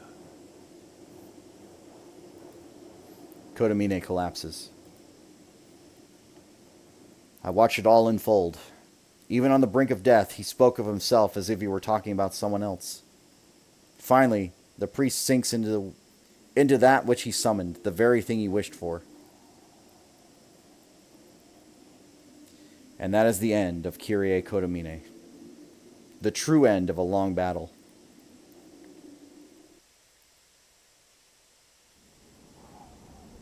With the enemy defeated, only one task remains. The dark hollow in the sky. The mud has stopped pouring from it, but that eerie void continues to quicken. It's the Holy Grail. The omnipotent Grail said to be given to the winner of this war. The wind howls. With Kodamine gone, the power binding Ilya vanishes. Ilya has been released from the hollow, and now she sleeps beside me. She doesn't seem to be in danger of dying. She'll probably wake up after we go home and have Tasaka look her over. The war is ended. No one else will get hurt. We won't have to lose anyone else now. No more masters, and the servants will disappear now that their roles are over. I knew this was going to happen. I climbed those long stairs with her earlier. We've already said our goodbyes. All that's left is to bring the curtain down on this whole war. I look up at the hollow and wait. My heart is empty as that void. And then she appears. She walks straight towards me, looking no different than when we first met. She stops once we're close enough to touch each other. We neither ask about each other's well-being nor offer any congratulations. This has already been decided. There's only one thing left to do. 聖杯を破壊します。それが私の役割です。 Saber starts walking forward. The strong wind coming from the hollow do not deter her. She approaches one step at a time. She's within range. She quietly readies her sword and looks up at the black hollow. I just watch from where I stand. I clench my fists so hard they bleed. I bite my lip, and I try to hold back the feelings fighting for expression. I try to burn the image of her into my mind. And then, マスター、命令を。あなたの命がなければあれは破壊できない。 her back still to me, she tells me to use my final command spell. When the Holy Grail is destroyed, Saber will disappear. No, since Saber will destroy the Holy Grail with her own hands, she won't have to become a servant. She only became a servant because she sought the Holy Grail. Destroying the Holy Grail should also void her contract, since she will have chosen to do it. The moment she destroys the Holy Grail, her life will end, but she will remain king forever. シロ、あなたの声で聞かせてほしい。 I hear Saber. Every time I hear her voice, I want to scream. I want to tell her not to go. I want to scream my real, honest desire. I want her to stay. And yet, I can't ever say that. I love Saber. I want her to be happy more than anything else, and I want her to be with her. I want to be with her forever. But if I really love her, that's not what I should be doing. I love Saber for fighting her hardest. Even when she was wounded. She gave up everything, and while she was torn apart, she still held her conviction, even to the very end. If I think that is beautiful, if I think that is something worth protecting, then I can't destroy everything she stood for just for my own happiness. She was born a king, and that's how she lived. Nothing can change that. From the moment she drew the sword and made her vow, she was king, nothing else. That was her conviction. She fought her battles until the end, believing she was doing the right thing. The dream of a young girl named Altria. She abandoned her own life and chose to be king. She chose to fight. Even when she was told that everything she would do would go unrewarded, she still wielded the sword and kept her vow as king. That lasted for many years. I can't do anything to tarnish the pride she held until her final moments. Saber, fulfill your duty, please. My voice heavy with emotion.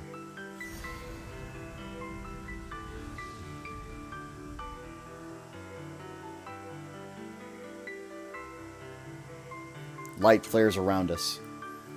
The brilliant ray cuts the hollow in front of us in half, leaving no trace of it.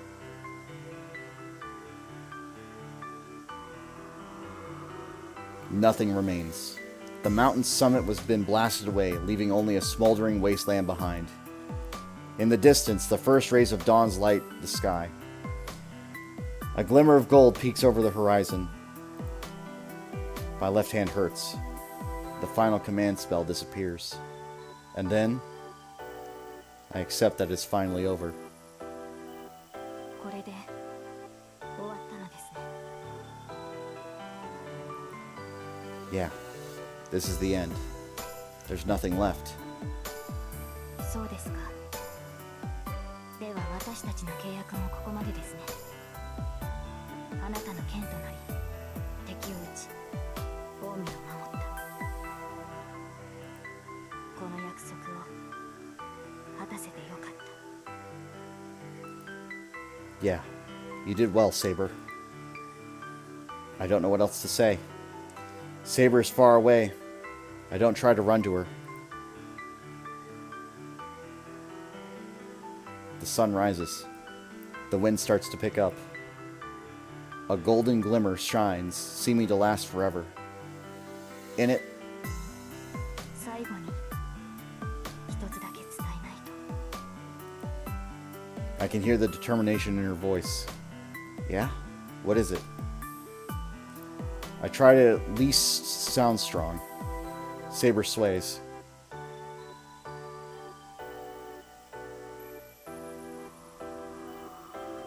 She turns.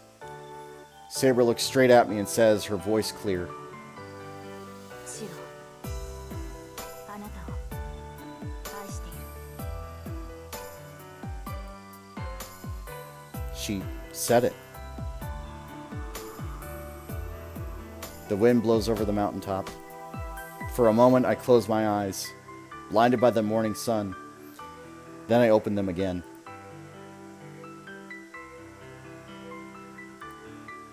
I don't think I was surprised. I just had a feeling. Our goodbye was always going to be like this.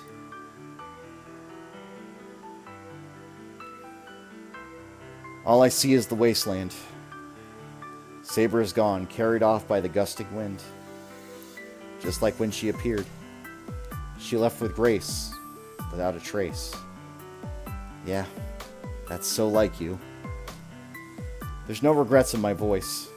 Every memory, both of what I lost and what I've gained, remains in my heart. I'll keep them all there forever. I look out at the rising sun, hoping I'll never forget any of this.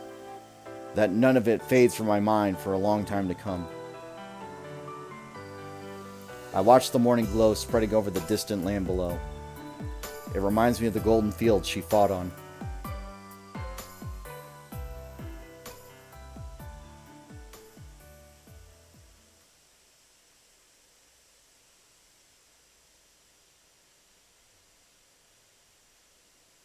Epilogue.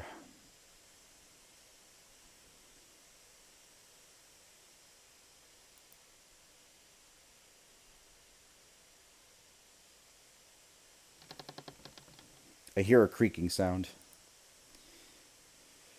It's the old, heavy, rusted door of the shed opening. Light pours in through the crack in the door. It's enough to wake me up. 先輩起きてますか？ Sakura, you're back. I don't even need to look to know who's approaching. It must be that time already. I take a deep breath and open my eyes. おはようございます先輩。そろそろ時間ですよ。 I see that. Morning, Sakura. Thanks for waking me up. いえ、お礼を言われることじゃありません。先輩ならきちんと起きてくれるって分かってましたから、私は余計なことをしただけなんです。 Got it. So how come you came all the way out here to wake me up? わざわざじゃありません。今朝は先輩を起こしたくなって、いつもより30分も早起きしたんです。今日は特別な日ですから。 Oh, then I remember. That's right, it is a special day. Sakura, I don't think I need to ask, but Fujine's not here yet, right? はい、内村先生はまだ。あ、でも、イリアちゃんは先に来てます。 I knew it. If Ilya's here, then it can only mean one thing. Crap, sorry Sakura, but I need you to take care of breakfast this morning. I'm going to go up and wake Fujine. はい、ご苦労様です先輩。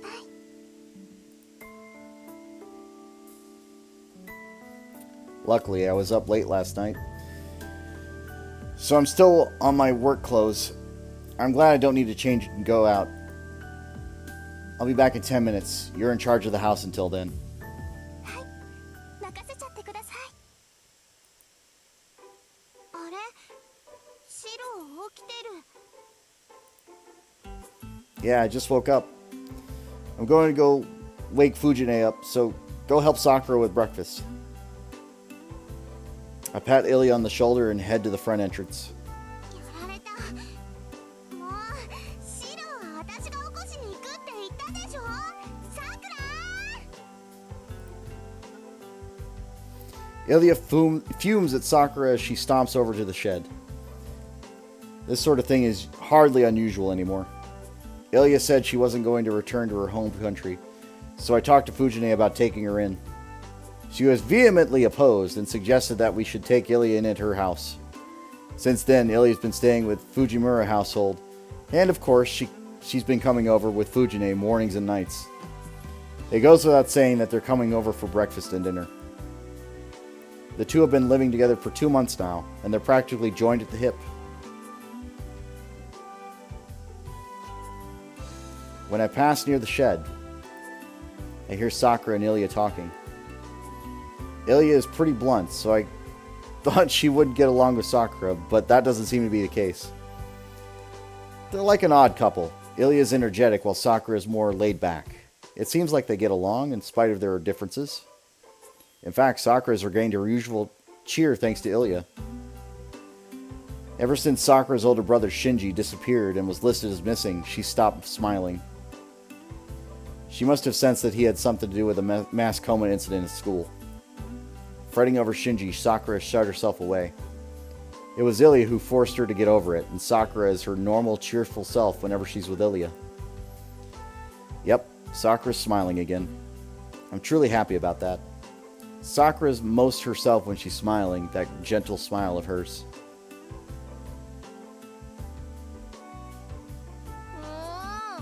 ひどいよイリアちゃん。何があっても起こしてって臨時ボーナスまであげたのに。 I wonder why. Fujine is in tears as she shovels breakfast into her mouth. 当然よ。タイガーを待ってたら私まで遅れるし、給金分は義理を果たしたわ。あれ以上の働きを要求するなら、臨時じゃなくて基本給をアップさせることね。私だけじゃなくおじい様からももらってるくせに、どうしてこの子は主戦度なのかしら。若い頃からお金にうるさいと周りの子に嫌われちゃうぞ。嫌われて結構よ。好きな人以外なら何を思われても関係ないもの。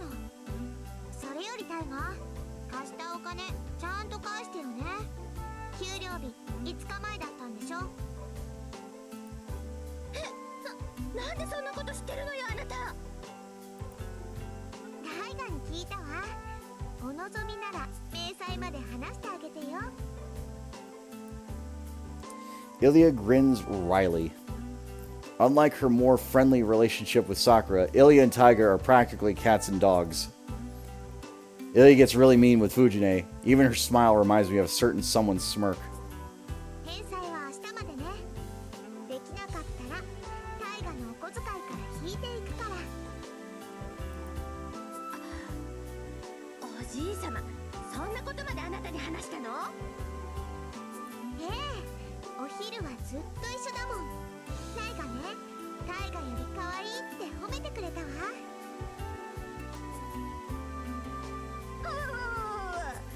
どうしてくれるのよシロ。この子とんだ悪魔っ子じゃない。このままじゃ藤村組が乗っ取られるわ。 This is your choice, not mine. I offered to bring her into the house. More importantly, why does a grown woman still get an allowance from her grandfather? いってらっしゃいシロ。今日は早いんでしょ。ならここで待ってるからすぐに帰ってきてね。 Yep, I'll try. Take care of the house, Ilya. いっそのことここの子になっちゃえバカ。 Oh, you don't care now. Okay, right, sure. Fujine sulks as she hides behind my back. はいはい。タイガも気を引き締めなさいよね。外でシロに迷惑かけちゃダメなんだから。 Honestly, like, these two together is like the best pairing after this result. Because it keeps Taiga in check, and like, Ilya's still young, but like, she's gonna be a menace. Ilya shrugs off Taiga's comment. Looks like Fujine isn't really in a position to push back against Ilya. じゃあ先に行ってるけど、のんびり歩いて遅刻しちゃダメよシロ。 Fujine lets out an engine roar and disappears like a speeding bullet. She got her driver's license last month. Since then, she's been late for school a lot less often. But now she has a new nickname, Rocket Tiger, or Rocket Diver. She's the only one who doesn't know about it. Phew. I stretch and take a deep breath. Sakura already left for school. She ate a pretty big bowl of rice this morning, so she must be pretty driven today. Today was a big day for the Kyudo Club. Now that she's the vice captain, Sakura must really be determined and enthusiastic today. Alright, I should go to school too. Today is April 7th. Schools are starting the new school year, and the season has gone from cold of winter to spring.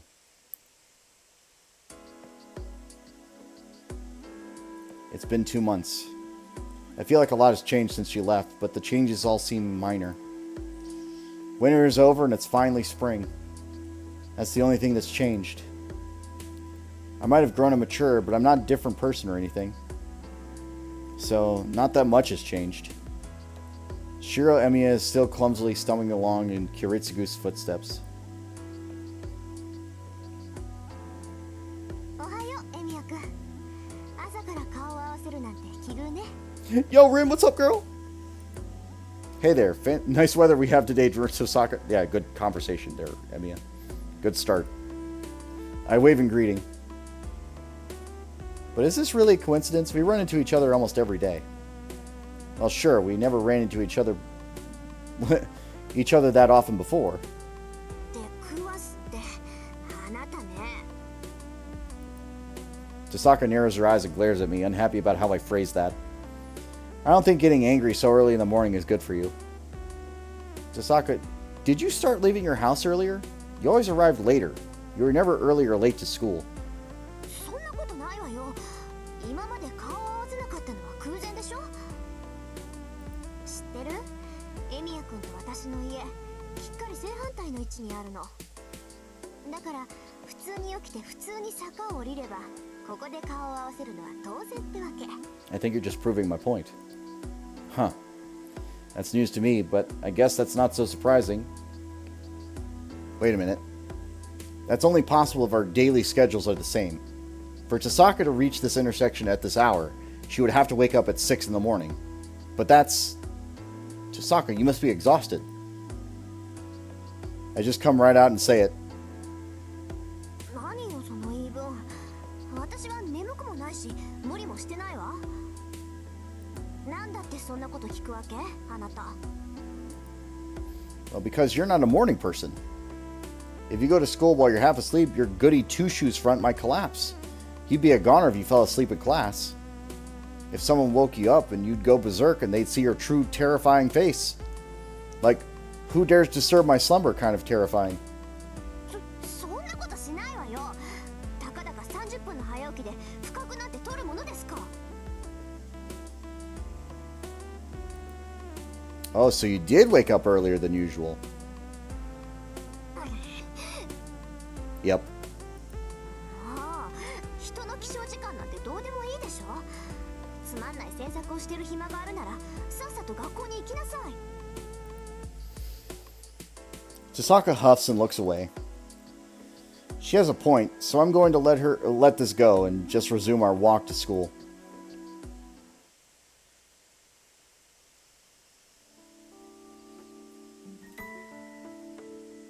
We walk up the hill. The townscape below has bloomed into the springtime scene. The breeze is pleasant, and the leaves of the cherry blossom tree planted near the school dance in the wind from time to time. It makes me smile. 何？今週はほとんどバイトなの？まあ、エミヤくんの時間だから文句はないけど、そんなんで体壊さない？ No, I got a day off today. I heard Kyoto Club was holding a welcome party for the new members, so I figured I'd bring Ilya to hang out. なんかさりげにすごい度胸してるわよね、あなたって。平気な顔してイリアを学校に連れて行くあたり大物だわ。Is that bad? Ilya seemed bored, so I thought it would be a good distraction. まずいわよ。まずいけど、そういうことなら私もお邪魔しようかな。イリアがいるなら退屈しないし、何より危なっかしくって放っておけない。 I'm grateful to hear her say that. Tosaka understands Ilya much better than Sakura or I do. It's not just that she periodically checks in on Ilya's health. Tosaka and Ilya are both proper mages. Ilya still doesn't fully understand that she needs to hide the fact she's a mage, so Tosaka's been a great mentor for her in that regard. And so things are starting to settle in their respective places. The new priest at the church dispatch has already repaired most of the damage from the Holy Grail War, and we've more or less gone back to our ordinary lives. There are things lost that we can never get back, yes, but the wounds are slowly healing, and I should be glad to know that some of the regrets I felt before are slowly fading. けど、意外だったな。Tasaka mutters under her breath. She looks down at the town, her tone serious. What was unexpected? 私シロはもっと落ち込むと思ってた。しばらくは立ち直れないだろうなって思ってたのよ。 She's talking about the girl who's not with me now. It's been 2 months, and this is the first time we brought up this golden-haired girl. Yeah, I didn't think I'd be able to recover from it either. I was going out of my mind just thinking what might happen afterward. けど蓋を開けてみればシロったら今まで通りだったでしょ。落ち込むどころの話じゃなくて次の日にはもうケロリとしてた。その時にね、こいつ大丈夫かなとも思ったのよ。うまく言えないんだけど次の日にはあっさり事故で死んじゃうような雰囲気だった。 Freaky what? How does me seeming fine end up with me dead? そういうこともあるの。人間ってのはね、何かの手違いで一生涯の目標を叶えちゃうとそれでぽっくりいくものなのよ。もう生きるのはいいやと思った途端、赤信号なのに車が突っ込んできたり、あっさりと階段から落ちたりするんだから。Huh? That's a little hard to get my head around. I guess she's talking about dying after living a full life, or resting in peace, maybe. だから私はそれが心配だった。ああいう時はね、いっそ派手に落ち込んでくれた方が周りは安心するものなの。 But why would you have comforted me if I got all depressed? まさか背中に蹴り入れて一日で立ち直らせてやったわよ。それができなくて残念だって話。 She wanted to kick me, got it. She turned away, displeased. It's so funny. I can't help bursting into laughter. 何よ、おかしい？ No, your tough as nails line was just so you, it was a relief. We continue walking, enjoying the spring sunshine. The hilly road is long, and it looks as if it continues into the endless blue sky. Then she brings something else up, surprisingly casually. じゃあもう未練はないんだ。セイバーがいなくなってもさ。 Her eyes are on the sky as she speaks. Yeah, I don't have any regrets. Probably. I'm not trying to put up a front. I even surprised myself with how at peace I sound. Nothing was left unsaid, so I don't regret anything. Everything went into the moment we said goodbye. What I wanted to do, what she dreamed. Maybe we were both stubborn, and maybe I really should have grabbed her by the hand and made her dream come true. But there was something we both felt was beautiful, and we both desperately tried to protect it until the very end. I have no regrets. She properly ended her time. I can't let myself be stuck in those memories forever. シロの中では決着をつけたってことね。だから落ち込むこともなく、思い出に浸ることもないってわけ。 Yeah. But I still dream about her. I'm going to remember her for the rest of my life. One day, my memories of her will fade, and I'll forget her voice and her mannerisms.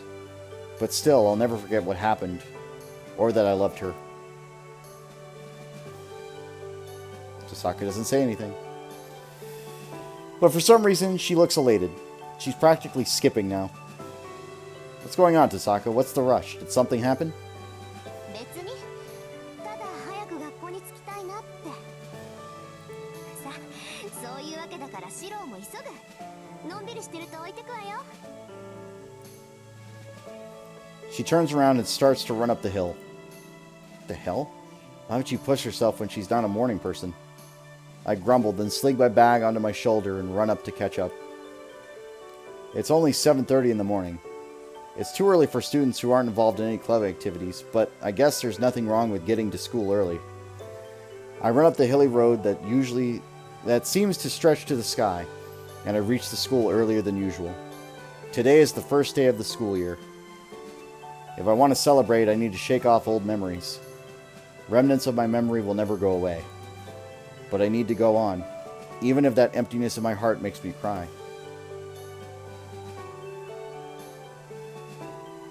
The blue sky is off in the distance. It feels so close, but even if I reached out, I could never grasp it. I've looked to the stars before. There are unreachable stars and unfulfilled wishes. Nothing of ours remains behind. So someday, my memories of her, even the image of her face, will disappear. And yet, even if I can't ever reach her, something will remain in our hearts.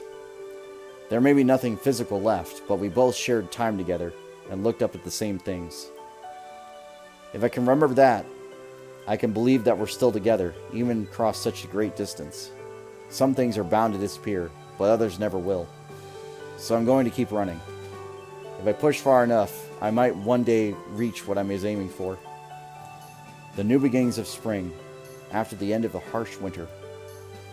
I head up the hill under the same blue sky she looked up and saw.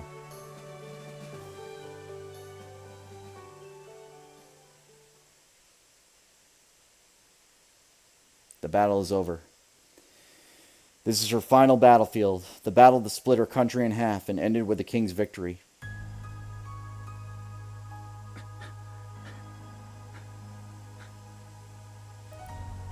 The knight runs to her.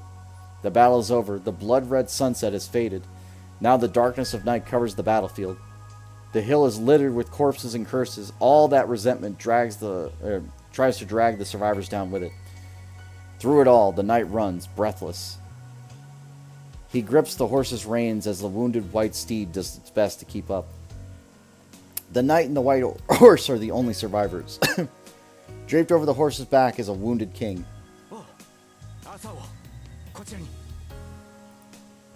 The knight must be wounded himself, but he runs with all his might. The king he serves is on the verge of death. After defeating the rival king in single combat, his king sustained a fatal wound. The king knows there is no hope here. His king will die soon.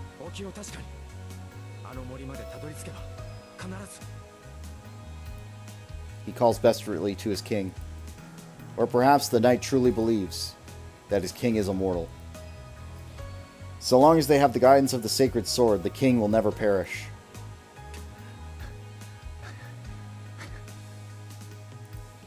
With labored breathing, the knight crosses the mountain of corpses and heads to the forest that has not yet been stained in blood. He knows of his king's immortality. So he believes that if he can only escape this cursed battlefield and lead the king somewhere pure, the king's wounds will be healed. Or rather, he hopes. Unlike the other knights, he's always believed in his king.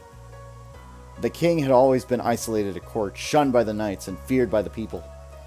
But the knight was proud of the young king, who never revealed any personal feelings, no matter the situation, and always remained idealistic.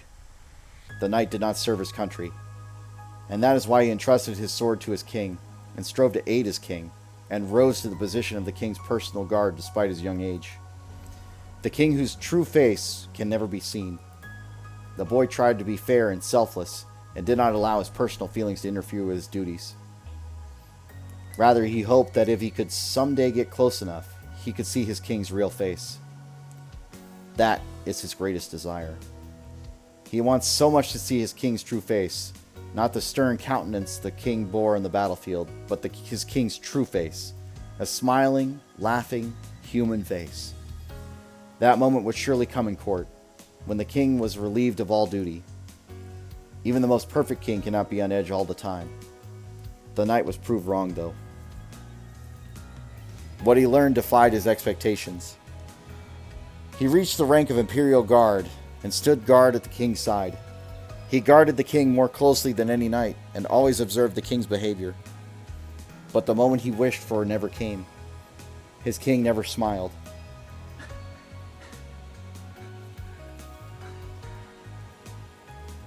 Why does that make him so angry? The king should radiate glory having achieved such success.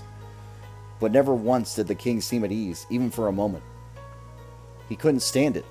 He wanted to believe this shouldn't happen. And so he wished for his king to be rewarded with light. That is yet to be accomplished. The king still remains solitary. And so the knight refused to accept his king's death. It cannot end there. If it does, His great king will never be rewarded. お、今はこちらに。すぐに兵を呼んでまいります。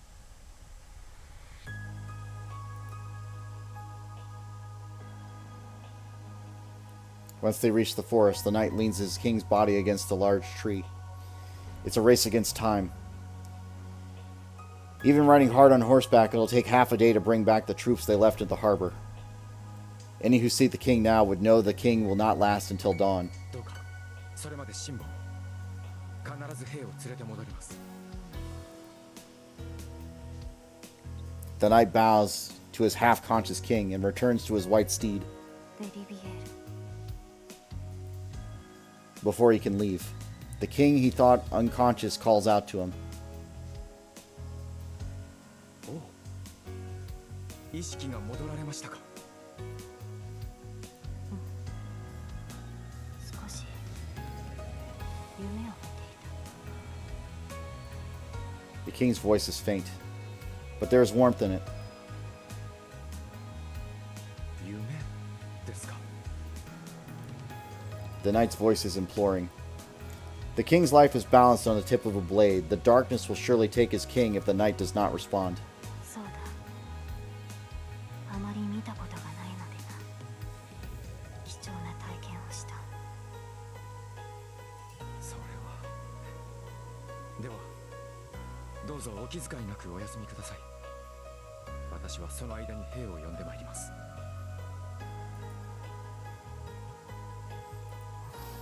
A faint gasp. The knight's words must have been unexpected. 何かご無礼な点でも。いや、そなたの言い分に驚いた。夢とは目を覚ました後でも見れるものなのか。違う夢ではなく、目をつむればまた同じものが現れると。 Now it's the knight's turn to be surprised. For a moment, he's at a loss for words. At length, he responds, though he knows there is no truth in what he says. はい。強く思えば、同じ夢を見続けることもできるでしょう。私にも経験があります。 It's not possible. A dream is a fleeting thing, not something to return to. Even so, the knight lies to his king. It is the first and last time he will do such a thing. そうか。そなたは博識だな。ベリビエール。 The king's soft voice is admirable. The king's head remains tilted down, not looking up at the knight. The king breathes so softly that it can be barely audible. ベリビエール。我が名犬を持て。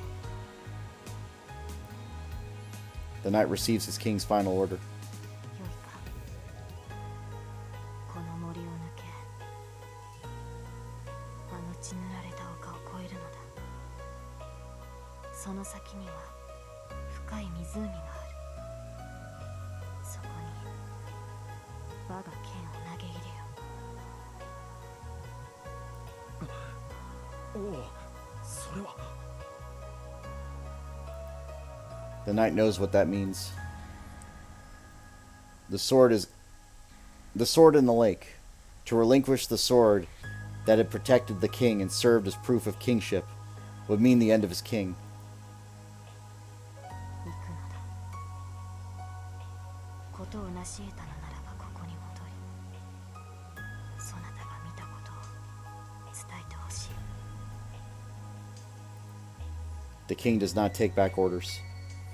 The knight takes the sacred sword and goes over the hill, his indecision weighing heavily on him.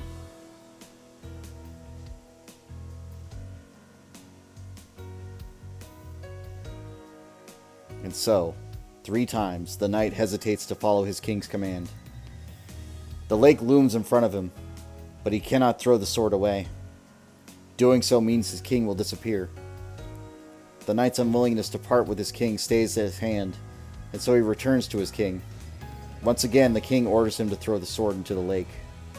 When the knight lies and claims he's thrown the sword into the lake as ordered, his king simply replies, do as I have commanded you.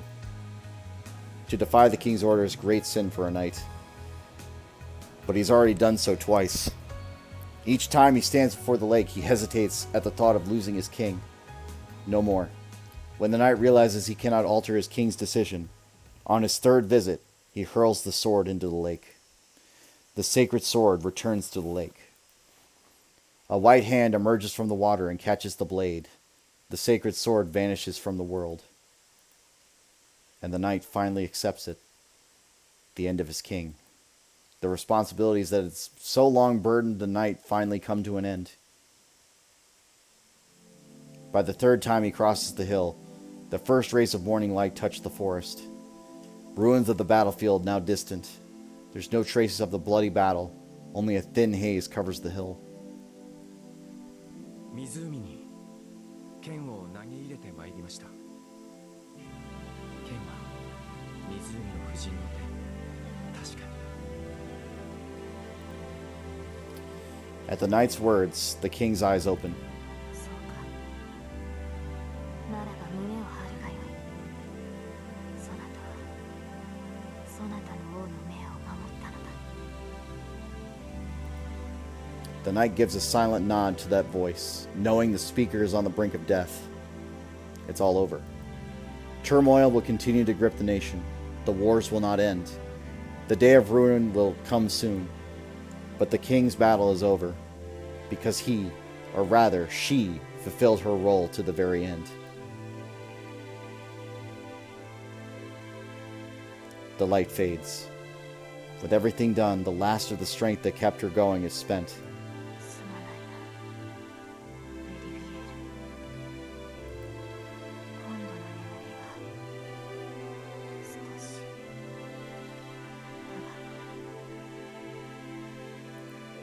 She closes her eyes.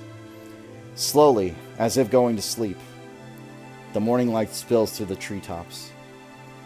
As the king drifts to eternal rest, a hush falls over the forest.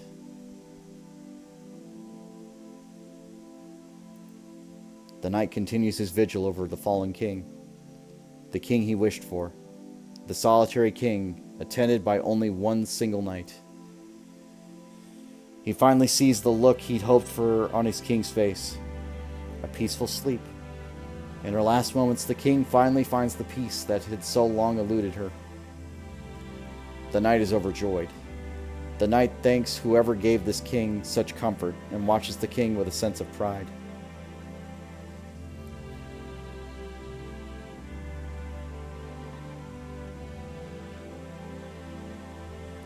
The heavens are distant, and the clear sky is blue. The battle is truly over. 見ているのですか、朝。 His words ride the wind. The sleeping king appears to sink into the endless blue. 続きを。 A distant dream takes her.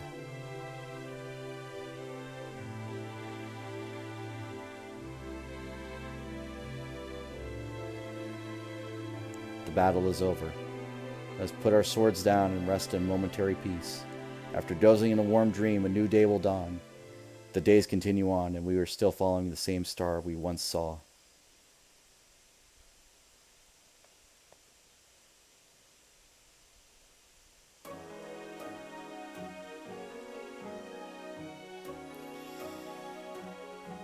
Whew!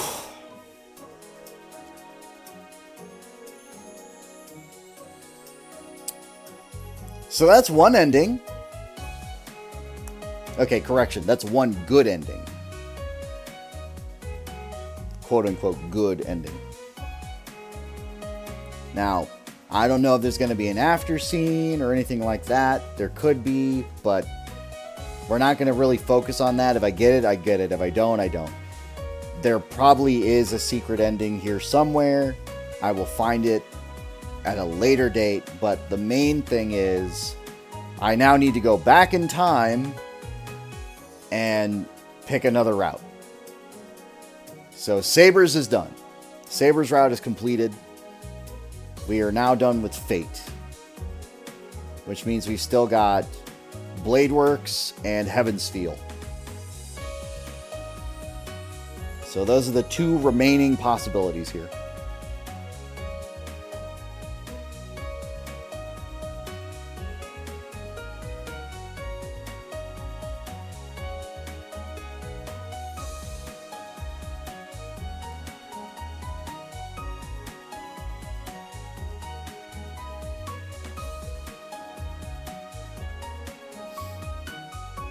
But,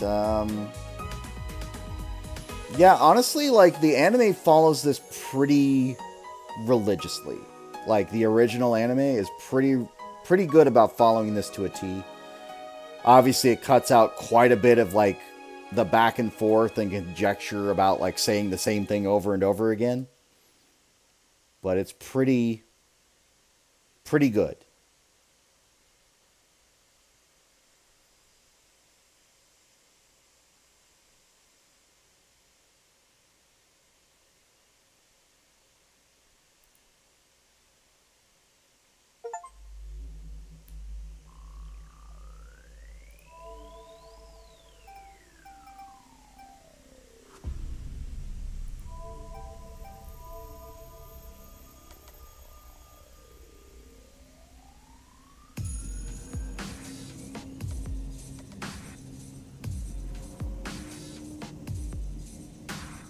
I didn't actually realize it was as late as it was.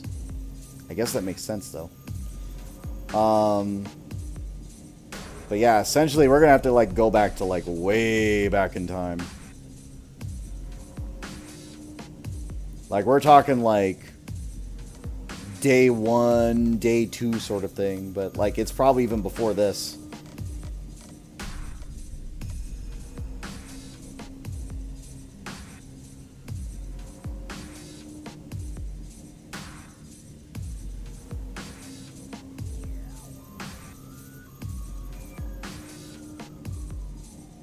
Now, just because it says Fate, by the way, does not mean that it sticks to the Fate timeline. It's just, it's always Fate that it starts on.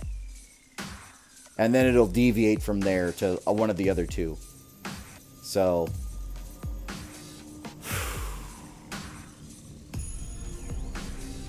I'm pretty happy that we got through it. Pretty happy about that.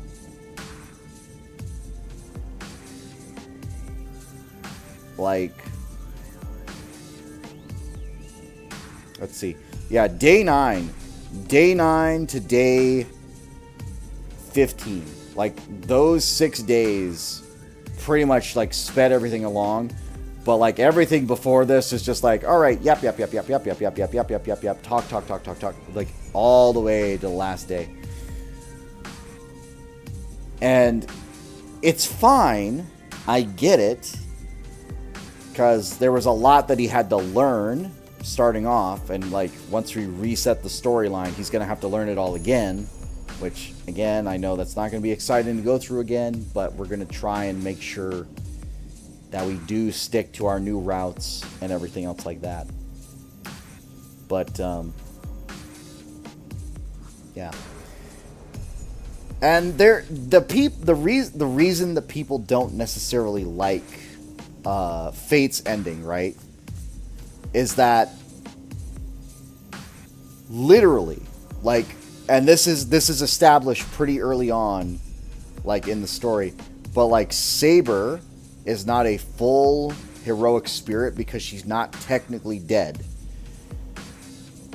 She has a dream, quote unquote, because she's trying to acquire the Grail, where she travels forward in time, she meets Shiro, she's still technically alive at that point, and if she wanted to, in some way or fashion, she could definitely have stuck around in the timeline, but that would mean, like, using the Grail in some capacity or taking the souls or something like that. What I imagine that they want to go for, and this is speculation, because I don't remember entirely, but what I imagine what they're going to go for is, if they do have, like, a secret ending for, like, completing all other endings or all other paths or doing a specific route or something like that, is that she simply just reincarnates and then comes back to find Shiro. like retains her memories and all that sort of stuff. And it's just like, hi, I'm actually a schoolgirl. I'm now in high school. All that sort of stuff. That's what I think the intention is. I do not know this for fact. It's only speculation on my part. Because, like, the only thing I have to go off of is the anime, and the anime pretty much religiously follows this to a T, to that point, and specifies no. Shiro goes back to his normal life. All the girls are there. Nobody really dies. That's important. As far as, like, being a good person. And they all just stick around. What we're going to find, and I'm not going to spoil anything, but, like, there are going to be different spirits. There are going to be different masters, and there are going to be different scenarios for different routes, right?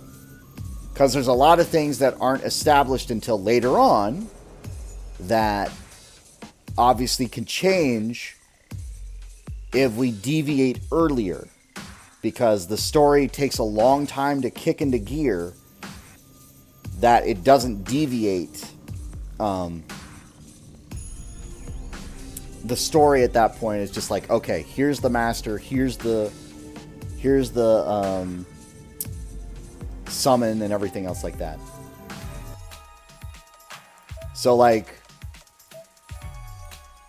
we know her true name, we know his true name. Do not know his true name. Archer's true name was never established. It was never figured out. Noble Phantasm, never figured out. Hero information, never figured out. He just straight up died and we never knew. Rider, again, no information. Noble Phantasm, we kind of know, but don't know their true name. Don't know any hero info. Caster, don't know their master. Don't know their true name. No hero info, no skill. Noble Phantasm, not really established. And you can see, like, already there's a gap here, which already indicates, oh, this list is going to have more people.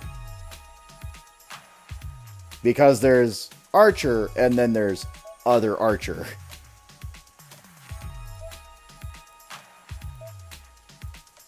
So this story does deviate quite a lot, depending on which route we go on. And we're just going to go at the flowchart, and you can already see, like, I have some ideas about where this should deviate. But, like, the fact that it goes in a straight line from this point to this point means that I'm thinking it splits, like, right here. Somehow. Now, that could be straight up wrong, because the other one is, like, this one seems to lead up as well. So I'm thinking this meets up. Like, we do this route, and then we just end up in this area. Or do we do this route, and we just end up down here? Because, like, these are the splits I need to look for. These are the splits. Because it will never cross back over. Like, there will never be a route deviation that goes, like, down and then back up, unless it's really insane.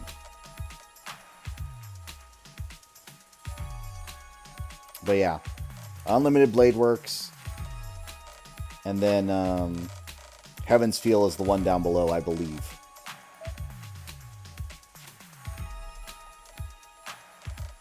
And of course, getting all the tiger stamps basically is just all the possible death scenarios. But yeah, the ending here, ending here, ending here, and ending here. So, like, this is true end, is what it's telling us, right?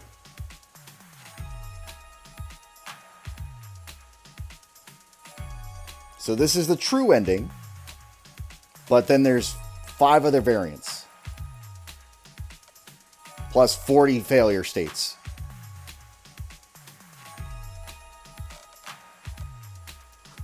So, my first goal is get the main endings and then try to fuck it up some way to make it impossible, like, to miss them.